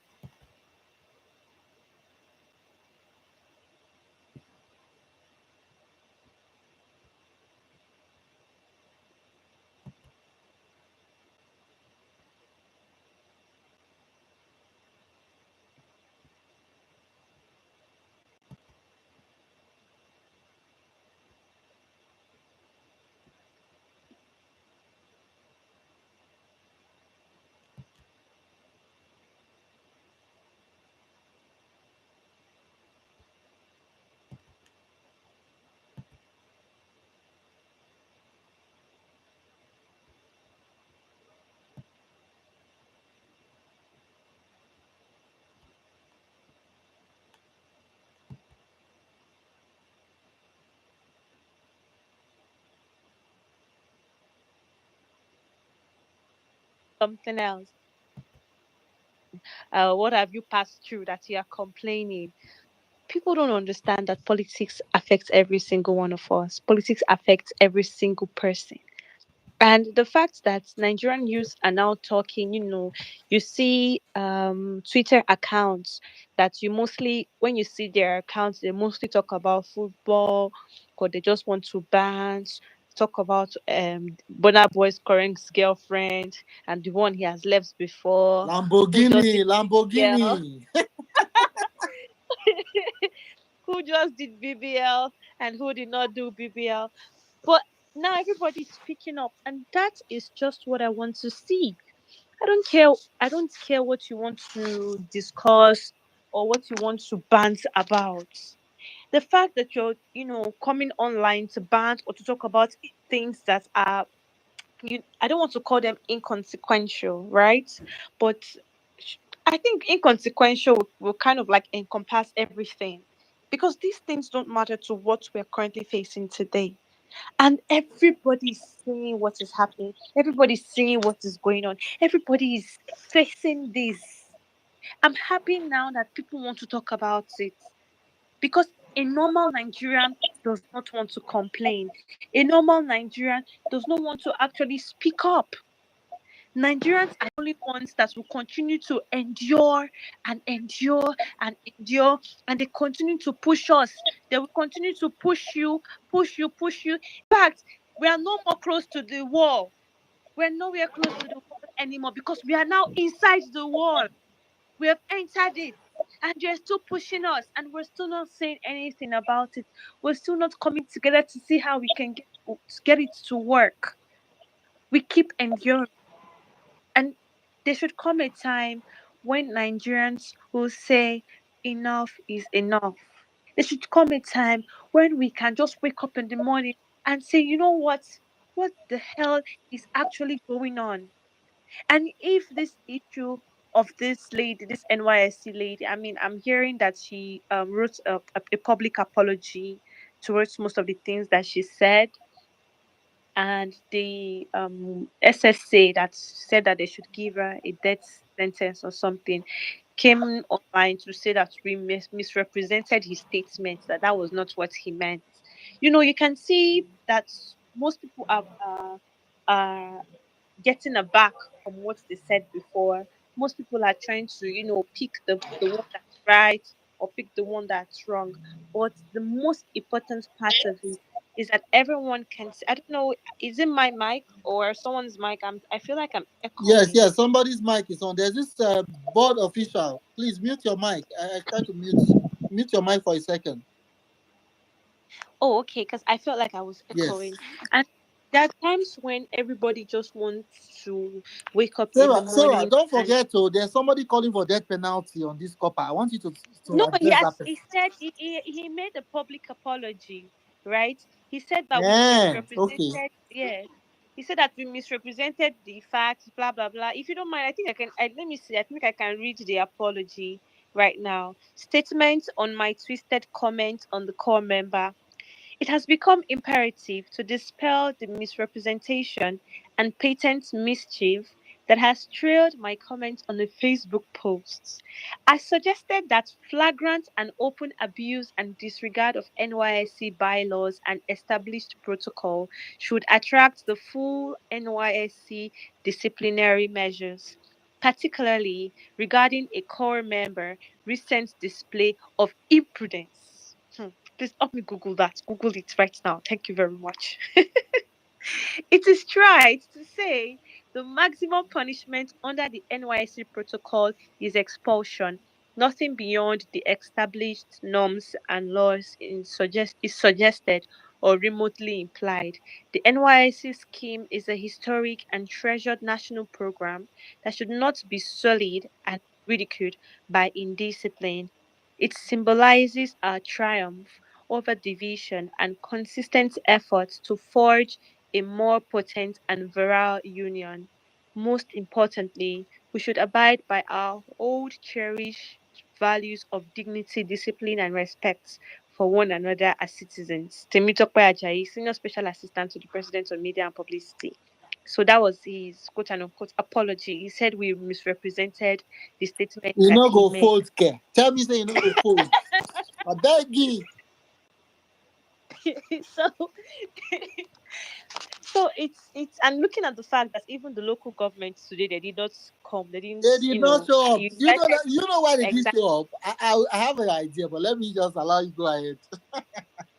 So now you can see the tiniest pushback just because people started talking. And now let's look at the fact that the people that are even speaking up now, they're not, I mean, it's not everyone that is speaking up, just maybe some people are just coming up to say a lot of things. Some people have been speaking up before, but now there are more people talking about an issue than before, and people are folding. Imagine if more Nigerians continue to speak up day by day by day. Imagine if more Nigerians come out to continue to talk about the issues that are happening. We are going to make them fold. People are not speaking up. We are dying in silence. They have pushed us, and now we have entered the wall. In other countries, they don't even push them close to the wall. And before you know it, people come out, people speak up every single to see ways that they can make it better, and people fold, the government fold, they ensure that they get the right things done. Our current administration came in at the same time that the current administration of Argentina came into power.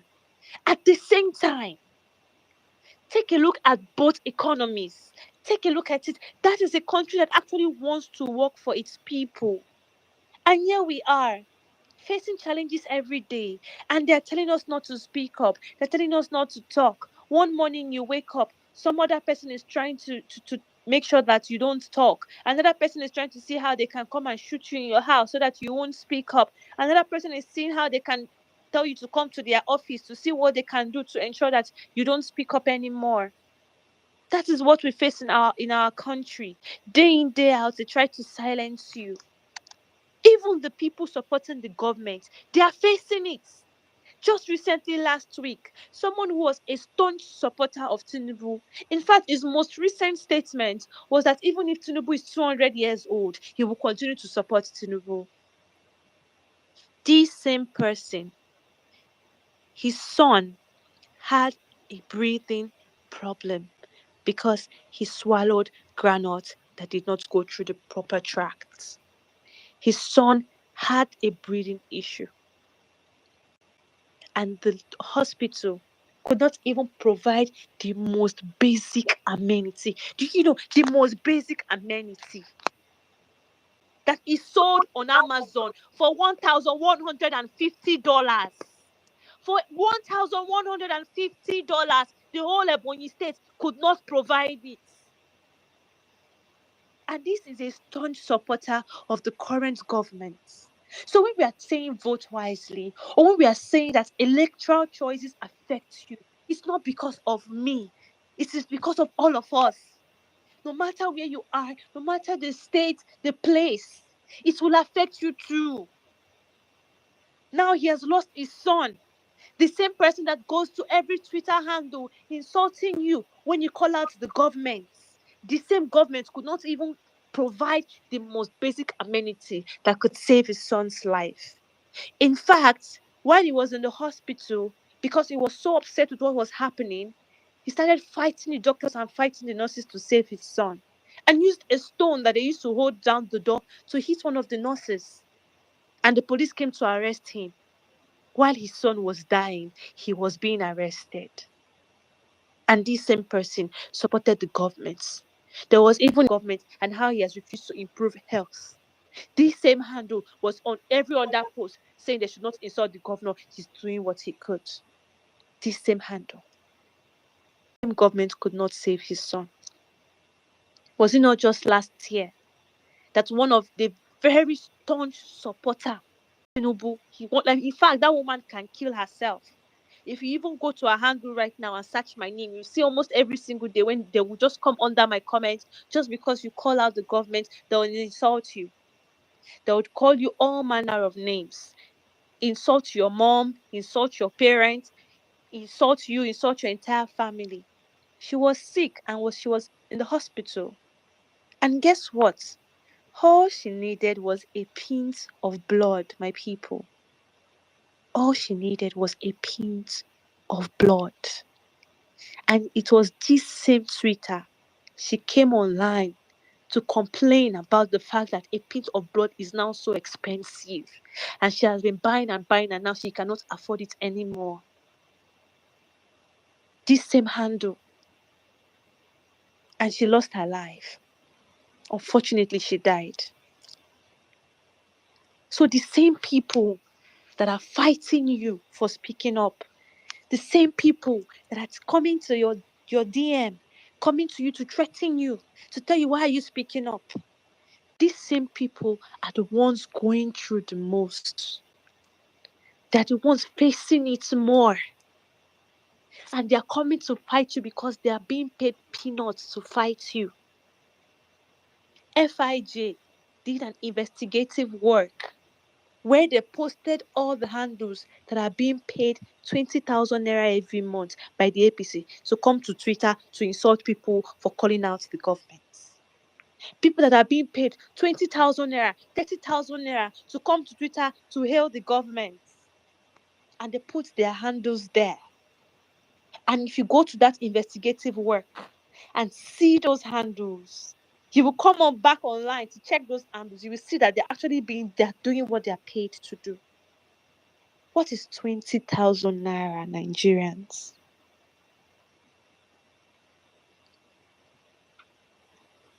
What is 20,000 naira? Every single now and then, people wake up in the morning and they don't know what to eat. They don't have what to eat. Now everybody is suffering it. Every single person in Nigeria cannot say they're not suffering it. I was talking to my neighbor. This man was a former DG in a ministry in Nigeria. A former DG. And he was complaining about the price of electricity. He said he's not paying anymore. He's not paying. He's not going to pay for this. Look there. Look at the price. Now, I just paid how much? And now they're telling me that I'm out again of units. I don't have electricity in my house. I can't do anything. He was complaining bitterly. And most of these people, when you tell them to come out and speak up, they can't. Because they feel like, oh, maybe I know one or two people here. Maybe these people are my colleagues. That is why the country is going to be left to you and I. It's going to be left to you and I because it is only the young people that can save Nigeria. I say this all the damn time. It is only the young people. You are the only one that can do it. So stop waiting for somebody to come and save you, Nigerians. Save yourselves. We need to save ourselves. Because there is no other way we can do it. Your future, my future, is already like a whole lot of people are going to turn 30. And we don't even have anything to show for it. That, okay, this is what you have done with your life. This is what you have done. Meanwhile, your colleagues or your age mates that are in other countries, they even have 4 children now. In fact, we are here complaining about bad governments. They're sleeping under AC now, about to give their husbands the 4th round. Under chilling AC. Cold. It's even holding them cold. And we're here. We can't even buy what to eat. We cannot even feed our children. People that even give birth cannot even feed the kids that they have given birth to. And you think we're living a life. So don't wait for Rai. Don't wait for someone else to come and tell you to call out the government. Don't wait for any 30 days rant challenge for you to rant about what you are facing. We need to continue to speak up because it is when you continue to speak up that you're going to get responses. Now everybody's running left, right, and center, trying to see how they can silence your voices. Because they have seen that when people speak up, other people will see, oh, one person has spoken up, another person will come and to speak up. because this lady now has complained. People are going into the market to make videos. How much was rice before? How much is it now? How much was Gary before? How much is it now? It's even insane. I went to the market. Was it last in December, right? I bought something there's a lady I usually buy from anytime I go to the market, and I was overcharged. It was when I got home I realized that, oh, this lady actually overcharged me. So it was much later in February that I went back there that, oh, okay, last time I was here, I bought this and this and this. And I bought Gary, I bought rice, I bought beans and all of that. And she told me, oh yes, I'll overcharge you then. But do you know that even as I'm speaking to you right now, then I overcharged you more than 1,600 naira per each. The price now is even more than they over. Like I overcharged you. Let's say I bought it. It was supposed to be 1,600, and she charged me 3,600. The price now is 4,000 in 2 months. In 2 months, and it's insane because when are we going to start speaking up? I'm sure after these 30 days, some people will go back into their houses. Some people, the 5th day now, they will be tired. They won't do it anymore. But you all need to, we as young people, Nigeria is in our hands. And if we don't get it to work now, we can never get it to work again. These people are already putting their children to continue to rule over you. They ruled when they were 22 years old. They ruled when they were 23 years old. They are still ruling that they are 70 plus. And Nigeria is still the way it is today. And they will send their children to you to share you rice without meat. And give their children microphone to tell you, panel of judges, accurate timekeeper, my co-debaters. My name is Sheyi Tinubu, and I'm here to tell you that they went after my father and my great-grandfather, and now we must go after them back. There is no possible way that we can Please, make. don't talk about the substance abuse issue regarding that, please. Just go ahead. Steven. So let me just round up and by saying this, right? There's no other way that we can make Nigeria work if we don't speak up. We have to continue to speak up. No matter how much you're scared, no matter how much you feel like they're going to come after you, the only thing we have as Nigerians is this: our lips, our voices. And if you don't use your voice to speak up for your rights, someone else will use your own voice to speak against you.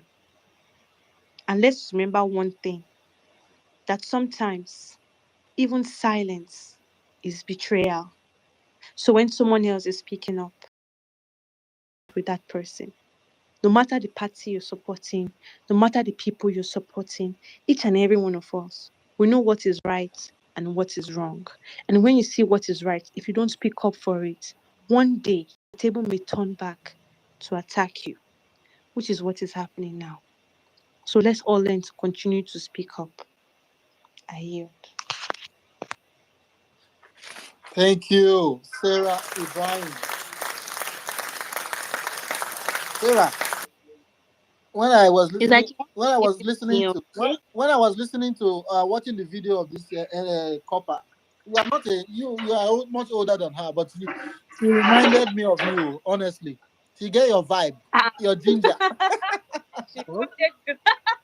No. When I leave it tomorrow.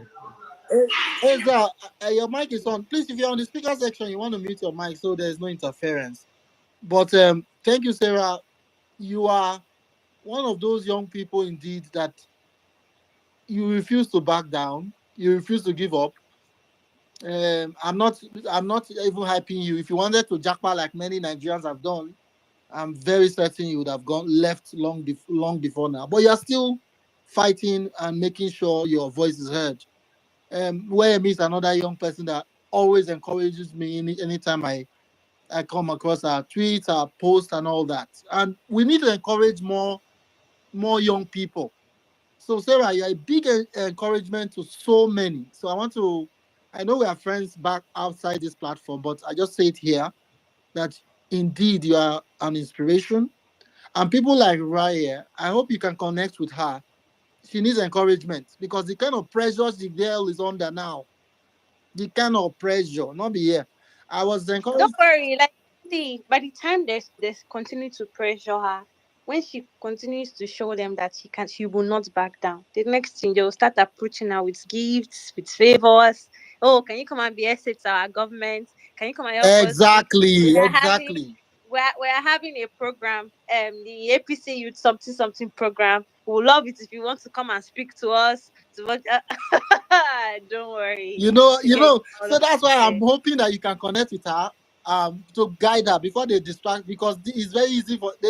They know what Now, she has lit. She's lit a very fire. she's a very smart girl. She's a very smart girl, and she's someone that I'm sure would not allow them to use her against the people. I mean, I saw one of the apologies that she did, talking about the fact that she spoke about the environment of Lagos and that. But she wouldn't back down, or she didn't back down from talking about the fact that everything is expensive, and we all know everything is expensive. So she's very smart. She wouldn't allow anybody to use her because I'm sure by now she would have seen the influx of love that Nigerians are showing her. So she knows that she's not alone. Absolutely, absolutely. In fact, we want at least 1 million riots, 1 million young ladies. And the requirement is that you just have to be in Nigeria. You don't have to be as fine as she looks. You don't have to be a copper. You don't have to even be young. Even if you be mama, follow the 30 days run challenge. Put your voice out there. She did not wait. What struck my own when I watched it, I'm like, she was like, why is nobody talking? How come quiet? Yes, exactly. Why? How come everybody just quiet for this country? Where you know if you buy bread with 1,000 naira? I think that's a conversation we should not be silent about. I'm so That appreciative of her bread, fire. Yeah. that price of bread is another different thing. It's another different thing that I think we will need a whole we will need the whole country, all the TV stations to come and start interviewing people, because at least bread is the cheapest thing that the poor people can even buy to eat. And now they can't even afford it. And everybody's sitting docile. Somebody's waiting for somebody to start. Everybody's waiting for a leader that will lead them to actually start Have you speaking. have you heard that they were quarreling with her online? Why is she buying crate of egg? A copper should not be buying a crate of egg. That she's showing off. Hey, Sarah. Even as a university student, you even buy more than a crate of egg. But like I said, these people that are supporting the government, they are even going through worse. And the only reason they are doing all of this, some of them are being paid peanuts to speak, or to speak great about the government, or come and fight you when you talk about the facts that is happening in Nigeria. And when they come to fight you, they don't know that their own is coming in front, and they'll face way more. And look at how they are actually passing through a whole lot through the system that they themselves supported. Thank you so much, Sarah. Mr. Stephen, can I quickly go? Yes, we'll move the conversation on now. Let's go back to the hands. I had to indulge Sarah Ibrahim also to share because I also want her to reach out to Ray because she's also gone through a lot of this. Sarah was among those who fought in NSAS in person. She saw the deaths and everything that went on, and she definitely understands what this girl might be going through. So I'm very interested in encouraging Sarah to reach out to her.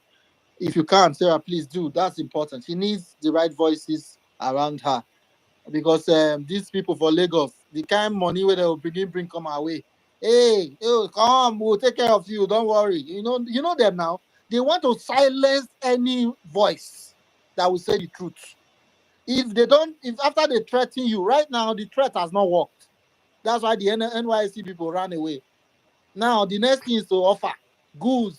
They My will fine always girl, sef, come for my birthday party. and you know the most annoying thing, they will never give those offers to the people that are supporting them and encouraging them in the evils that they are doing. They will never give them this many offers. For you that you want to continue to speak up, you're the one that will want to come and tell you that there's 100 million cash somewhere. I want you to come and pick up. Don't worry, it's just between the two of us. Before you know it, they will call her and say, hey, the governor is doing a birthday party and he wants to invite some young people. So they say you should come. They say you should come. Suddenly, in the whole 22 million people in Lagos, now you they go invite come birthday party. So that they can silence. That's why it's important the right people around. And some people are also trying to use our political clout. I hope that doesn't work. But my point is, we need more young people. No, she didn't do this for clout. That's why she's succeeding. She did it just the honesty. She didn't tell you that she's rich or she said, look, Uber is 25K. Egg is 6.5 from 800. You can connect to her. What she did, some people have tried to say they want to go viral. She's not looking for attention. Just be yourself. Speak up. Instead of going to Third Mainland Bridge and jumping into the water. Talk about your problem. Shout. You know, children that cry the most, they get the most attention. If you are in a daycare, for example, in America here, we have daycare for kids. The child that cries the most, now they carry pass. Don't be that child that suffer and you are in pain, you know they talk. You keep quiet. Election time, you won't participate. You know, concern me. It concern you. That's what Sarah is talking about. It concern everybody. What happens in Nigeria, your government affects you more than your witches in the village. The demons in your village are not powerful. Government is more powerful than those demons in your village. I'll be Sarah, not be so. I'm telling you, see, let me see. Something happened about these radiology students in Unilag, just young people, and most of them now they are 23 years, 24 years. They've been studying radiology in Unilag, a course that they were supposed to. I think they're supposed to use 4 years, 6 months for that course. They're currently in their 7th year, and now they are finally done their defense and everything. For them to now graduate, they're telling them that the government said that their course is no more registered, and they have deregistered the course in Unilag, and they cannot graduate. This you can imagine what people are, and some of these people, when they started Unilag, when they started going to school, they were just 16, they were just 15, 17. They didn't care about what is happening in the government. They didn't care about what was going on. They didn't care about politics. Now everybody, they're all coming to your DM. Oh, hi, Sarah. Can you please help us speak up about it? Oh, hello. Can you help us talk about it? This thing is happening. It is facing us. Oh, we're tired and all of that. Now everybody has seen how one tiny little thing in government can affect you. And I hope that Unilag sorts that issue out for them, because they told me it's in the process and all of that of trying to get it done. But just that little thing can Just actually imagine, almost 7 years wasted. That's what they're trying to waste 7 years of their going life. to 8 years, 7 years, 7 months, or 7 years, 6 months now in school, when they're supposed to have graduated years ago. From one strike to the other, one strike to the other. Now they are here. Finally, they have done their defense. They have won Sarah. suit.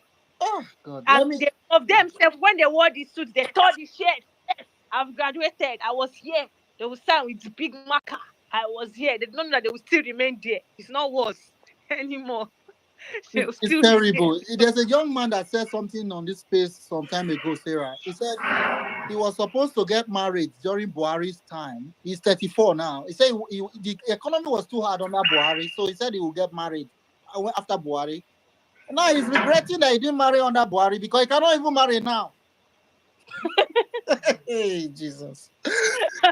My God. I told him, please get married now. Don't wait. That's what my advice for him. Don't wait for Nigeria. Just go ahead. What we have Yeah, Mr. Speaker, can I have 5 minutes to speak briefly? Oh, sure, sorry, you can have the mic. Stephen, Mr. No, Stephen, can I quickly go? let's bring MK first. My care, then Eza will go next. We just have the next conversation. MK, right? Or my care? Go ahead. Yeah, thank you very much. Eza, you go ahead after that. Yeah. Thank you very much, Mr. Stephen. And Sarah, thank you so much. Thank you so much for your contribution. And so gallant women in our community, in our society that are speaking up, and not speaking up, but they are making changes. I will start my contribution from the post of NYC. For me, someone like me, I really appreciate the NYC program. I benefited from NYC corporate that was posted to my secondary school when I wanted to do exam. They voluntary themselves to organize lessons based on the capacity of what they are able to do. And they taught us a lot of things, and I took lessons from them. The leader of that group that was sent to my school then were both northern and easterners from every part of Nigeria. And they came in and they asked us like, hey, how can we help you? And we said, oh, some of us are having issue with some schoolwork. And they said, okay, we will pick up this subject, this subject, this subject, this subject, and we're going to be giving you extra lessons. And we are not paying them. They didn't ask for money from us. And they are doing that just from their benevolence of just reaching out to their young ones or brothers and sisters. And I think these are heroes of our time, of those times. And youth corps continue to be heroes of their time, because I've seen a lot of youth corps that are doing extraordinary, introducing different ideas in every places that they have been posted to. Talk about places. I mean, youth corps in this country has been treated unfairly. Look at those who were posted to the northern place where there is terrorists that they have been killed, slaughtered, dismembered, and time all we heard about them is the news. We don't even know their parents, right? And this is very disheartening that's how a lot of our youth corps has been treated, and the youth corps system or that has been put in place is not addressing how their safety of youth corps needs to be included in their posting. For me, the only place I took offense with what this person is not a hero in my own sense, and let me say what I want to say. And bad governance is one of those time everybody spoke out, and people are still speaking out. Before Ray or whatever, I don't know her name, but Ray, she's not an hero on the side of some comment that she said. We have a bad governance protest that went out, and people came online. We were talking. People were saying, "This is what we don't want. This is what we're expecting from our government." And that conversation is continuous. She didn't break a Pandora box of who should talk or how or of hardship discussion in our society online. I took offense with what she said when she said the old Lagos state smell. I'm not a Lagosian, but I live in Lagos for 9 years. The part of Lagos where I live is not smelling, for your information. And I will take offense. There was a word in my own community that says, it is how you approach me, I will approach you. If anybody is dragging her, that's their own business. She deserves to be dragged by you saying the old Lagos smell. I took offense with that. Every other thing that she said, that's her own prerogative. She's entitled to that opinion of the president of Nigeria. MK, sorry. Do you know that she has apologized for that? I posted it on the Jumbotron. I know. I saw the post. Okay. I saw the All post. right. But that does not matter. You should learn how to speak about people. You see, that's the problem we have in our community. When people use generalization words to disqualify a whole quality of people and ridicule them. Even if when she posted the apology, that's fine. I'm not saying, as you can listen, as you can hear me, I'm not saying whatever she said about the president or the hardship about the country, that's great thing. Speak it up. Use your platform to speak out about that. But for you to use a general word to say the whole Lagos state smell is an insult to me. It's an insult to my community in Lagos. It's an insult to people who are doing the work of making Lagos clean, right? So I don't have issue with that, attacking the president or talking about hard things, but I have issue with that. I mean, saying Lagos state smell, right? I have issue with that. And I'm not a fan of the presidency of Tinubu. I will never vote for the man. I will never be a member of his political party. But I know who I wanted to vote for in Nigeria.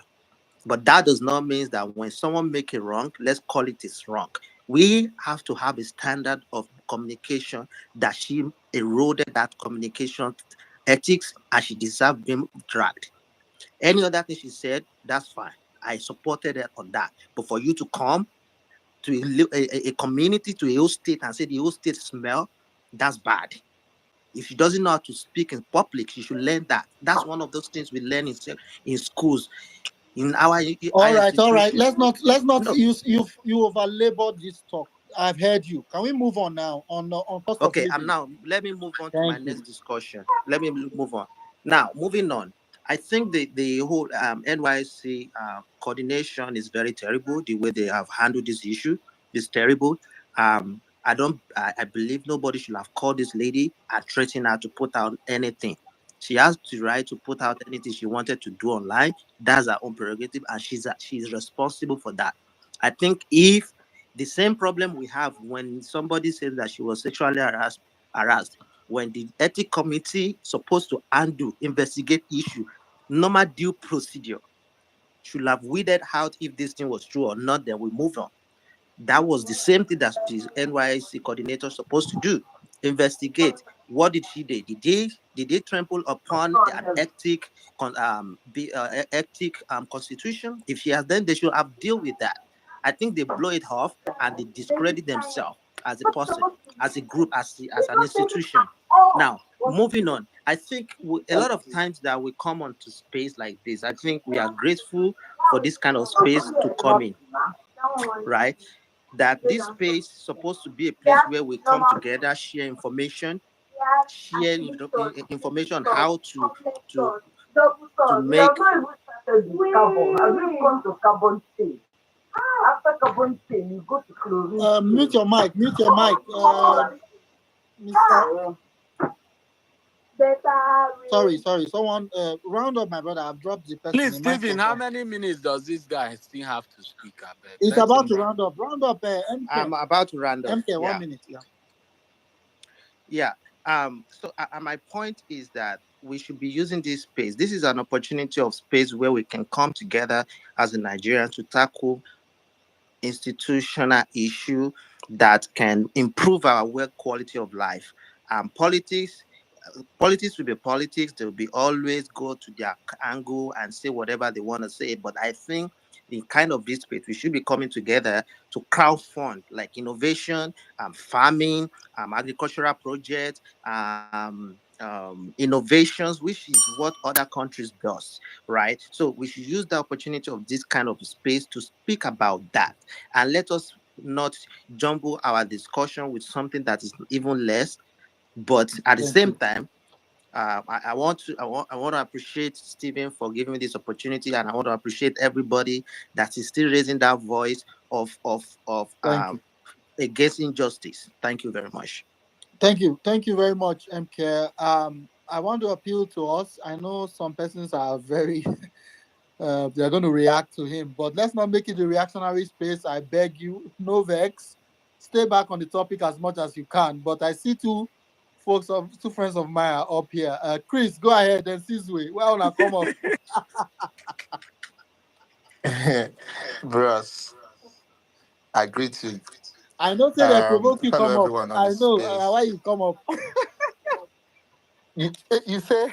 I said somebody provoke you come up. Now why you rush up like this? Go ahead. Bros, I was trying to understand what that guy was saying because, and hello everyone. And look, this has been our problem for a minute now as Nigerians, right? When we have brave people come up to do something that we should be doing in the first place, Nigerians who think they are more Catholic than the Pope, they start to punch holes in your bravery, hero or heroine. They start to pick faults.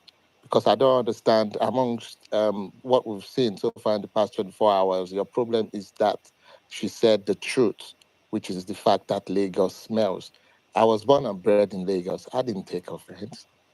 From the lake, if you're coming from the island, once you climb the Third Mainland Bridge, it smells all the way to Oworoshokin. Are you talking about Ikeja, the whole of Ipodo smells? Are you talking of Omole Estate when you come out to the road? It smells. Lagos smells. Is it the truth? Yes. I was born there. I'm more or less a Lagosian. but you left the crux of the matter and you want to lash on to that. Look, that shamefulity is the same thing we exhibited when Natasha was, harassed. People thought her experience, being sexually harassed was a hoax. And what was more important to them is that she was disrespectful on the floor of the Senate. Look, this won't take us anywhere. Did Riot tell the truth? Is Tinubu a terrible president? Yes. Is Lagos smelling? Yes. The heroine, yeah, you say she's not a hero. She is a hero 100%. She's a heroine. The one who is not a hero, yeah, you say you are a Lagosian and you are unable to tell the truth in this kind of space. You are not a hero. I'll leave it there. Thanks. Okay, Steve, can I go now? Yes, this way, go ahead. Okay, thank you very much, guys. I just said, okay, I just closed from, and then I'm gradually driving to my house on the whole thing, myself down because you scroll through the internet, you see a lot of things, people, and you begin to feel like getting angry. Another mind will tell me, "What's your own now? Like, go do your work, leave this Niger problem." Or then you come into this where we are trying to galvanize ourselves. After the election, a lot of people, were weak. People were tired. People were disappointed. And an opportunity comes like this. Then you see one guy like that, one uncle or Egma Adugo, we just come in a space and begin to. The last speaker that spoke before this last one, when I came up, do you realize that this guy spent more time criticizing the government, of which is the reason why we are all in a mess today? Do you know the worst illiterate are those people that claim to know, but they know nothing? And when you want to speak, you begin to realize that they just be throwing English. You are trying to gather those points. Like, where is this person coming from? It's be like rambling. Because, of course, you know the truth. You choose not to say it because of where you're coming from or where you're gravitating towards. Regardless, it doesn't matter. Who are you of people are already seeing her as a hero. That one very inconsequential person will be the one trying all hard. Oh, she's not my. Who cares? This is a person that made a video and even SSA to the president. And so everybody is hearing the message. We are abroad overseas. Everybody is getting the message. But one or two Elegba guy will just sneak in one place and begin to shout, "She's not my hero. She's not my hero." Nobody hears those voices. If you can't speak, keep short. Allow us to mourn. We are going through a lot, my people. Even those of us abroad that think we have escaped, we are not. We have over how many of our people back home? One will even come to your DM. So one came to my DM the other day and say, "If anything happened to me, my blood will be on your head." And I'm like, what is going on? Oga, what's going on? These are things we go through. Please learn to, just read the room sometimes. Don't come here and begin to. We are trying to, encourage more people to come out. This thing that I experienced the uselessness of NYSC. But you came and tried to come tell us, oh, how NYSC has saved your life, your grandfather's life, how NYSC is the best thing that happened in the planet Earth. Have we forgotten how a lot of people are trying to sleep with our girls on campuses? All these, they call it LGI, all these that don't even earn up to 20,000 naira. Once they open that camp, all of them go to Okrekabenda Select to buy the best clothes, iron it, come and be forming what they don't know, trying to use one or two things to lure our young girls to take advantage of them. There is one during my own time that was forming Cornell up and down. And then if you resist their advice, these same people will try to make you do more of the work. They will note that place you sleep. I've forgotten the name they used to call that room. They will come there. They will always mark you until you fall to their pressure. They go and serve. I will say, what type of impunity? What is there any sector in that country that this impunity has not overshadowed everything. Impunity rot. Some of you will be acting as if you've not seen, you've not crossed the Africa that the Africa that these small African countries. One guy came. The guy says lives in Canada in TikTok. Nigerian passport. The process was so free. Oh, I want to praise Nigerian government. I say, at your age, even living in Canada, you brought out your ring light to make a video on just ordinary process of passport. The barest minimum. What is going on with us? I've forgotten that all these people, down to the president, are public servants, that they are there to serve you. They are not. What is going on? What is going on? So, she's not my hero. Mr. Man, be careful. Oh. Some of us are very angry because they begin to buy some useless people. Then some people no go get sense. We have begged you people to have sense. You refuse to have sense. We have gone to take different stories, history. People, Sarah, have opened countless rooms. The other guy, what have we not done to make you people have sense? In 25th century, that you can easily log on and browse what is happening in the whole rest of the world. You have refused to have. These useless soldiers, they have sense now. Do you think by now that these useless, bloody civilian politicians will be living when military were military? If you are being corrupt, they watch your back now because you don't know what will happen in the next minute. Please, my people, let us wake up. Even if they have gagged us to the point that we cannot even go out and protest, at least it's a rant challenge. Lend your voice. Egbo Adugbo, that useless guy, I don't know, social media has a way of going. If you are hearing me, that Naija Shimadu or something, I came across your video. Once Seyi Tinubu starts following you, you start misbehaving. It's as if they have opened Buckingham Palace in your street. The moment Seyi Tinubu followed you, you lost your sense. Egbo Adugbo, Naija Shimadu, or whatever the fuck they call your name, you live in the US. You know how things are done. Why is it that you are coming out to say, oh, the girl said something, but it's as if she has agenda? Why is it that she's going viral? Why is it that she's having fun and she's complaining? She has no right for the price of egg when she's going out in a nice restaurant to eat. Egbo Adugbo, but you live in the US. Some of you people, the Ogun that will buy some of you, I don't know, even the Ogun have done the door these days. I don't know, but you are in the US. Going to a restaurant to eat is the barest minimum anybody can afford. The poorest of the poor outside country, but you are judging the girl for speaking up because she went to a restaurant to eat. Therefore, who born her? How dare her talk about the price of egg? Some of you people, you will live your life even if God give you long life, and you will still fight throw away without anything to be remembered for.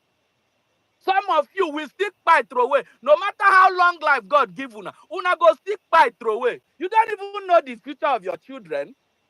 Even if they say, we are abroad, we are giving birth to our kids here. One of the other woman, I was speaking with the colleague yesterday, the woman is crying here in America. Why is she crying? That the daughter, her only daughter, westernize this thing. The woman is so afraid of her old age that even if her daughter can't come home to her now, can't even listen to happen in the next 5-6 years of her life. Let us make this country a place that one day we can actually return to. Let us please. That all of us, one way or the other, is gonna hit us. This Olori Bruku, some of these people, they only speak. Everything is now holding them in the neck. The one that's complaining that the child cannot be taken care of in Ebonyi State Hospital, give him bag of fries tomorrow. All it takes is one PA to PA of the PA to PA of Seyi Tinubu to text him, my brother, sorry, come and take bag of fries. He will automatically forget that he's died because of lack of health care. There is something fundamentally wrong with us, black people, and may God help us. Thank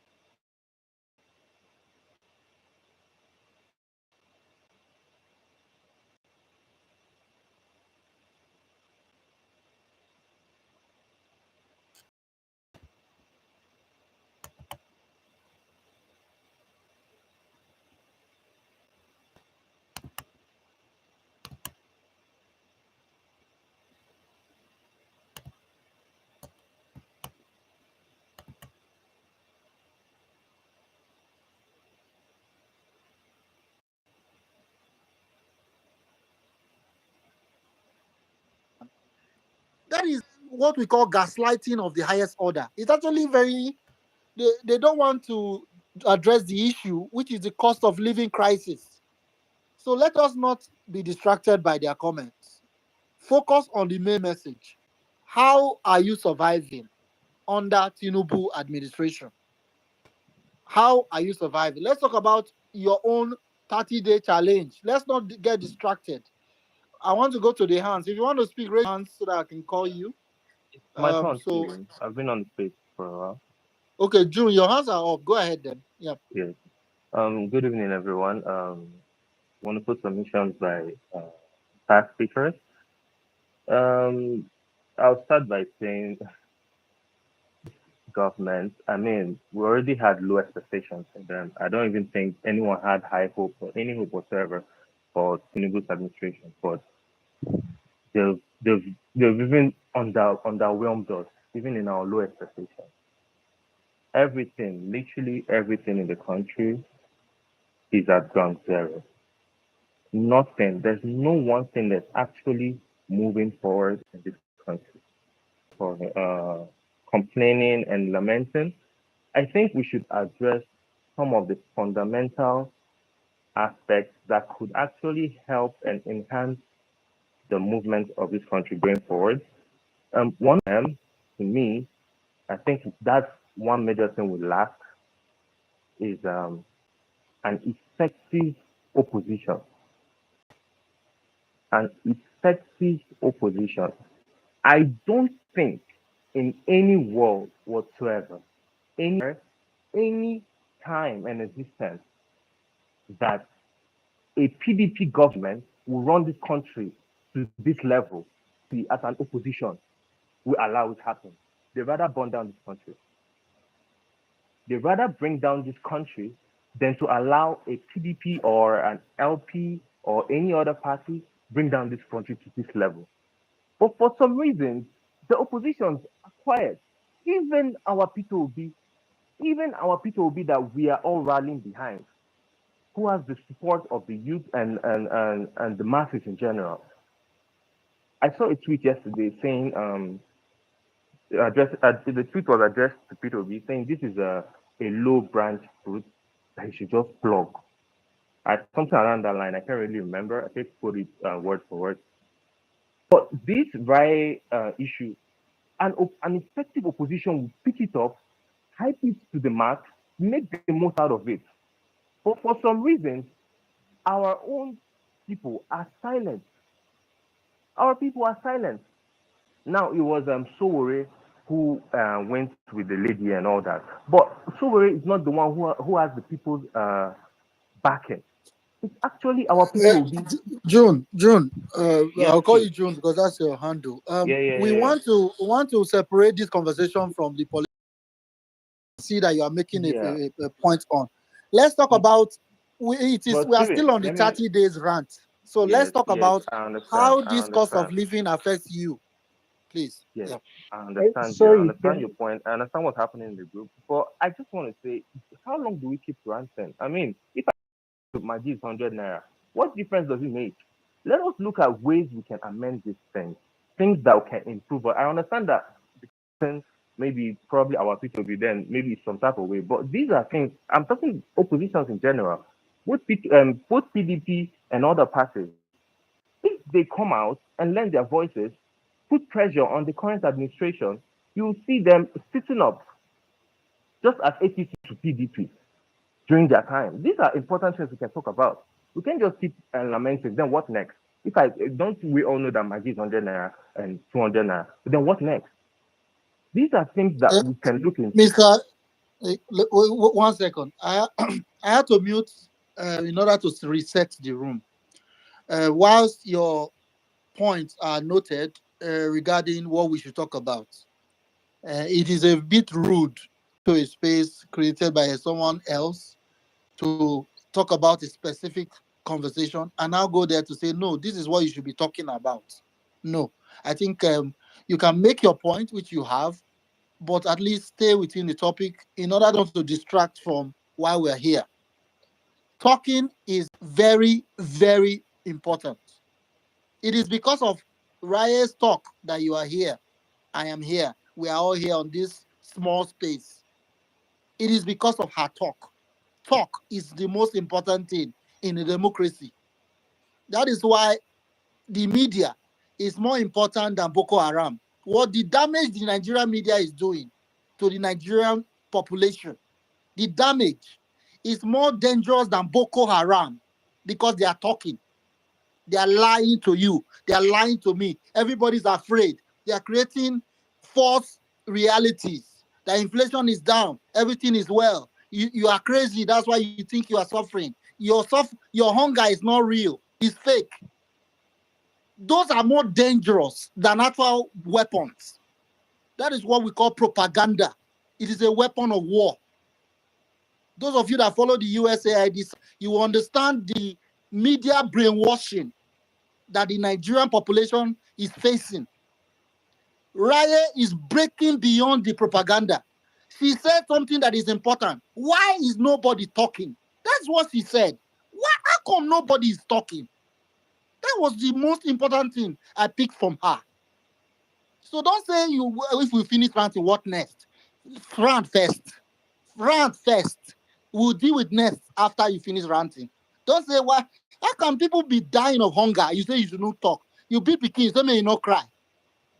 And we say, hey, we just talk. Cho is important because human beings talk to each other, unlike animals. We talk. Talk is important. Your vent is important. The government need to know you are not okay with their looting of our treasury and increasing food prices. They need to know. How else will they know if you don't talk?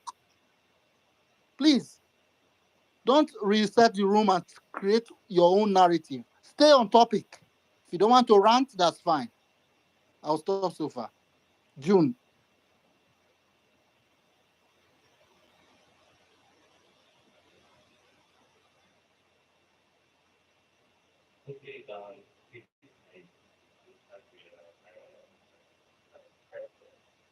I'm waiting for you, June, to round up so we can move the mic. June, round up. I have to mute to speak. I hear you now, yes. Okay, I want to apologize for no, you are rubber bounding. I think you are using earpiece. I can't hear you anymore. Go closer to your phone and speak. No. Do you want to go to speaker section? We can't hear you anymore. No. Let's try again. Can you hear me? Now it's okay. Now it's okay. So you have 2 minutes. Okay. I say first, I want to just ask for diverting the whole conversation. I understand that the group was created for a particular topic, and we should stay on topic. Well, then the country is a mess. Nigeria is a mess. The other day, we read about a man that was supporting APC, that his child had issues, whether he swallowed granite or something at Ebonyi State.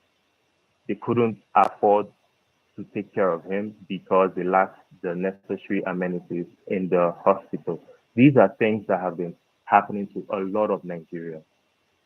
This one actually made the news or made the news because I think specifically because he was an opposition, so people were like, see what you're supporting. But these are everyday things that are happening to people getting kids. Even this NYC we're talking about, this last batch, how many persons were kidnapped going to the northern part of the country?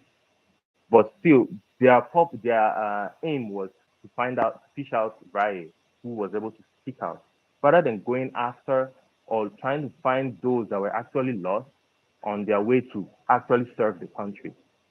These are the man. I don't know what else to say, but we have to do something about it, and the sooner the better. Thank you so much, guys. I know the challenge of feeling like it's a waste of time to speak. No, many of us are left spaces. We got tired of talking, but that's a mistake. If you follow the US, those of you in America, you will know that even after the election, the conversation has not ended. You don't get change by keeping quiet. You don't get change by ignoring it.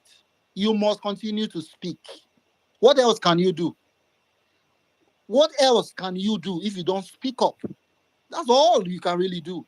When more of you speak up, then the government will have no choice but to listen. So speaking is important. Don't let anybody gaslight anyone and say, talk, now they follow talk. From talk, action will follow. But at least talk first. Don't just keep quiet and say, talk. It is important. Let me bring Rejays. Is it Rejays? How do I say your name? Yeah, it's Rejays. Now, wow, this is our name, Seth. Go ahead. So the thing is, Stephen, I don't know if I can chip in something, like a little something concerning what the last speaker just said. I don't know. I don't intend to deviate, but I just wanted to point out something for you to understand. Yeah, I want to time us now because a lot of people are requesting. Let us all use 4 minutes. Okay. So the thing is, what I want to point out for him to understand is, first of all, I think sometime last year we were on a space like this with PO, and PO opened up about many things that he's facing from the government, many things that he's facing, and I think it was yesterday he tweeted about this rise something, and he said that same thing too. The thing is, you cannot expect PO to carry the thing on his head because he's right now he's the point, let's say he's the number one opposition leader in the country. So if anything, they are closely watching him. So if he makes any mistake, then they will come for him. So that's one. So I don't want to deviate too much. Then about this rant of a thing, it's good that everybody is speaking their mind, is coming out. I like the fact that now, right on our own, Nigerians are speaking up. More videos are coming and everything. I even did my own, but I don't know why it's not uploading, but I'll find a way to do it. Now, the thing is, it's funny. It's funny how this country is in total shambles. Like, I can imagine, like, when I was growing up, I can imagine the kind of country I was growing up in. I was very proud to call myself to be a Nigerian when I was growing up, because when you talk about Nigeria in the space of Africa and international, you know that yes, Nigeria is a country to reckon with. But now, since APC comes, everything don't change from Buhari to this Tinubu now. The thing is, what is he doing to address? And they have the habit of someone calling them out. Before you know, they will send their attack dogs to be attacking. And I don't know what is wrong with some youths. I don't know what is wrong with some youths of our time. Like, they see things, but they just choose to be ignorant. Like someone said, okay, I think it's Steven that just pointed out that in our age now, there's ways for you to educate yourself about what's going on in your vicinity, in your society. But these people choose to just be ignorant and be arguing and be defending rubbish, which I don't know. So for me, I don't think we should even give them that. For me, if I was Stephen, that guy that was already saying all the things he was saying here, I would have just stopped his take the mic from him. He should just mute his mic, because I hate hearing when someone is talking like a mentally disabled person.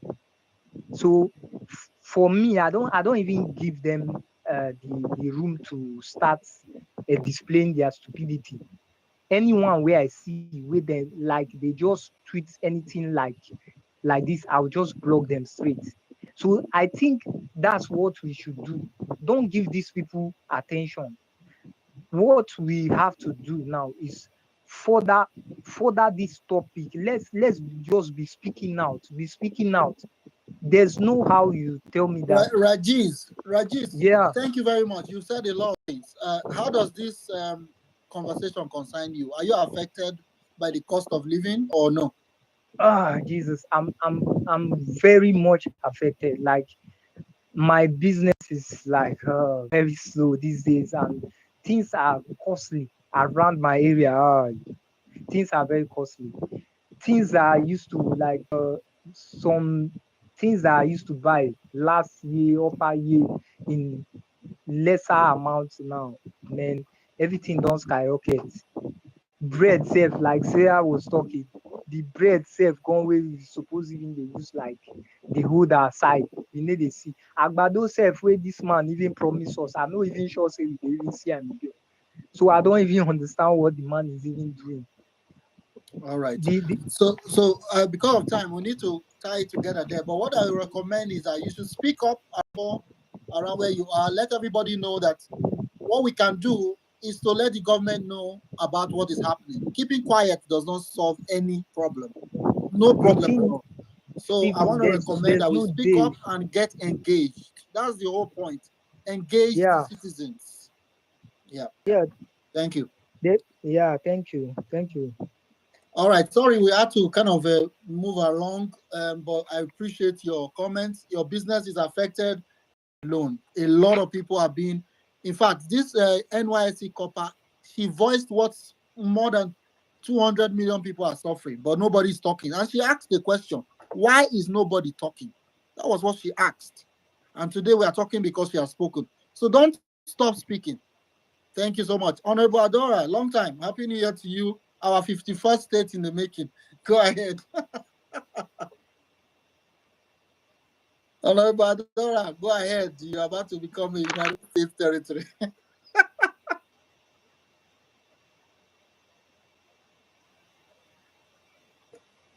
Ada, are you not supporting the movement to join the US? How dare you, Mr. Steve? How dare you? Eh? And unfortunately, these people are not making it any easier. Like, every time they open their mouths and talk, it's just, good Lord, just shut up. Anyway, Mr. Steve, I wanted to come up and there was somebody before me. I don't know. I see someone waving their hands. I don't know if I'm taking anybody's space. It's Justice that doesn't agree with the statement. He's also fine. I was trying to. No, I'm fine. I was trying to disconnect from my earpiece. That's why the delay.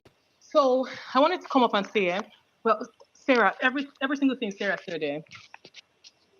Anyway, Mr. Steve, I want to ask people do we not realize as Nigerians that we are the opposition? This opposition we're looking for and asking for, right? We're thinking there should be one organized, amazing cult of people who will now come up and just be opposition and save us at every single time. And it's not possible now. The citizens, we are the opposition. I'm talking about it like this. Is that opposition we're talking about? This is how you push back. By talking, educating, your fellow citizens, like letting people know that what we're passing through right now is actually caused by the government. There are several kinds of inflation, but the type we're going through is not that one. They tell you that because government overprinted money, there's now a lot of money in circulation, so things are now, the value of your money is dropping. It's a big lie. It's not about just the money of your value, the value of your money dropping. the inflation we're passing through right now is strictly caused by government overspending, government mismanagement of our funds and resources. How do they overspend? How do they mismanage our resources? You guys hear them collecting loans every time. Every time they collect loans, there are loan conditions that are imposed on the country. And who takes the fall for all these things? Who bears the brunt of it? You and me. Abi, please, you guys need to understand the inflation we're passing through in not just in Nigeria, worldwide actually. Worldwide is not the type that government has printed money and everybody has to. Do you have money? Where is your money, Steve? See, when I laugh, it's not because anything is funny. It's because in this life, if you don't laugh, you're gonna cry. You're gonna cry, and I'm tired of crying. If I'm not laughing this laugh, just know I'm crying. Please, there's no opposition that will sit down somewhere and stand up and do something for you. It's you and I, and the next person beside you. Because no, Nigerians, when are we going to stand up? And Mr. Steve, I have a theory about immigration, about why a lot of immigration is happening globally. I feel like a lot of these world leaders, this is my theory, but just hear me out, it makes sense. A lot of these world leaders have realized that, as immigrants don't really stand up and push back in their countries. That's why they just run, run to another place. So they're looking for, a group of people who won't push back. And we're seeing it happen. Those of us in diaspora, we see these things happen. Now back to Nigeria. How can we get ourselves to actually stand up and be the opposition that is necessary, that is needed against the government? Only we can be the biggest opposition ever. The average Nigerian person, it's either you're just not being too serious, you're being disconnected mentally, or you're just hypocritical. One thing makes us check out as Nigerians, and this is why we're unable to come together and fight. Like Mr. Steve said, when you go on, even after what happened during the US elections, when you go on spaces, spaces saturated with US spaces, talking as in they continuously talking about their government. They never. Even till now, there are so many spaces, even till now, every single day, they are online talking about our government accountable. They are online, they never come out. Now only we they give up. They're not a give up because they have no other place to go. Stop. Like, as in they don't stop. Every single day, if you see 10 American spaces, 9 of them are speaking about government issues. Like, they hardly talk of anything else. But when you see Nigerian spaces, you go search tire before you, like, I'll literally be looking for my comrades that I know in the battle and be searching to see if any of them is on a space somewhere I can hear something. But all you end up seeing is a man and woman fight or one big bomb something. Nigerians, please, we're in our own way. I promise you guys, this change is not. It's right there in our home, in our Nigeria. How are we having people go after what's her name? Right. How, for God's sake?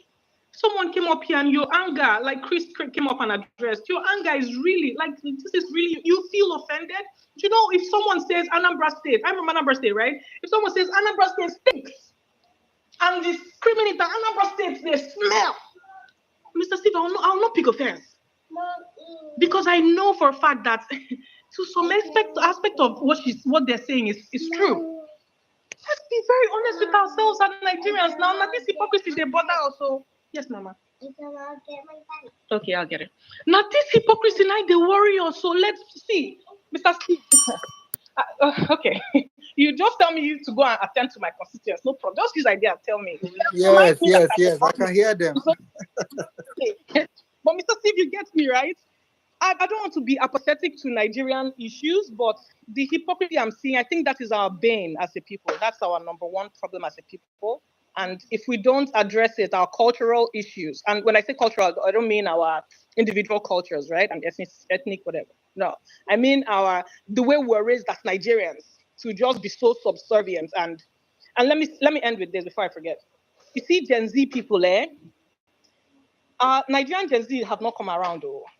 But when they come around, you know, if it was one of us, our age grades, that was threatened by NYSC, the person would just go and pull down their video quietly. Or you hear some of, you know, the rest of us coming up and say, I'm after you, or this is that. But you see Gen Z, they threatened her. She made a second video on top of it. I was like, there you go. That's my girl. Coconut hair generation. That's what we need. Simple. And you know, Mr. Steve, the difference between them and us is this. The small difference. Oh, I have a feedback.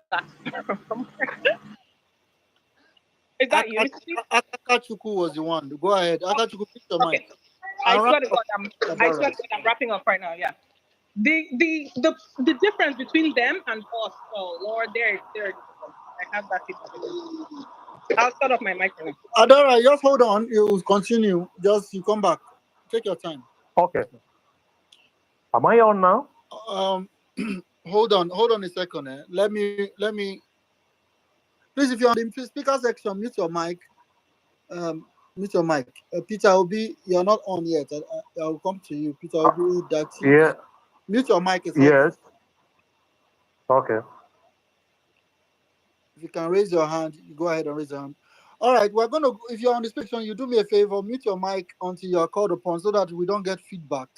And please go straight to the point. We want to get your own rant, your own take on the situation going on regarding the cost of living crisis.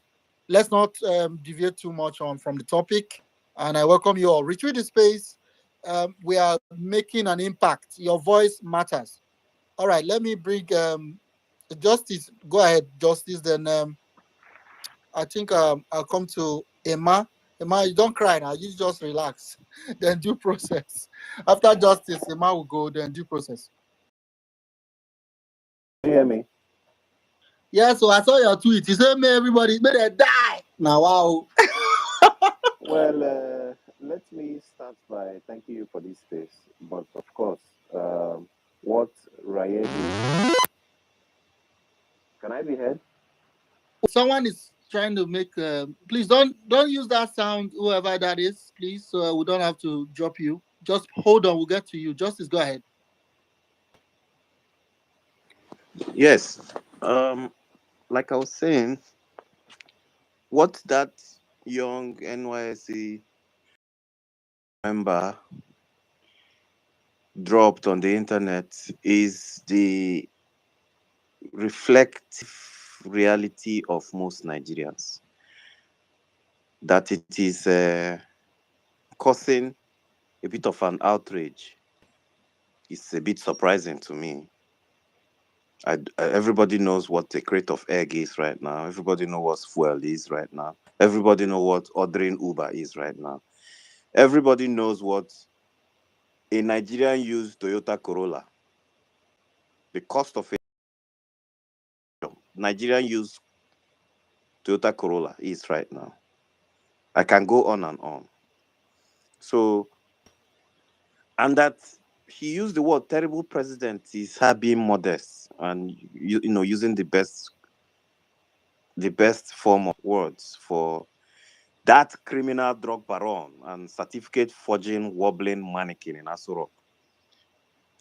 You know what is basically happening is that Nigerians are suddenly coming to terms that, look, if we don't tell this man the truth, we are all gonna die.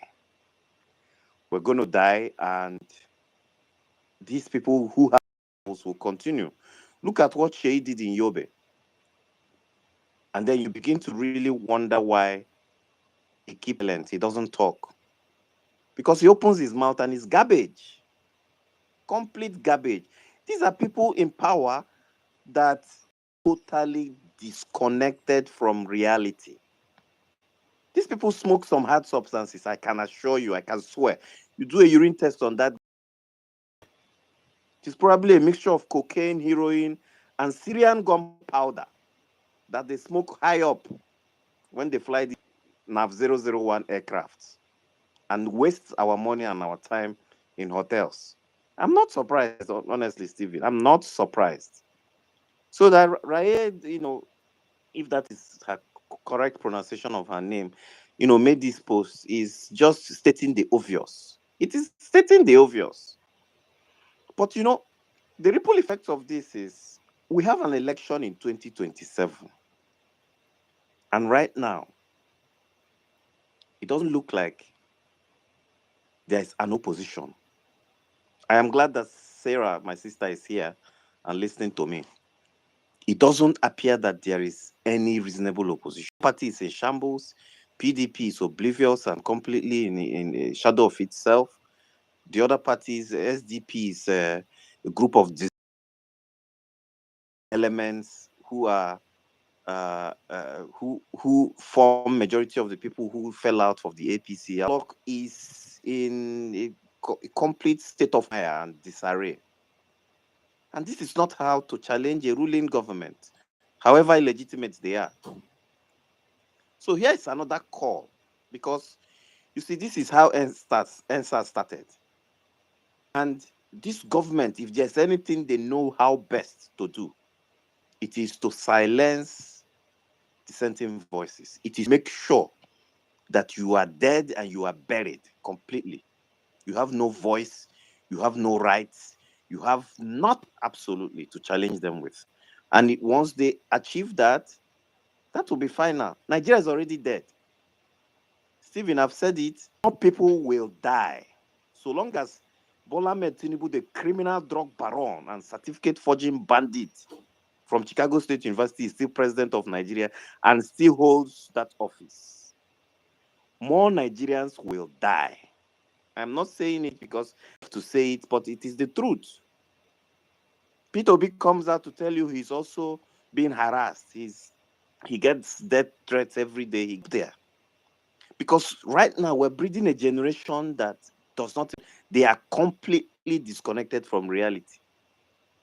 And very well, unfortunately, from the West. I don't know how these people drink poison from a tribal cup. They are willing to take poison because it was served in a Yoruba cup. I don't understand it. And please, this is not,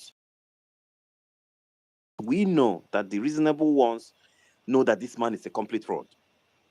This man, his family, and whatever thing in Aso Rock is a fraud. It's a sham. And it is for such people that we continue to speak.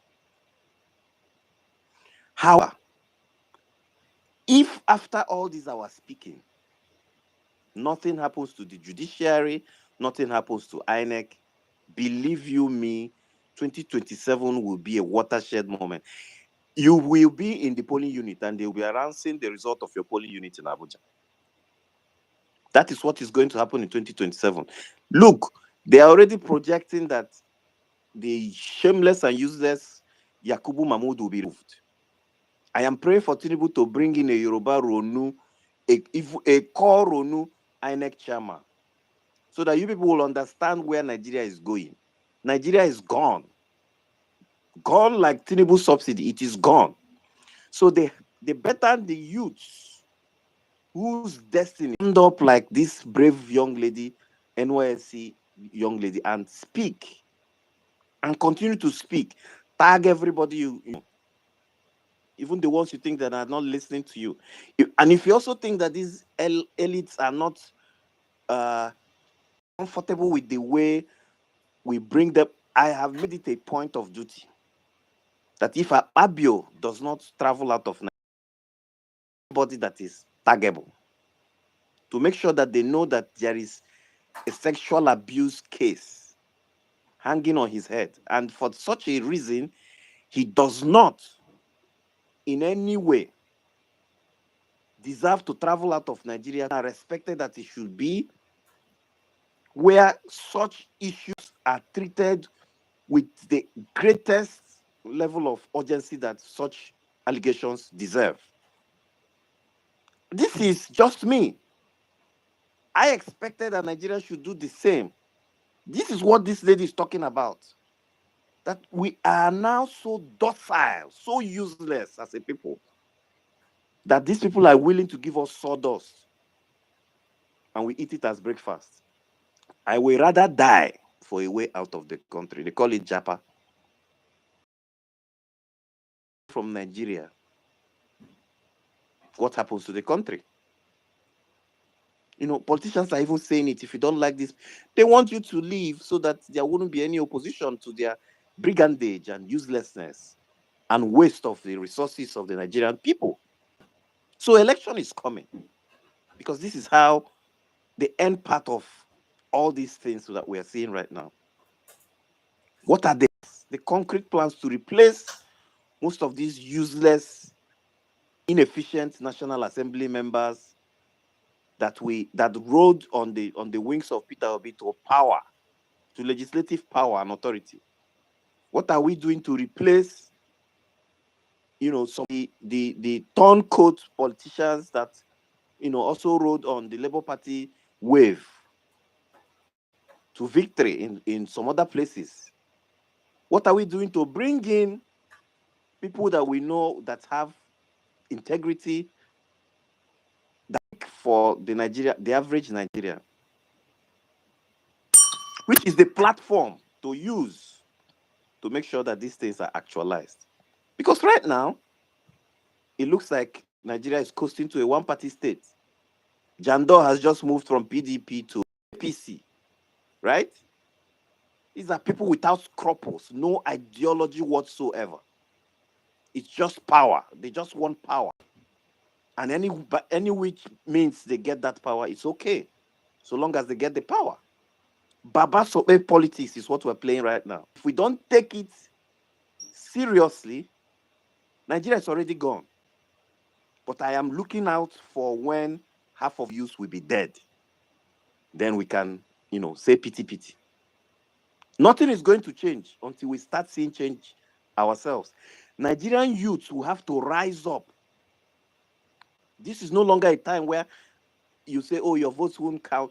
You would have to guard your vote as if you are guarding your future.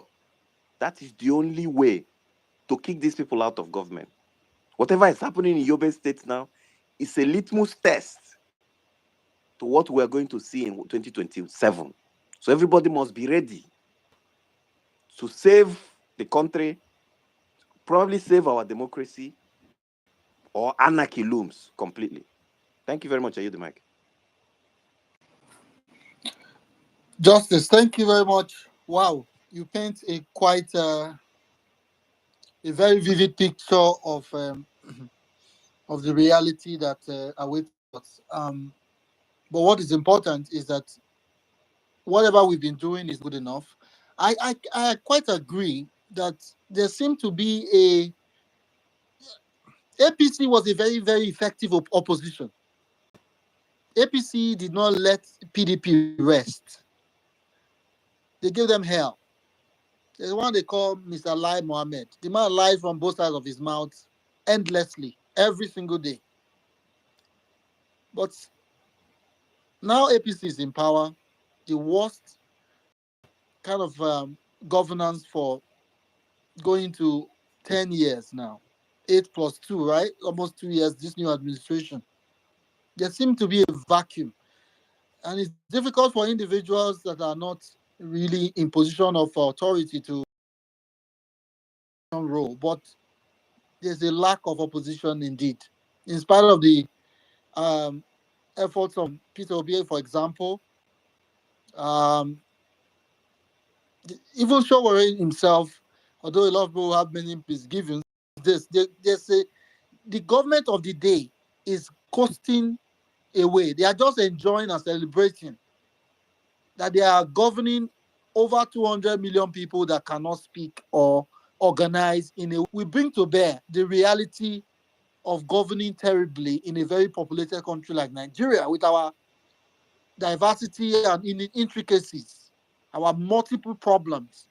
APC is just governing. Look at the son of the president going to share plate of rice, bag or raw rice to thousands of people they've starved, and he's boasting about how his father is the Nigeria. We need to be active citizens. We need to wake up. And thank God for Miss Ray, the copper. I hope we have more of that. More. We need to speak up. Honorable Badora, you have to stop before I go back to you, let me bring Emma Agbo Sales. You say is that Agba Sales? Before I go back to Honorable here, Emma, are you there? Good evening, everyone. Yeah, you were trying to Can you hear me? speak, and thank you for your patience. We're just trying the best we can. Go ahead. Before you Just go, let me say hello to Dr. Ria. Dr. Ria, I see you. Welcome on board. I look forward to your conversation soon. Emma, go ahead. okay. Thank you, sir, for the Thank opportunity. you. Thank you for the opportunity. Okay, I will just spend 2 minutes, and I would love my submission will be more of questions. I don't know if somebody will be jotting the questions down. So, firstly, is what are the authorities we can tag, especially if they can have an input in the price reduction, or if there's any programs that can place to help the aspect of food increment in inflation in the food prices in the market, and what are the possible ways we can at least let it go down a bit for masses to get something right. That's question one. The second question is, do they have a Twitter handle that we need to tag while we are doing 30 days fund challenge? What are the authorities we need to tag? I know they are seeing it fine. They are seeing what is happening on Twitter, and that is also getting to them. And that's number two. So the third is, I'm surprised that people are fighting people that are not ready to join the challenge. I don't think we need to fight them. There's no need of that. Probably they have a separate market that are getting their own foodstuff, or there's a particular Akoto, there's a Uber that is cheaper for them. So I don't know why we are fighting them. The guy that supported prison which state, either Enugu state, yesterday or day before yesterday, he just lost his son due to bad healthcare system. It will touch everybody.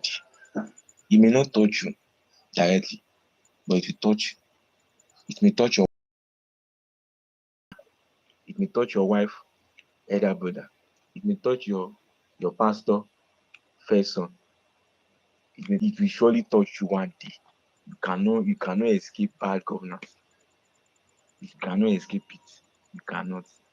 So you support the movement. If you like, don't support the movement. It will touch you. Me, as I'm speaking, it has touched me. The day my father need government healthcare system, in his first time in his life, we have always been using private hospital. The day we need oxygen on Saturday, the whole of Lagos State, on that fateful day, they were on strike. The whole of Lagos State Hospital, federal state government hospital, were on strike. The private, we took my father to ask us to deposit 3 million naira before he can be placed on oxygen. 2 hours later, I lost my dad. If you like, support bad governance. If you like, don't cry out. It will touch you. It touched me. I'm the firstborn of my family. It touched me. My dad died December 14, 20. Police officer, for that matter, that served Lagos State. First time in his life, he needs government to support him. His own police healthcare system is not functioning. His own police healthcare system is not functioning. We need the government help. On that Saturday, you can go and check, go and do the research. What happened on that Saturday? On the 14th of December, all government state hospitals in Lagos were on strike. So, if you like, no support. If you like, join the movement. If you like, don't join the movement. It will touch you. It will touch you. So, what I'm not saying is, in a nutshell, is, I mean, I don't need anybody's sympathy. I've seen it that has entered my family. I've moved on. I have brothers to take care of. But what I'm not saying is, the day it will touch you, will you go back to when you are, I'm going to support him? 2 days ago, he touched someone that was supporting back on his first son, his own first son, just because of an instrument of 500,000. How much? So, but I just want to know, what are the respective agencies we need to tag while we are doing those announcements, so that they can get to know what to do, or they can. I just want. So there's no need of us fight anybody. There's no need of all those things. I just feel God. Somebody put a joke that God is laughing at us in Nigeria. Sincerely, maybe laughing at us that He has given us all the best in us. So I don't have much to say. I just feel that when the right thing, when it touches the most important person in your family, you cry out. But for now, everybody. I don't know what to say, but I feel it is getting better day by day. So people are crying out now. Before 2 months, 3 months, it's slowly getting better. So that was all for me. Thank you. Oh my God. Oh my God. Mr. Emma. My God. I'm so sorry. I'm so sorry for the loss of your father that served as a police officer, and Nigeria happened to him. I am it's been difficult to host this space. The whole challenge of Nigeria is the temptation to just ignore. I'm glad I hosted this space because of you. I'm so glad to hear your story. This is why we're here. Thank you. Thank you for sharing and not giving up. We are all we've got. There's no government does not care. If we keep quiet, they will allow everybody to die. They're not concerned them. As long as their picking get enough things to smoke, enough cocaine. I'm not calling anybody name. Mm-hmm. So as long as they get enough supply of their powder and their escorts, they will waste all our oil money. They will waste every. Then they will start borrowing. They will go and borrow in our name. These are the demons we are dealing with. If you like, keep quiet. They enjoy it. Now we have no opposition. They are celebrating. Every day they do party for their Aso Rock because Nigerians refuse to talk. They enjoy it when you are afraid. They enjoy it when you are intimidated. They enjoy it when you ignore, when you log out. They enjoy it. They enjoy it.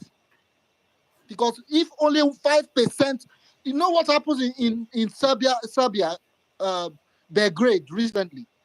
That was the day for yesterday. Something irrelevant, like just dispute with policy. 5% of the country came out on the street in Belgrade. That's Eastern Europe. 5% of the country. We can't get 1% of Nigerians to say this hunger don't do. 1% enough is enough. 1%.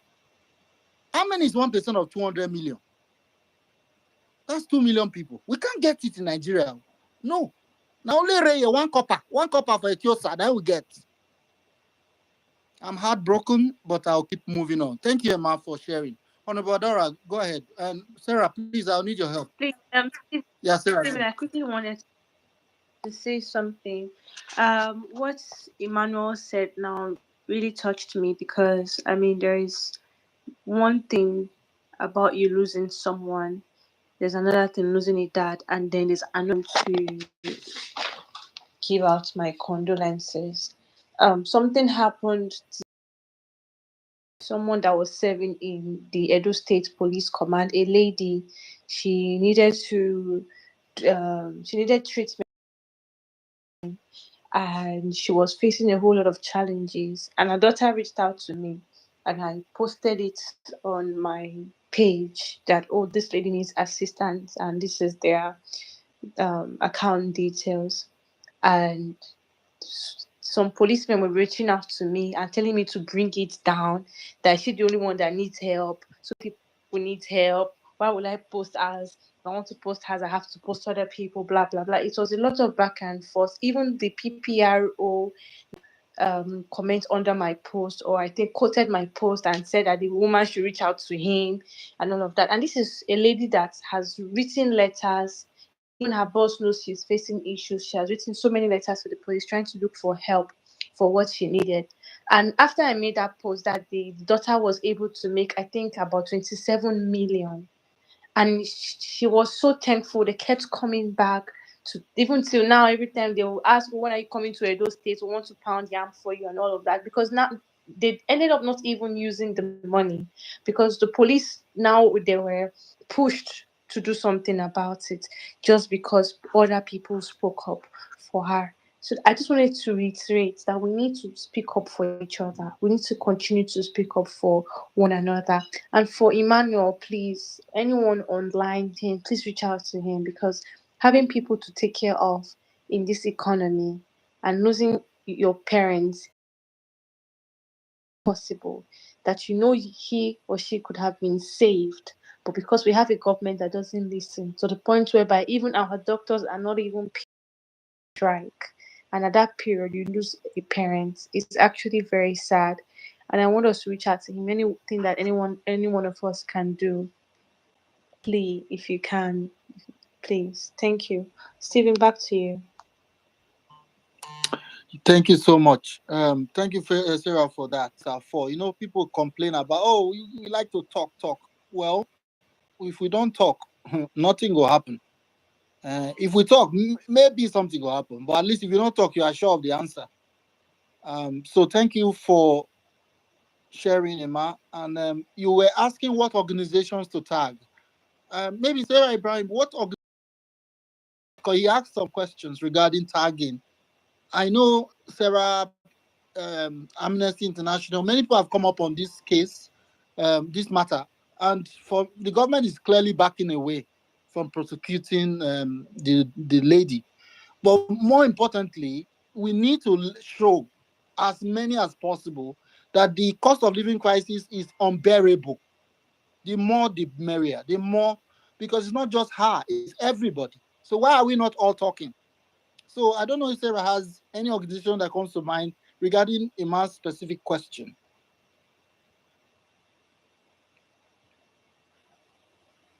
Otherwise, while we're thinking about that, Oh, I was muted. I've actually been speaking. So there are a lot of organizations that we can tag, especially when it comes to organizations that, watch political spaces in other countries and see what's happening. Please, and I think USA know their exact handles. I can confirm the handles and then I'll put it in the chat box. US mission in Nigeria, they were on a verge of putting a lot of sanctions on the current government of Nigeria, and that's why the Nigerian government invited some bishops 2 days ago, because it was one of the issues that were raised. Sanction a lot of government. I don't know what they call these people. I think they're ambassadors or so. I don't know what the whole I'm sorry, who is situation around. Emmanuel help? I beg, no vex. I just want to know. He has dropped down, Sorry, but I want to avoid if you didn't catch it, you probably will go to, I don't know how else. I want to avoid this. Everybody needs help, to be honest with you. Let's say I was able to get his handle, private DMing you. I don't want people to flood my DM. Everybody need help now, Nigeria. That's the honest truth. So I don't know the man, and I can't say you should go and. We're not doing that on this space. Sarah can reach out if you know the handle. Everybody need help, even nobody, unless you be Tinubu and Sheikh Tinubu, now the only two people, Let's keep it moving. Sarah. The handle is Emmanuel Forex something. I'll tag him in there. I think I'll look for it and tag him here. I looked at the handle because I quickly wanted to reach out. Is Emmanuel NFT. at Emmanuel NFT. That's his handle. I'm tagging him in the chat box now, so that if you want to reach out to him, you can reach out to him directly. Okay, Emmanuel NFTs. And then for the question that he asked, okay, I've tagged him in the comment section, so everyone can just check that. And I'm going to put it on the Jumbotron also. And for the question that he asked, there are a lot of organizations. We have the US Mission, we have ICC, then we have I think is it IPMU or something, but I don't know their exact Twitter handles, because if you want to reach out to these people or you want them to see the videos or what we're talking about, then you have to tag them. So I need to be sure of the exact handles and add them to the chat box, and maybe we can put it up on the Jumbotron. So I'm going to do that in like about the next 10 to 15 minutes. So Stephen, over to you. Okay, thank you so much. Yes, I have my grouse with all these There are no Chinese organization that will help us. There's no Russian one. So we are sorry, we have to still go back to this colonial, whatever they call them. They are clearly not my masters. I have my grouse with what the West has done to us as Africans. But yet, they are still the only option we have. Are we going to go and meet APC and complain to APC? So there's no choice. So go ahead and tag the international organizations. They have their agenda, but I see the benefit of creating awareness, right? But the most important thing, guys, is what Nigerians in Nigeria do about their problem. I remember in 2023, some of us were crying and screaming on our voices about the rigging of the elections, and says you have to act, at least show your displeasure peacefully. Simply because international organizations were looking at Nigeria and saying, nobody cares now. Can you cry more than the bereaved? You can't cry more than the bereaved. Ms. Raya has woken up the sleeping giants, as it were. One of her questions is, why is nobody talking about this? And people went to hold on to Lagos is smelly. Lagos is smelly, as if that was the main message she was pointing out to. New York is very dirty. I live in New York City, right? We have big rats in New York. They carry pizza for head, they run. We have raccoons. The subway is dirty. Nobody will come and fight you when you say New York is dirty. Paris, they smell, right? I've never been to Paris. I've been to London. London didn't smell to me, but New York said they smell. Nobody will come. But for Lagos, smell. Wahala boss. Hey, go back to your state. I beg. We need to wake up. Oh. We need to wake up. Oh. Adora, go ahead. Thank you, Jerry. Augustine. Like, it weak me, but yeah. Anyway, I was going to add on top of what Sarah had said. Adora, I need help with code. I don't know. Okay, if I put you for calls now, people will disappear, right? I don't have anybody blocked on this page, Joe, Mr. Okay.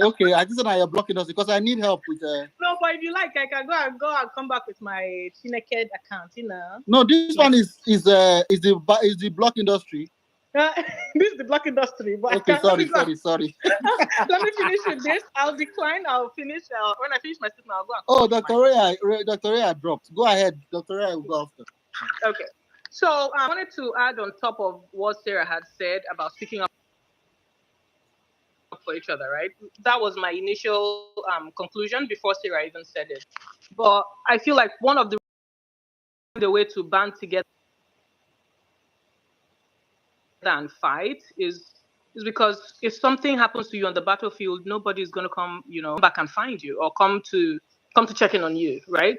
This is Rhea. She's out there. She's going viral. The powers that be are already swarming around, directly reaching out and standing in solidarity with her and telling her, look, nothing will happen, all of us there. Because if we find a way in Nigerians to have that culture of speaking up, even when something is not, affecting us directly, just recognizing that this is wrong, but this is wrong. What's happening to them is very wrong and it shouldn't be happening. If we can have that attitude, our governments will not they won't just mess with us at any point. You can't keep running from a problem. You can't keep picking nonsense to be angry about. You can't see a girl because she's complaining or a guy because he's complaining about a obvious wrong that's happened to him. And your first concern is, why is he even looking like that? You said, wait, they drive this kind of car. Are you supposed to drive? Is something wrong with, like, God, please. Basic amenities in other countries now in luxury in Canada. It's now a luxury in Nigeria. It weak me. As in, Steve, sometimes I don't come on spaces and show my face because there's so many people in my DMs, and I don't know how to say no a lot of times, right? But Jesus Christ, people are suffering. You guys have no idea. People are suffering. People can't find, what is diaper? There's no cloth self to put on their baby for diaper in place of diaper. There's no cloth. There's a woman who is using leaves. Oh God, Steve, I hate talking about Nigerian issues. It's okay. I know it can be very emotional, but our reality is that we must speak about these difficult things. We cannot keep quiet. One thing I'm sure of is that the current government in Nigeria does not want me to talk. And the only thing I know in this life is that it is what they don't want me to do, I want to do. As long as it's legal, as long as I'm not breaking any laws, as long as they want us to be quiet. So what do? You have to do what they don't want, which is speak. They don't want anybody to talk. You have to do what they don't want, because these guys are costing away with our resources. They are just enjoying themselves. As in, they cannot imagine their luck. Even if we was Egypt or Tunisia or any of these, even Sudan self, you know, fit try for Sudan or Ghana. You know, fit. But Nigeria, we just be like elephant where they shoot sleeping injection. Any veterinary doctor here, tranquilizer, big elephant, giant of Africa where they snore. They snore, flood don't cover here with beg. Dr. Roya, go ahead. Thank you so much, Stephen. Good evening, everybody.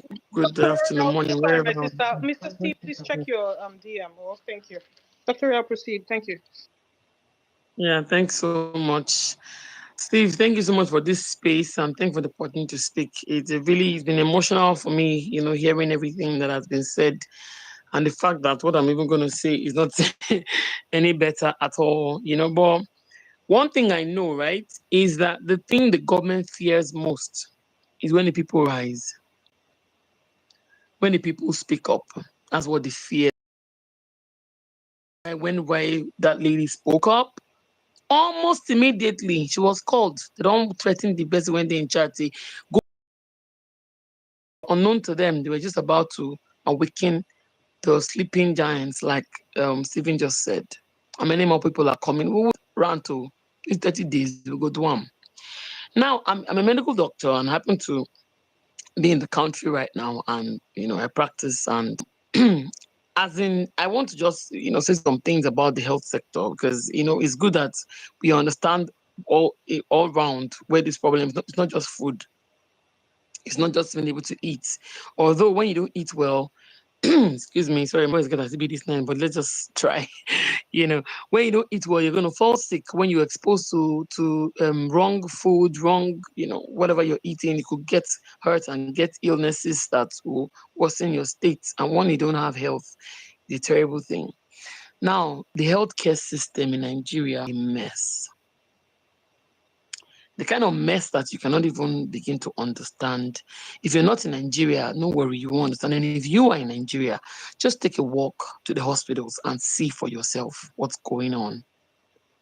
So these rants go involve our healthcare system too, because most of the governors, local government chairmen, of course, our Mumu president, our terrible president, and most of those who are in authority are just cruising away with the money. First of all, healthcare allocation is so terrible, it's so low, right? Then even the money allocated to healthcare is even being frittered away, being stolen by the government. As in, they allocate money to healthcare, right? In their budget. Every state, if you go through your state budget, there is a budget budgetary allocation for healthcare. Now, that budgetary allocation for healthcare, the Ministry of Health is the one who's be handling it, right? And to do all the different projects in hospitals and primary health centers, teaching hospitals, the general hospitals, FMCs, and all that. And, the state hospital, yeah, and implement, buy equipment, provide drugs with the budgetary allocation. So then go budget money for health, then go see still am. So the budget is just right. I know that happens in every other sector. But why it's more painful is because the healthcare deals with lives. So if you not chop, if you don't below you for some days, when you see food chop, you get better, right? You can fast. But once you are sick and you don't get the necessary care, lives can be lost. Now, we must continue talking. This talk, we will talk about it. In the healthcare, let me tell you how terrible it is. If you're abroad, for those of you that are out of the country and in diaspora, you have emergency services, you have ambulance services. So somebody has an injury, somebody gets into an accident, something happens, either an air ambulance move the person, or you have an ambulance which takes like at least in the States, at least eight minutes is usually the time for the ambulance to get to wherever you are. If you're not in Hitton lands, right? If you're in a place, a metropolitan place, you can get an ambulance in 8, 10, 15 minutes max, and they get to you and rush to the hospital. 15 minutes is even too much. They even complain. Standard is like 5 or 7 minutes. Okay. I know about 8, so I think I'm more, at least I've had those kind of issues, when I was not in the country and everything, because I practiced a little before I run back to my country because of marriage and stuff, So the point is that we don't even have functional ambulance services. Do you guys understand what that means? Let me tell you what happened recently. A guy got an accident and he was in a particular spot. He was driving in his car alone. He was right there and cried for help. I don't know whether his battery had gone down or he called. People didn't know he was. Couldn't reach out to him and he bled to death. I have a colleague in my office who was on a trip, just a very short trip, very 30-minute trip, but because the other road was bad, that one I'm not safe for entirely, right? The other road was bad. So they were doing one way and a vehicle just came from the side, ran into her car, into the vehicle she was in. She was in the front seat, her leg trapped in the vehicle. And when you have a femoral fracture, there's this big bone in the thigh. Once it breaks, there are blood vessels there that will pour out your blood in minutes. And Mrs. Madagwa, may God her soul, died when she just bled to death. There was, even when they were trying to get her out, trying to get nothing. Now this one is more emotional. She was 42 years old, and she has 4 girls, 4 beautiful girls, right? This is my aunt. She was on her way driving in part of this matter now. Came to her vehicle, told her she has tinted glass. She said, Oga, I just got this vehicle. She was going for her business. She does rent equipment in the place where she rented them out for a function. She was going to get them about 7 p.m. in the evening, and the policeman stopped her and said, your glass. And she said, I don't know what my voice is like this night. Please help because I hear me. I'll just try. I've had a busy day. Anyways, so your glass is a tinted glass. Where's the permit? I don't know what that trash was. They had stopped that long time ago, but normal, the front glass was okay, but the back was tinted. And say your glass is tinted. She said, I don't know. What did they do next? They pushed out of the vehicle, right? And got into the vehicle and drove off with the car. Now, something next, nobody understood how that happened. The next thing we knew, she was on the floor with a gunshot wound. Nobody understood how that happened. Was she shot and I got carried away, or was she on the floor? And because the only person that was with her was her 11-year-old daughter. But finally, what we heard was that maybe it was armed robbers or whether it was the same police. We're not sure who did it because the girl couldn't talk. She was almost dumb for the next how many weeks, not speaking because the shock was too much. She was shot in her chest, around her rib cage, so her spleen, her heart was pierced and punctured, and the girl was shouting, "Mommy, mommy, my 11-year-old niece." Okay, I'm just trying to hold myself, right? because this is the first time I'm talking about this like this. It took me a long time to recover. You know, I don't think I've even recovered. So she was crying, mommy, mommy, mommy, and nobody could help. And the keke guy drove close to the vehicle, close to the floor where the mother was lying down, carried her. That's the story, at least we heard. Keke guy gave that story, carried her, now moved her from hospital to hospital. There were no facilities. They couldn't even accept. Some said, no, we're not going to fit. Some say, oh, na gunshot when they need police reports. Some say, this is the aunt. She grew up in my house like my own elder sister. That was then, right? And they took her finally she got to one hospital. They got there and she was gone. They couldn't, they cannot help her. Okay. Oh yeah, try find anywhere else. And they said they're running around. The girl alone, 11-year-old child with her mother, go around to finally find they had to go to where her shop was because the guy got tired. He couldn't get a hospital to take her and got to her shop where the rental thing and was just there and started making calls. My husband was called, my brother was called. They didn't call me. Because no, I would have come out to that and I cried uncontrollably. Why didn't you just call me? I'm a doctor. I could have helped. Why didn't you call? My mom said, when she got there, she was dead. I said, no. You could have just called me. I could have just known. I would have moved heavens, moved everything to get her, you know. Then they went to the police station. Her car was nicely parked in the police station. How do you explain that? That car was a safety. That car was a succor. That car was she had just driven home by herself. Policemen took the car to the police station. It was parked right there, leaving this woman and daughter. Whether they shot her, we don't even know till today. That story they never released. But had 4 lovely girls. I know how old I am now. My 40s, and my mom is still still so close to her. I know how I call her for issues. Oh, my husband said this one. I have a mother. When I started having my kids, my mom was dead. They don't have a mother. Whether they have a stepmom, it's not going to help them.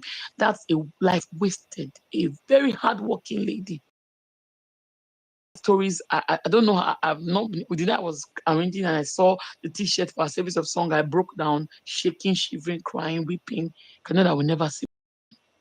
That's what Nigeria did to her. Of course, no ambulance. Of course, no hospital that could handle her. And that was it. I met a young girl. Sorry, guys. I've just said it. Just say this last one, okay? I met a young girl in the hospital some days ago, and she said she came to do a scan. She felt she was pregnant. And I said, you're pregnant, okay, let's check you. And she said, and we checked and found out she just had retained products, she was bleeding. She had tried to abort her pregnancy with drugs. So I started asking her, why are you doing this? She said her father is dead. There are about 8, how many of them? She's number 6. All her siblings are not doing well. Her mother is struggling. Then this guy who lives around there, she called him my brother. I said, your brother, is he your family member? He said, no. Who is he? He says in their area. And this guy was sleeping with this girl. I think school fees, my mama not pay my school fees. Imagine if we had proper, maybe like free education or something. Maybe that was or a particular program. Maybe that the Nigeria is. I have my own personal stories, but I'm taking myself away. Let me talk about others. What's seen in this country. And these billionaires went to IBB and gave him over 12 billion naira. 12 billion. Now you have. Let me even break it down. Hospitals in Nigeria who don't have CT scans, who don't have MRI, they don't have ultrasound machines to make diagnosis. Someone to go and look for where to do CT scan. These are things that can really the Asiwaju guy that his son died. He aspirated granite into his airway. What happened? The airway was blocked. The airway was blocked. The child, if you watch those videos, I cried in my room. I know that's what you now had. That's granite maybe in the trachea or in the bronchi, whatever. A tracheostomy tube just to look. Laryngoscopy, because I looked inside and saw and removed the granite quietly. The child will be fine. But he said the whole of a boy, they not see where do X-ray, they not see tracheostomy. I've jackpot right now we just look for an endocrinologist to treat somebody that had a thyroid problem. I couldn't find anyone. The only one we had around say you guys don't know we have an epidemic on our hands. Specialists they are qualifying and leaving the country in droves. Our healthcare system is in a mess. So we need to pick out. I'm the head of the department where I work, and I'm doing everything to harass the government, my management, to get things working. but we need to keep speaking out because these politicians are carrying this money and enjoying, grooving their lives. See how their children are balling. Look at the idiot Sheyi speaking like a drug. I had to come and watch that video. This guy is just saying, this guy is in cannot. There's no way you can say it. He's on drugs, talking like someone. Let me leave that story. So these people are taking out the money, the common patrimony of Nigerians. Are more no drugs in hospital. Imagine someone saying an anesthetic in the ICU. You are doing a surgery, then in the night, an emergency, then the anesthetic drug finishes. That means you cannot top up the anesthesia, and the patient is on the theater bed. You are operating. So the patient is going to go into a cardiac arrest if you don't do something. The patient is going to wake up in the middle of a brain surgery. Do you guys know what that means? In the middle of a wake up, there's no more anesthetic drug. If the patient have any reaction, you cannot counteract it. If the patient is having a surgery, the patient wakes up, imagine the brain open, he wake up from sleep. You don't understand what we're going through in Nigeria. And that's hospital that they're supposed to have these drugs stocked consistently with the monies that they allocated for budgetary allocation for health. We need to keep speaking up. The health is, please, in Nigeria, please don't be sick. Take care of yourself. Don't drink agbo. Don't go and get liver failure, kidney failure. Nigerian healthcare system is in a mess. Protect yourself. Take fruits, drink water, do exercise, and stay healthy. If you stay in Nigeria, please don't be sick. Nigeria's healthcare, you don't want to go through it. Is in a mess. I'll just yield here, please. Thank you. Please, can I go after before my network fall again? I'm now Peter will be last born, right? Go ahead, brother. Thank you, Dr. Oloya. Thank you so much. Doctor, thank you very much. You have really impacted us so much. Like, I felt very emotional when you were speaking. People have so many. All right, August Steve, it's been a while. Thank you very much for hosting this space. Like, space I've been going in and coming out because of my network. My data finished. I have to subscribe and call keep on coming in. I've come to the speaker session like 3 times and dropped. So I really appreciate. Thank you very much. And everybody that was spoken, I really appreciate. I just want to say a little thing about myself before I just hold back for others to speak. Okay.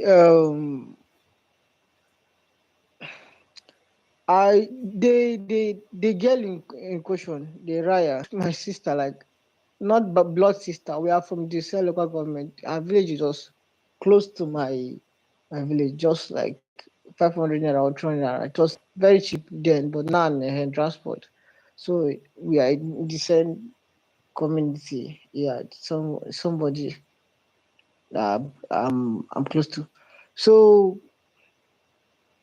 actually, after I graduated from school, I was working immediately because I did my IT in a cement factory, Unison. So I was referred back after my graduation in school. So I was serving as assistant engineer there, receiving then, that was last year, receiving about 150 to 170,000 naira as a new graduate. Imagine such money then. So at least I was living an independent life without depending on my parents. So along the way, my parents were like I was saying, "Guy, you need to go for NYC. You need to go for NYC, and to get some promotion and some upgrade in my work, I need to go for NYC and some things which was somehow not make sense." And he was still saying because of my political ambition, which I told him about, and he said I still need to go for NYC. And I will tell you that obeying that was the greatest mistake I made. Strategizing for everything. I went for NYC, which by God grace, so most time I'll be done. I went for NYC. Can you believe that? To subscribe my phone right now, it's a problem. Someone that was anyone about 150K a month ago, like coming to a new land, like try to cope all those expenses, everything. Like if people will not understand what corpers are facing, not doing extra job because you have to be checked upon by your LGI. Make sure you go to work, like all those kind of things. You can't do it. You can't call parents at this stage, like back home. Omo, coppers are suffering a lot. NYC is bullshit. Sorry to say that. NYC is bullshit. Like, it's just slavery. If you check back, none of these are top politicians. None of these are top, even the president, he don't have an NYC certificate. But we are struggling, killing ourselves. There's 77K they promised to increase. Top channel, top satellite television, they carry the news channel or they carried. But when it come, like that single apology, like no official statement that, oh, this was the reason. They were very comfortable, enjoying their money, their increase, not caring people that they sent to different unknown land to suffer. And this is 33K 3 years back was something you can at least manage. But now, 33K cannot buy let's say, a rice and beans. Let's just start from there. And you just manage and keep your stock more of palm oil, other things. Don't know even the state that you are. If you don't have food, that one is worse. Those guys, this is NYC is prison. It's prison. Forget the little benefit that's around. But these guys, I don't know. There's any way we can start a different talk of not making this thing mandatory and compulsory. It will help us. It will help us because I don't know. I don't just know what to say at this point. Like after getting what I can get a little, some of my friends were complaining on this Twitter about data subscription. I have to use my last money in my account and do giveaway. So we send data to them. If you check my post, we did giveaway just recently because of people that were normal, like people that you see that but common data subscription, people don't have again in Nigeria. To get 1 gig now, everything have times 3, not times 2, just 1 gig. This times 3. Living a free life, and we are here shouting up and down, and they'll still eat 4 square meal, a bit 10 square meal, get fat with their big tummy, and we'll be here comfortable, sitting and less making noise. And nobody will even shake and go and Nigeria, I don't know the kind of juju that they use for us. So God bless those that are speaking out. And the painful part is that it's those that are rich, those that eat 3 square meal comfortable with like enough balanced diet that normally speak. The poor ones, I don't know if it's cause the poor one are the one still supporting these people, still backing all these people. What is it? Which type of prayer fasting have we not done? What have we not done? Who caused us? I beg, who caused us? Imagine the worst thing is that the worst one I saw is that Something like restaurant, I beg. It's too much. It's too much. The worst one is yes. Sorry, can I? Okay. I think after Peter goes, if I can talk, Yeah, please. Tora, I think after Peter you should go because you've been here the longest. Well, since I came in, Mr. Stephen, I hope I'm correct. Then it will be Onuchi after Yes. After Toro. Thank you, Peter. Hurry up, huh? Please, I've been having a talk problem. I just came on board. Mr. Hello. Steve. See, I've Yeah, been I'll get you standing on the since queue. Stephen. I don't know if Wow, can you guys hear me? I don't know if it's selective. You guys are Yes, I can hear you. I can hear you. Which is not. I am so sorry, Evans. You're correct. I saw you when I was on my other account. So please let's reshuffle a little bit. Peter, you round up real quick. Toro would go, Evans, and that'll be Onuchi next. Thank you so much, Tony. I feel like you've been here and you've been talking. You don't do your own submissions, Tony. Okay, let's take that. All right, let me round up. I'm sorry. So I see the worst thing is that please can I as we're interjecting, I will not finish first. So let's just allow one person to speak and just go. Sorry about everything. So the worst thing is that the normal life, what we think is normal. Someone was complaining about egg, buying a crate of egg. and no one was blaming that. Why will a cop? I still don't understand. Very soon, they will say, why will a copper in Gary with sugar? Why not use salt?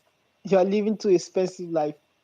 Like we have become so addicted to poverty and addicted to managing that it have become normal to us.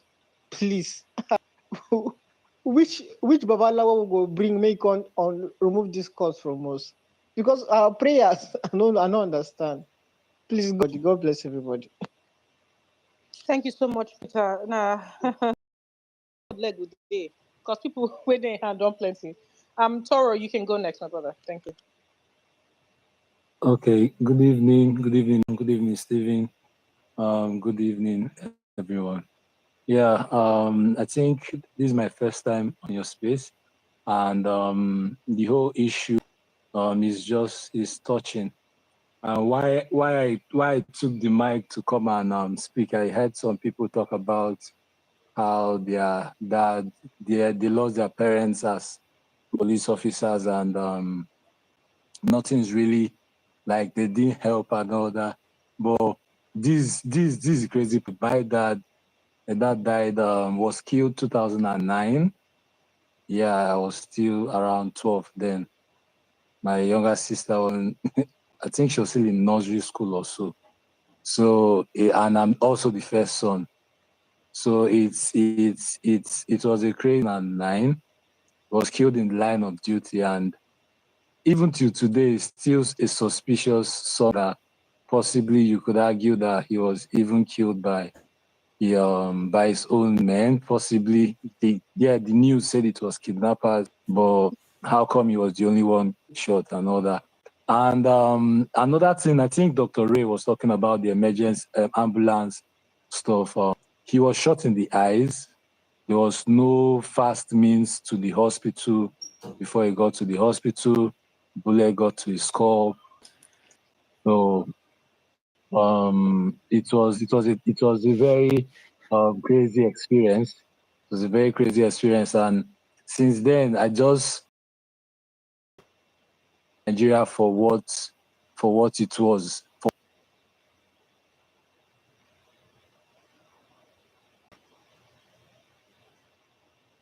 The two things that will happen to you is either you get serious bad posting, like you get the worst of the worst posting, or they'll send you to where you don't have any relevance at all, or they'll send you to if they do all those ones and you're still trying to make out something good for the country, they'll probably send you to where you just die and end it all. So that's how bad the country is. There are good ones there, but they are being suppressed by the bad by the bad ones. I read a news article of an IG of police as of 2001 to 2004. So that stole up to 100 and something million then, and $1 million then 14 billion naira as of then.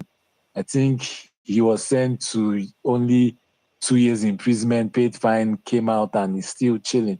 So like it's really bad. It's really bad, and the state of the country, like is bad. I can't even begin to say how bad it is, but it's just bad. Like if you're a young person here, you've not gone for that. Let's say start learning a high tech or high. Is it tech? Is it trading? Is it data analysis? Like anything you could probably work remotely and earn in foreign currency. That way, at least you'll be able to sustain yourself a little bit from the hardship that is going on in this country. Because right now, since I finished service, I served them 2 years ago, and for me, I was lucky enough to understand. Okay, is my time up? Yeah, try to round up. Try to round up. Okay. So I mean, if you're going through a lot, you just have to speak up because if you don't, the if you don't, it will keep going on and on and on. I remember I once took a bank to court then because of my 20,000 naira they took for my account as a student then. I got a lawyer, he did pro bono for me. I took them to court. I remember then my close friend was like, "You won't they do this to you?" That time, the 20,000 was very serious for me, so I couldn't lose it. I took them to court. The lawyer didn't pay. I think the arrangement was once I get damages, he gets his money because I couldn't pay him then. But now what I'm trying to say is, if I had succumbed to fear, I think then on Twitter, I bashed them a lot. I made it very open until they settled out of court. I got extra money. I used it to start up my help myself a bit. But now, if I was afraid, I wouldn't have pushed through with it, because then the bank started calling me from Abuja. This is their headquarters. Managers want to see me for just that 20,000 naira. So if you're going through a lot in this country, if you're too afraid to speak, I'm sorry, you might just keep being where you are, because those bad people don't want you to speak. And they're in every sector, because as you're trying to make a good country, there are people trying to make it bad too. Thank you. Thank you. You are not wrong. There are people trying to make it bad as you are trying to build a good country. And we have seen so many of them coming after this young copper about the fact that she went out to restaurants, or she bought full crate of egg, or she said Lagos. So people will come. Unfortunately, there's nothing you can do. Everybody will not agree on the same thing. But what is important is that those who have suffered and are suffering from this cost of living crisis, enough of the silence. Don't keep silent. Nothing will change by your silence. Nothing. Thank you so much. Due process, you had come up long before now. You dropped off. I don't know. I stepped away, and I'm told Yes. you are Evans was actually here Sorry. before due process. I pulled due process up. No, I know. He has been here before. He dropped off. Because I see. Okay. Due process will go next. Then we are trying to round up. I want to thank all of you. We'll continue this hashtag. Just in case you were not able to speak today, use the hashtag and put your video. Put it up there. Add your voice. Due process. Yes, thank you. It's been a wonderful time, and unfortunately, for a while, I've been away from Twitter Spaces because let's put our eyes on the ball. And Nigeria, as it is, we need a very pragmatic approach to rescue Nigeria in 2027. As a matter of fact, we are building something new.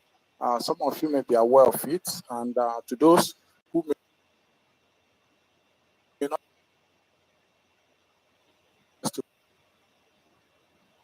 petition at the National Assembly, because as it is now, there is no competition, and we are almost in a situation of one-party system, which is not supposed to be.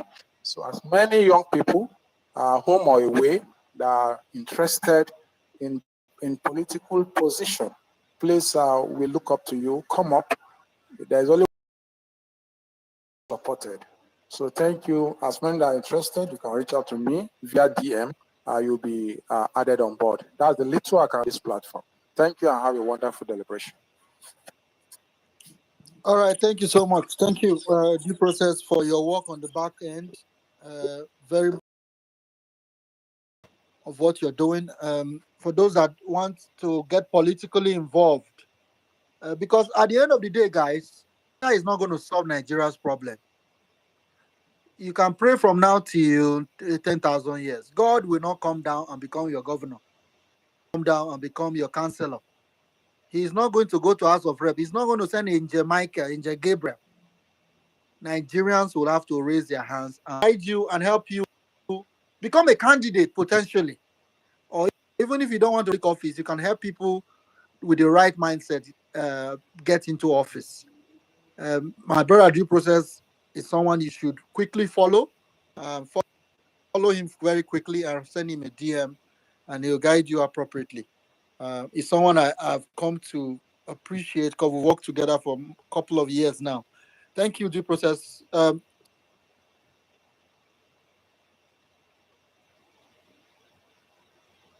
The space. No, I think I I would think allow I'm Tony go ahead before me. I've been here for a long time, Stephen. Okay, sir, no think I'm problem. Wait. Tony met me. Wait to now, So Mona, wait. Yeah, I it stepped should away a be little bit. Evans and then Stony. Stony met me. All right. If I you think I've been step up away, for you a long should just time, go and I and was queue left back after. from wherever, and then let me just I talk. think I've been up I was supposed to be left after. 1 second. 1 second. 1 second. Sorry, it looks like Vance is supposed to speak, or he's been waiting, right? Vance, sorry, we missed you.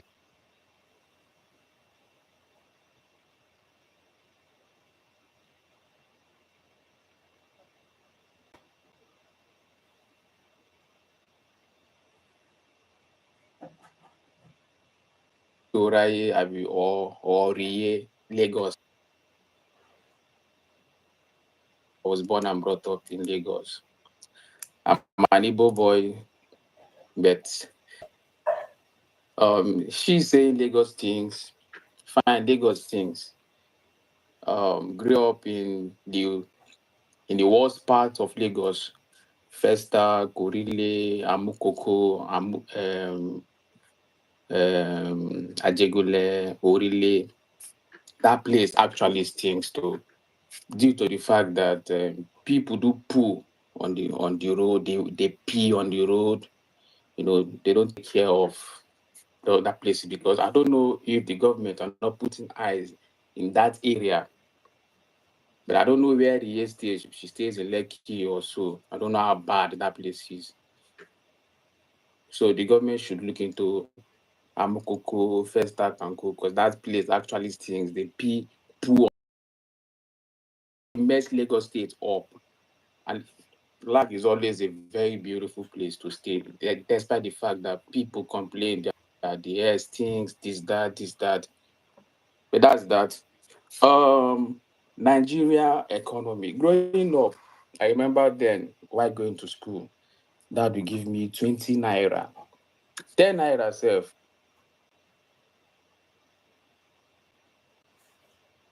Going this tribe, Hausa or Co. I will stop by. I will buy amala. I will buy amala for 10 naira.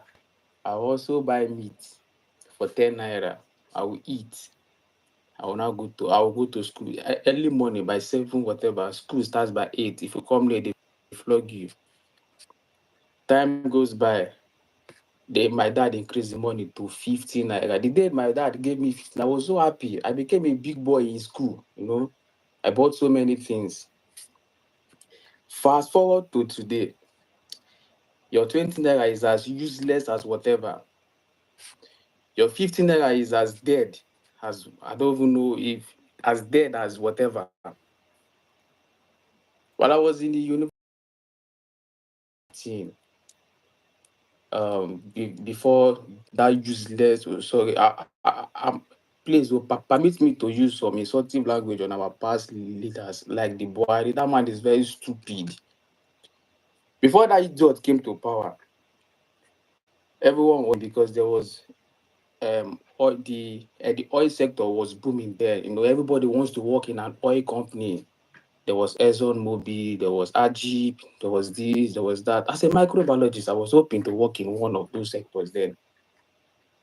Before you know, this idiot came to power 2015, going on like companies started leaving Nigeria, taking their headquarters to Ghana, to other countries. The country went on recession several times. But people failed to, I don't know if Nigerians, we don't like that we do forget things. Buhari took us from point 1 back to minus 100. But people voted for the idiot back again, second time. And that it took, as the number one man in the country, it took years before he brought in ministers. I don't know what he was waiting for. Maybe he was waiting for a miracle to the country to turn upside down before he will bring in ministers. But very clueless fool. Before this Christmas climb, and you will hear people telling you that because he's a Yoruba man, that's when this whole drama of tribe, because a Yoruba man is dead, I must vote him in. I must not speak bad against him. I've said it several times. I do tell my friends, my peers, and co. Even if as an Igbo man that I am, me I will insult him, because all my life these politicians are.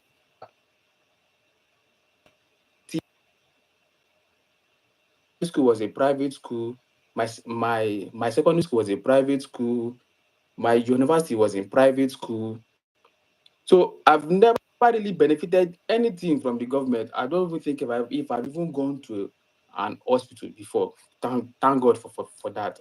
Even if I have, it might have been a private one too. Not that I come from a very good home, but to God be the glory. I've been trying to survive. A country, I love this word by Peter Obi, always saying a child of a nobody becoming somebody. You don't need to know anybody before you climb to the top. That is what I want. That is what me I want to be. I don't need to know you before. But our system is so bad that if you don't know anybody, you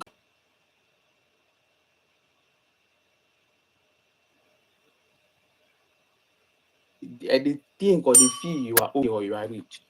I saw Ben Bruce, that common sense fool, coming out to talk nonsense. A man trying to make common sense, but he's not. He doesn't have common sense. See Sheyi Tinubu, that guy is very stupid. Saying our police is so bad. Every day, I have families in Nigeria. I'm scared of my people going out every day. Like when they go out, I'm like I'm scared of either bandits, either Fulani herdsmen, either police. I'm scared of them going outside. Like the country is so bad that I don't even know what to do. But me, I will Thank keep you. talking, and I don't care. I don't send who is in power. If Obi climbs there tomorrow and he does nonsense, I will insult him. That is my own. Thank you. Thank you, Evans. Thank you for your patience. I understand. Of course, we are all.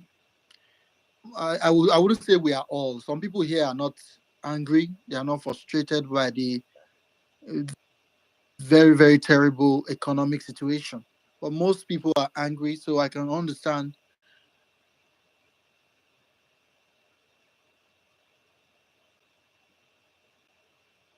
One for joining the space here. We're beginning to round up. Onoche, go ahead quickly. Then Stony. Since we tie it together here. Onoche, Junior. Okay, thank you. Can you hear me? Yes, sir. Yes, sir. Hello. Okay. So I wouldn't like to waste anybody's time because we've been here. Best country in the whole world, and the whole world is aware of it. But the reason why I said this, please mark my words, please. The reason why I say this is this: if you are to sum up the total amount of money that have been stolen and embezzled since 1960 till 2025, no country can stand, including the United States, including China, that is now trying to woo us into their handbag. No country can stand. And that is why, since China lacks that resource, the amount of resources that we have in Nigeria, they sentence to death any corrupt practices in their country, because they know that if it is happening just the way it's happening in Nigeria, the country will collapse. The educational sector is a mess. And if you go my personal replies today on Twitter, you understand that we have bad educational system and we have a which comprehension. Somebody that has been pained came out to complain and used an adjective, terrible, which is not an insult. It is not an insult, but so many persons that are not properly educated, just what the classroom, but they're not properly educated, took it to be an insult and are going after this lady. Thank God that we are speaking up. Now, the training, the food of this country is in jeopardy because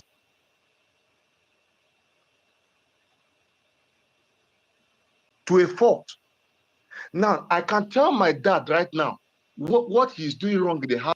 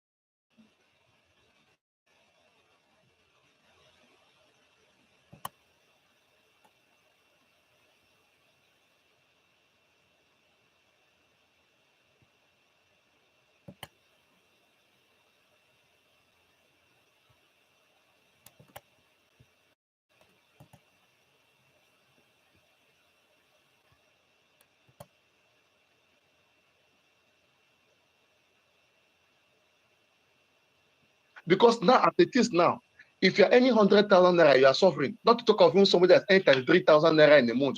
How does the person feed himself, take care of himself, and save to further his personal development? You can't even afford to buy 5 liter. I used to buy 5 liter of King's oil, 4,500 naira.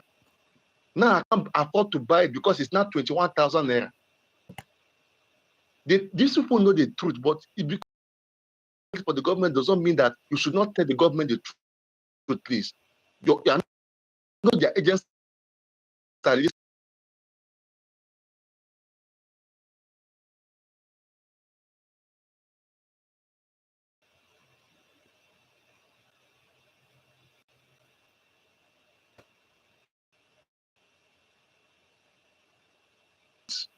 child that lost today is too much. Thank you, and I hit the mic. Thank you. Wow. Wow. We've had so many big revelations today. Let me know how. Stoney, go ahead as we round up. You're the last speaker here today. Okay, thank you so much for giving me the opportunity. Though I'll be in the morning. Okay, just straight to the point. Honestly, Nigerians are not docile. They have really tried, but like June 12th, when there was an election malpractice, they came out in drove. They killed so many. I was born in 1989, so by that 1993 or 1992, I think but I remember little things there and there, right? They came out and killed even like NSAS 2020. What happened? They killed. The annoying thing is that, as previous speakers have said, the people that fight on victims of bad governance, for example, police.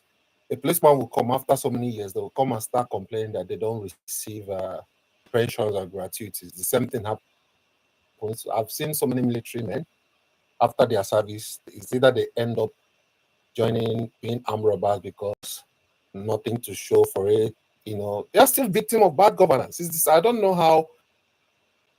Honestly, Nigeria is a case that you don't know what is happening, but it's how uniform. There will still some people who still deploy those uniform people that are youths, that are, their future is at stake. They will still wipe people out. So Nigerians are trying, but honestly, it's an impossible situation. I've been reading so many. I'm in Canada, but do you know that I feel the pain here because it touches me. Some people are not in Nigeria. Who will you help? Who will you not help? Sometimes I don't pick my calls again because even things here, like in Canada here, because of this whole, what's it called, American issue, like there's inflation here. But you can see how will I put it, efforts politicians have put it to calm down things, like to make things here. But in Nigeria, I mean, it's impossible. Nigerians have tried though, but I think we need to try harder. Honestly, I think we need to try harder. But so everybody out there that is still trying to make ends meet, just keep faith. But that my guy is to talk with him. Is it Mike or Emeka, whatever his name is? Just keep trying. Honestly, it's and if you have opportunity to japa, don't say you love Nigeria too much. You can't japa unless you don't have opportunity. If you have the opportunity to japa, I'm gonna japa on behalf of even for your kids. But how did we get from speaking up against because of living to japa space, Mr. Canada? I'm sorry, I'm just giving advice. I'm sorry, the cost of living is so high. I know, but I'm just giving advice. So how is somebody that is not able to buy bread to live going to japa? Okay, I'm sorry. The cost of living is so high. Honestly, just so the cost of travel, is it cheap? No, it's not. I'm sorry if that sounds. Japa is not the so really. That's what we are trying to make sure people know. Whilst I understand the immediate, but anybody that can really japa now, carry your bag, leave Nigeria, go Canada, UK, US, you be big guy already now. You know, be you they talk to. The vast majority, you know that there's a statistics that says 96% of Nigerians will never leave Nigeria. You have to remember. They have less than 500,000 in their accounts. So no, 96% of Nigeria population will never leave the country forever. They will remain. Yeah. So the Japa conversation is a red here. It's only the privileged. How much be tickets? It's true. To Canada from Lagos. You're right. I'm sorry. I'm sorry. We have to fix Nigeria. That's sensitive. I hear you. Round up, my brother. Who the raise hand now? One closed church for today. Yeah, I think that's all I have to say. It's really terrible and pathetic. Someone the courage to talk, and the victims are still, I don't know, Stockholm syndrome. The victims are still shutting her up, telling her to shut up. Probably is even suffering. I've been a victim of police brutality. I've been a victim of Nigeria. It's just that, like I said, I was just lucky to escape Nigeria because what I did is escape. My kidney nearly failed. I was nearly a victim, but somehow, just I was just lucky. I was just plain lucky. And the anointing that, okay, like if you read the Bible, during the Old Testament days, at least their government was, from what the Bible said, their government was not performing so well. But the church somehow is stepping in. That's just stepped in, share whatever they have, buy food, at least. But the church is not doing anything. At least let this religious organization step in and at least do something, even if it's once, maybe every Sunday, you declare free food restaurant, just go there, eat, at least, even if it's once restaurants where your church members can just go and eat, at least, even if it's once. It's why I'm just tired, honestly. Bless everybody. Thank you very much. God bless everyone that have joined us. We have to stop here. It's top of the hour. But thank you all for finding time to join you. We are not ending the conversation. Use the hashtag to add your voice. Make a video and continue to trend the 30 days run challenge. It is important that you put what the cost of living crisis is, how it's impacting your own financial life. A lot of people have shared very touching stories today. But let's not stop. Let's keep speaking. Our voice is all we've got. Continue. Thank you all for joining the space. Mr. Strong, thank you for coming up. Nimbo, you didn't come up at all. Why? Our comedian, SIM card Alpha. You didn't come up to come and give us your own version of what is happening. I greet Wenzel. Thank you so much, Chiamaka. My co-host as well, Honorable Adora. Thank you very much. Sarah Ibrahim, thank you for what you do. Let us continue to trend this topic. I'll come up with a space that tomorrow as well, so that we continue the conversation, because it's very important. Awareness to be distracted by another nonsense story that will come up. Nigerians are suffering. Keep speaking. Thank you all.